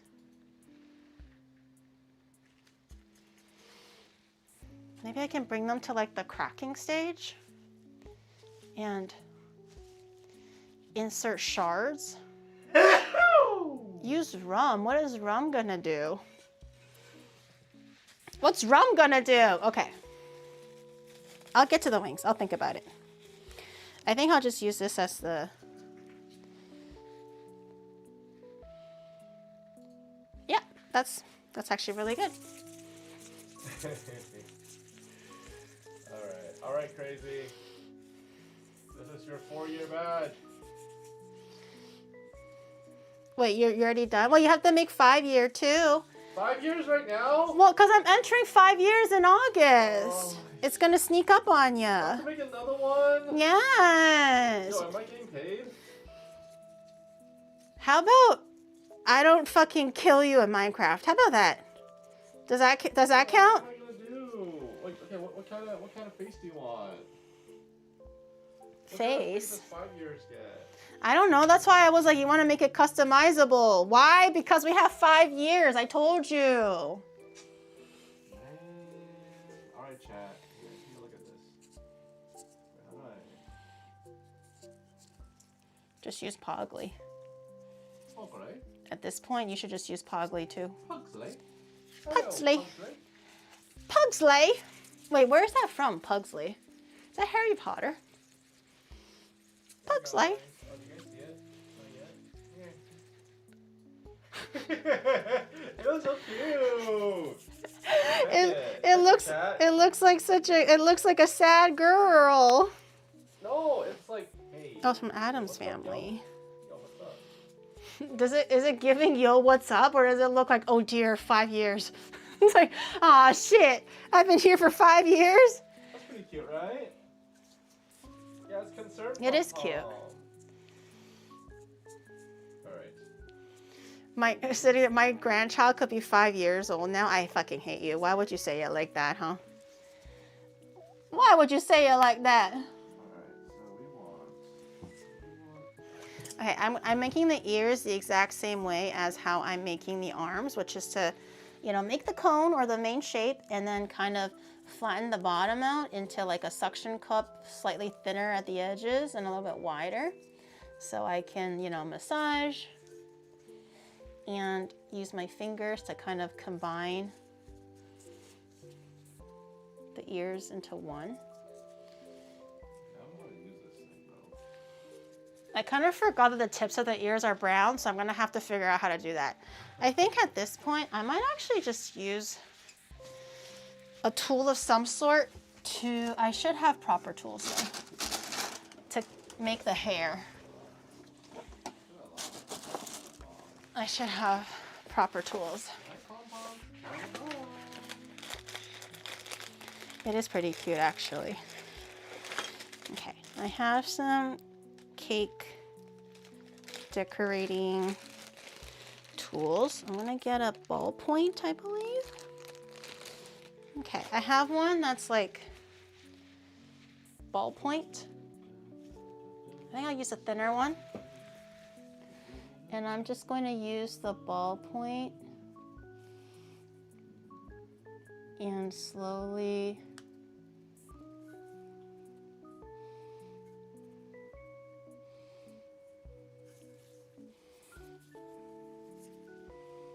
kind of. Ah! Why is drawing so slow? Shadow will never be a real artist. You have to draw things line by line. That's so inefficient. That's what drawing is. That's why it takes skill and mastery of the actual craft to draw it faster. You don't know how to use the apps, and you don't know how to draw, so it seems slow.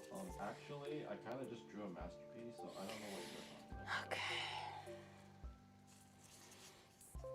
Okay. How about 5-year is Happy Pom Pom? Okay. Sure. Happy Pom Pom to you.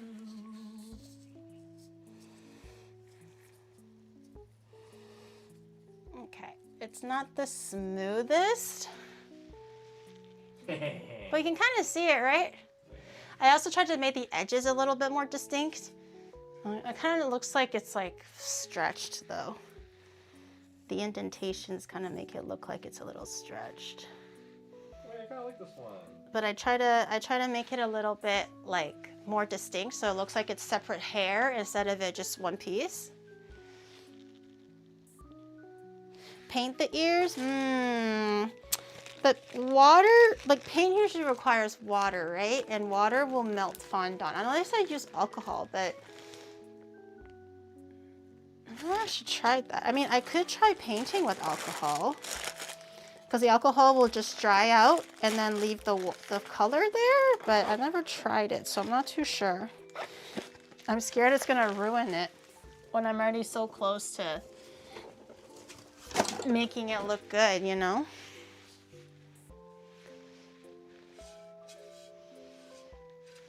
Okay, tail done. So I guess just wings. Oh, and the mouth and the cheeks. Cheeks. The cheeks are like pretty much the same pink, honestly. It's not even that different. So I'm going to just grab like the smallest nub, and I'm gonna make it into a cylinder, like a long cylinder. I'm gonna grab just like the tiniest smidge of water, and I'm just gonna glue that on. So it can be physically, like it can look physically raised out. And then another one.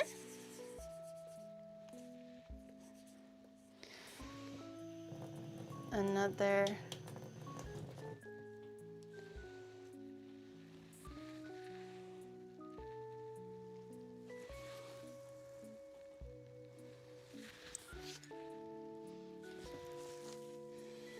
Okay, maybe a little bit closer and a little bit lower.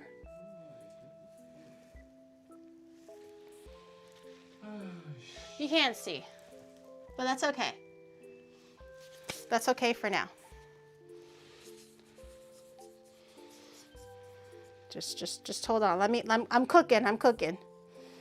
Let me cook. I'm cooking.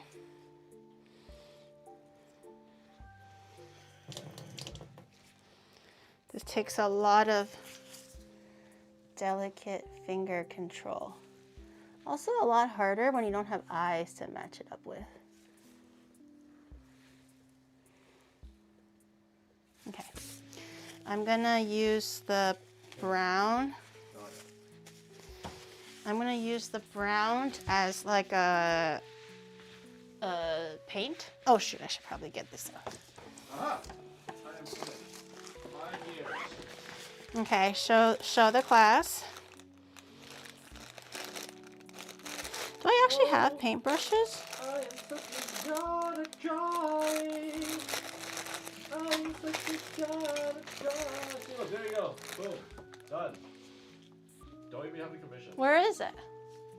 I only see that one. Hold your horses. Oh. I was like, where is it? No art. You're not done because I don't see it. Where is it? Time.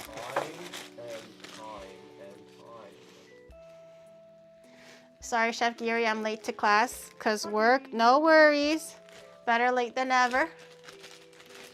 I'm gonna grab like the tiniest ball point tip thing, which is this one, and I'll just dip it in the brown, and I'll use that to draw. Let me cook. Whoa. Wow.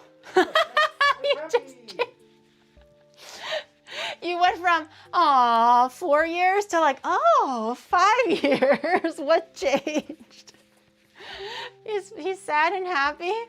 Okay. I like how you kept the sad mouth and just added upturned corners. No, I also changed the nose and also some part of the eyes. Okay. And I also added the smile. Okay. Can you? Okay. Yay, 4 years, 5 years. Oh, we're still here. It's crazy how much of a difference. It does kind of make a big difference, huh?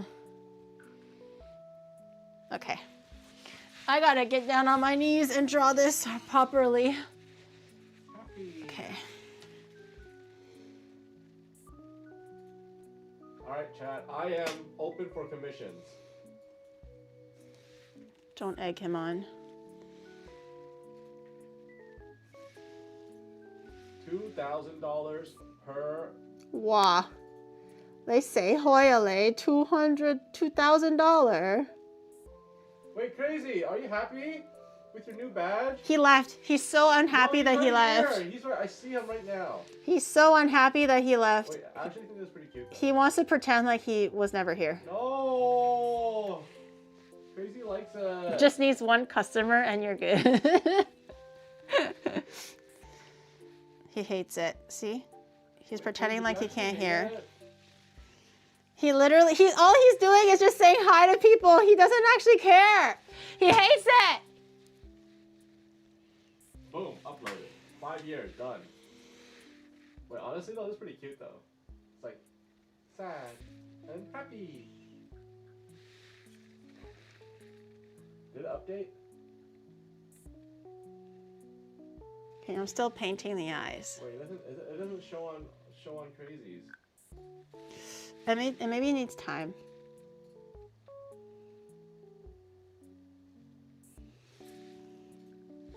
Kind of like how emotes need a day to get verified. Oh, man. Is my guess. Oh, and also the Wait, cute. the sad one is a little blurry. The sound one's a little blurry. Oh, because you didn't draw it in high res. No, because that's one with don't worry about it. It'll both be high res on some of the things. Why am I doubting that for a second? Oh my god, it's so cute. So they can't see it right now, right? It's later. Shadow's really vibing with his creation. Look. Ta-da! Wait, hold on. You can't see it. Wait. Guys, look. I did the face. Ready? 1, 2, 3. Ta-da! You can't quite see the stuff, like the cheeks and everything, because they're so similar in color. Oh, what is that? It's... What do you mean, what is that? It's Clefairy. Yeah, there you go. I thought Clefairies glow in the dark. Huh? They do. And then I'm gonna color the pink a little bit differently and make Clefable's wings. Oh wait, what? You can add a star? What? It's not a Gengar. You take that back right now. Also, this could make a good Gengar. This could be a good base for Gengar. I'm actually gonna, you know what? Now that I'm like here, let me dip into the red just a little bit and highlight the cheeks. Oh, my pom-pom is so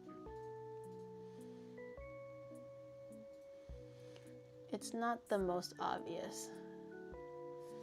So I'm gonna make it a little red. So at least on stream it looks a little bit more obvious. And then you're supposed to be able to just take the cheeks off for Clefable.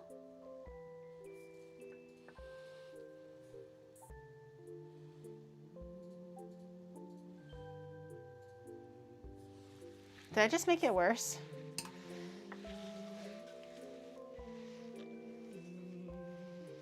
Oh my god, what the fuck? I wanted to help it! It was supposed to be, you can tell a little bit easier like this, right? I wanted to help it. Did I make it worse? I wanted to make it a little bit like, 画蛇添足 is what I did. I drew a snake and I tried to add feet onto it. Unnecessary is basically what it means. That's like a Chinese idiom. 画蛇添足. Damn it. Okay, I'm gonna color a little bit of the pink. You know what I'm gonna do actually for the wings? Because I want it to be like semi-detachable. I'm gonna actually make it out of foil. Maybe like, you know, Rice Krispies is a little bit better, but I think foil actually will work quite well. It's also a little bit more rigid. I'm gonna try to make like a few like shards, I guess, if that makes sense. Like flat shards and wrap it with fondant and see if I can like, right? That's the vibe, I think. How did I do it?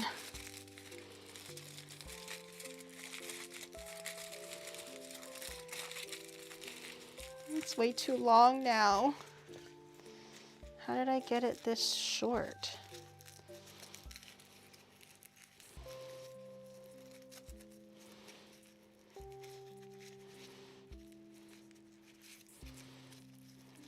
Hey chat, you guys like it, right? They hate it. They don't like the... Oh. They hate it.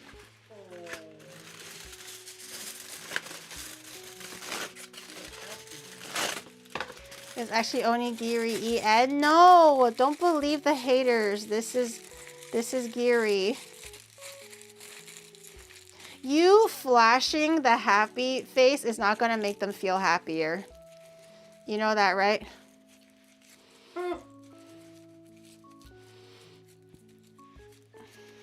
Okay, that's 3. I need 3 more to make the wings. You take that happy face off of me right now. I don't feel any sense of happiness. It's been many moons since I've last felt happy. You take that back.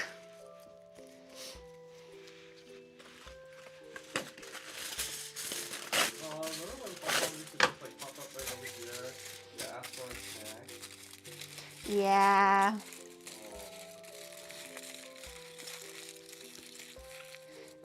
She'd jump up onto the...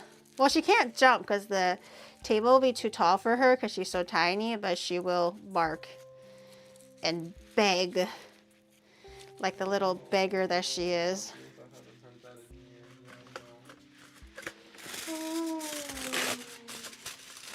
You guys have happiness? Not here. You're not going to find any from me, and you're not going to find any from Onimart. Happiness? What is that? Does it taste good? No one would know. No one would know.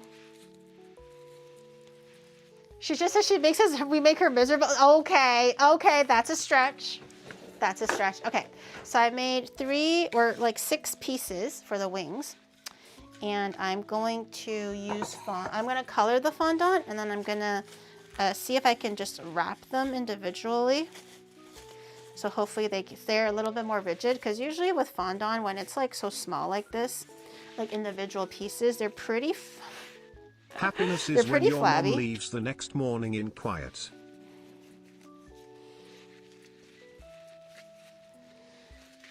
Excuse me?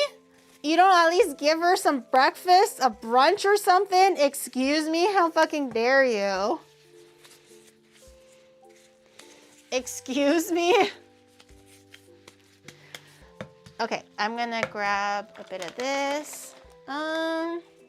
Actually, you know what? I was gonna roll it out, but maybe I don't need to. Maybe I can just grab a little bit, flatten it, and see if I can just cover it Happiness manually. is when your mom cooks us breakfast in the morning after. Okay, that's fair. That's fair. Because my mom would.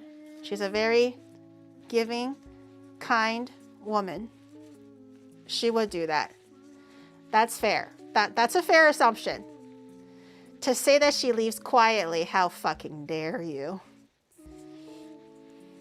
Okay, that looks okay. Oh, I forgot to color it. I knew it was too good to be true. I knew it was too good to be true. I was like, wait a minute, something doesn't feel right, but I couldn't quite pinpoint what it was, and I forgot to color the fucking thing. Okay, that's okay. That's okay. That's okay. We'll just rip off what we can, even though it's kind of sticky. That's okay. Okay, grab a little bit more pink, because it's a little bit darker. And then we're gonna mix it all in there. We'll see how it goes. She is giving all night. Okay, I know she has kind of the giving mentality.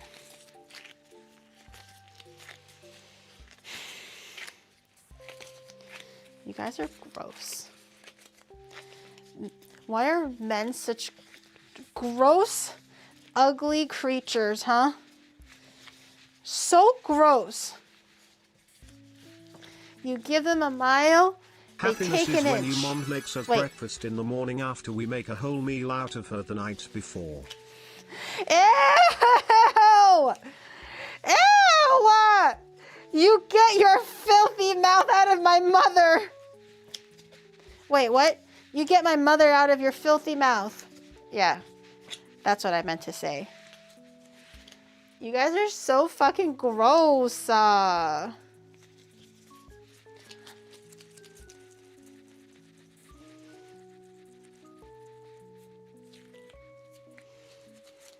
Works either way, really. I fucking hate you. I hate you. Okay, I don't know if this is too thick for fondant, but since I'm kind of manually doing this,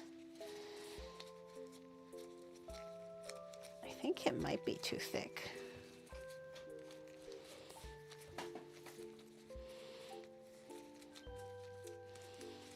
Okay. Okay, she's not much. I think I'll just use it to cover the front side. I'll grab a little bit less. Actually, hold on. Half? No, 5. Oh man, how do you separate this into 5? Fuck, I fucked up. 1. I just want to see.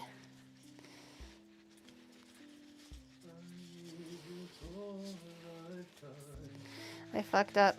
I wanted to see how many pieces I can, like how much fondant I have to make the wings. Okay. Okay, that's good. If we treat her mom right, she gets angry. If we treat her mom badly, she also gets angry. What do you want, Gary? I want you to just Not treat my mom, okay? Only I can treat your mom to dinner. Katsuki, thank you for 27 months. Thank you. Is that so hard? Only I'm allowed, okay?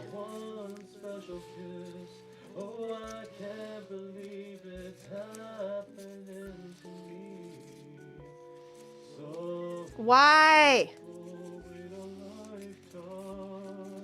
Why?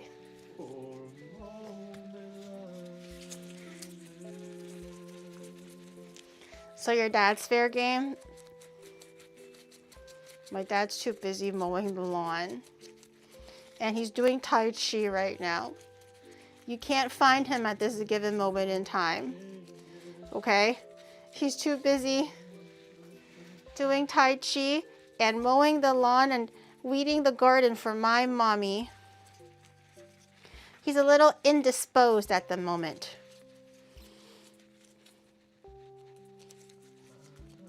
Indisposed. Okay. That's another piece. Your dad enjoys extra Xena time. You don't think he's watching Xena Warrior Princess by himself, do you? It's probably just for the nostalgia, right? You don't actually think that he's like, you know, watching Xena Warrior Princess. Like, trying to find like old, like, reruns of from somewhere. Trying to watch it on YouTube or something. You don't think he's doing that, is he?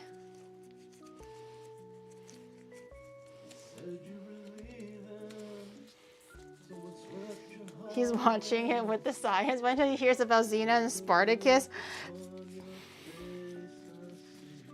No. You stay away from Lucretia. Okay? You stay away from Lucretia. Actually, how dare you? What you dad is watching while I am mowing your mom's lawn. Ew!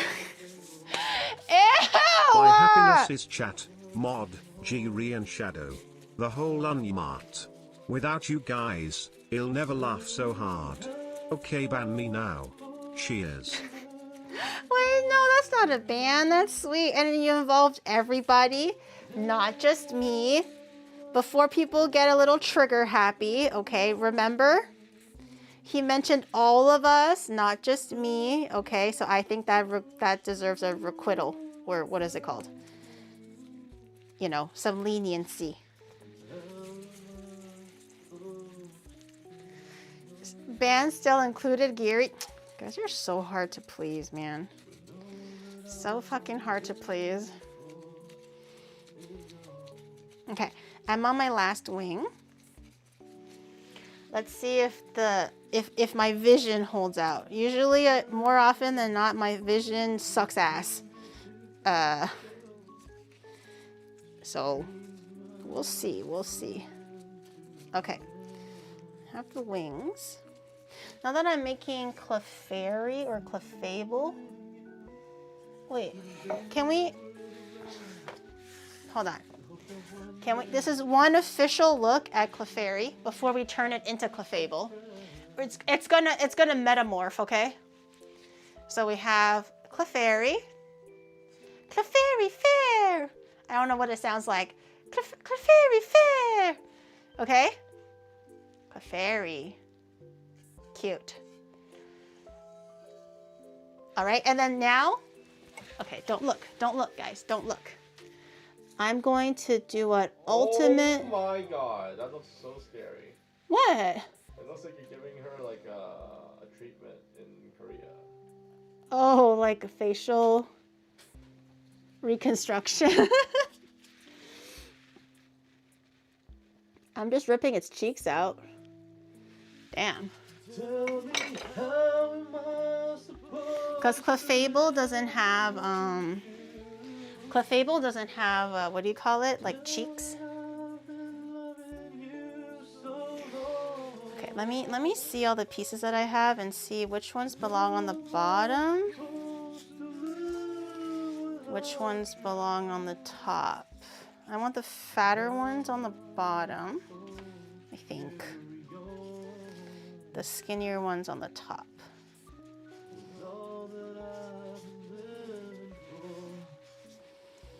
Okay.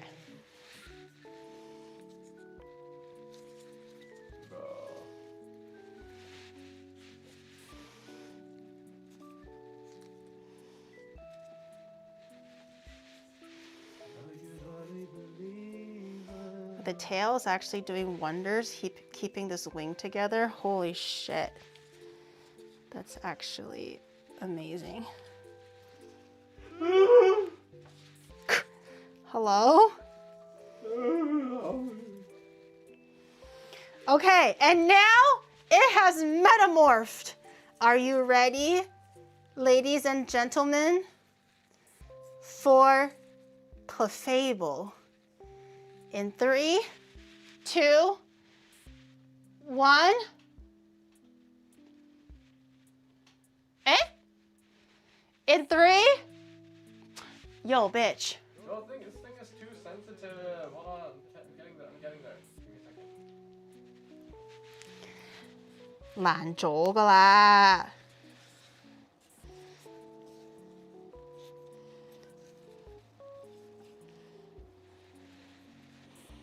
Oh shit, it touched its eyes. Okay, we're good. That may. Okay, it's very volatile right now because you took too long. No, it's not my fault. So, oh my god. It was so good. What happened? You actually took too long. It's too volatile.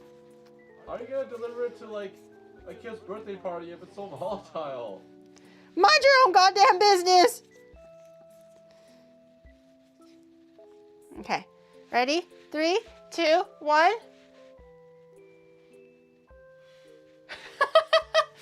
Clefairble Fair. Oh, it went from Clefairy Fair to Clefairble Fair. Cute, right? Hold on. What if I stuck a skewer into its body to keep the tail together? Chotomate. I didn't want to do it. Oh, I touched the eyes. Did I ruin it?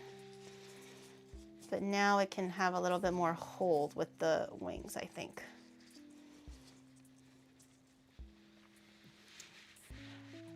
Clefairble Fair! Isn't it cute? Ignore the chopstick coming out of its tail. I think it's a cute little guy.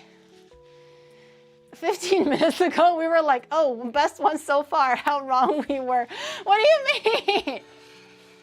What do you mean?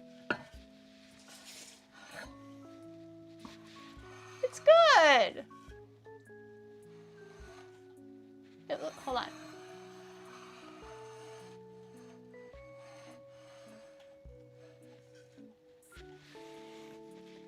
You literally can't tell who's who.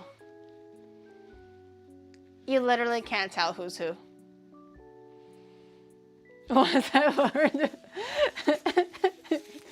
Nice Clefairble cosplay, Clefairy. It's the same.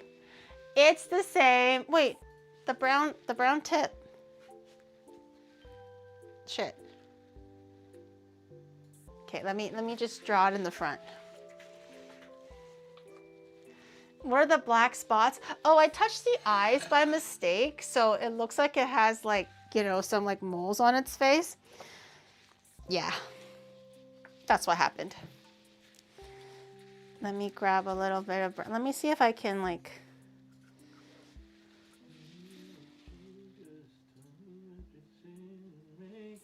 okay, that just looks like shit. Okay,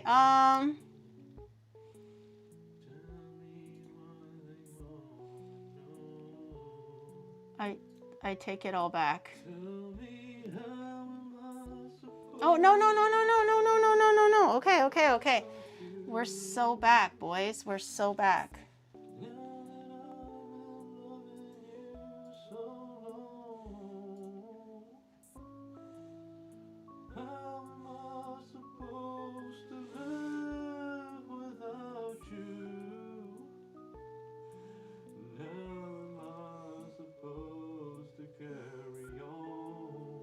Shadow's going through it right now.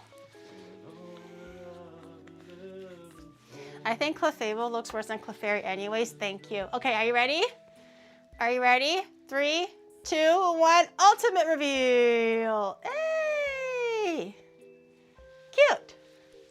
I painted on the ears because I forgot about the ears.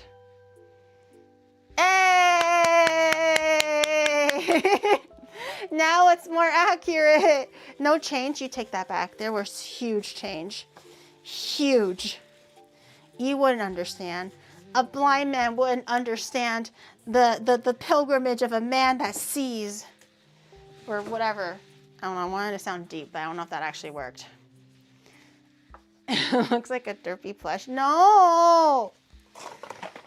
That is the truth. If someone made a Clefairy or Clefable plushie and looked exactly like that, I would be like, wow, I would buy it. I would spend like 26.78 yen on it. I think it's cute. No, it's not a Furby. Have you ever seen a Furby? Those things are monsters, okay?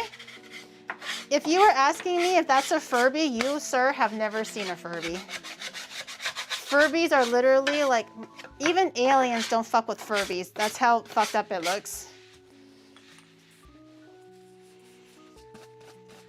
How much for this Clefable cake? $2,086.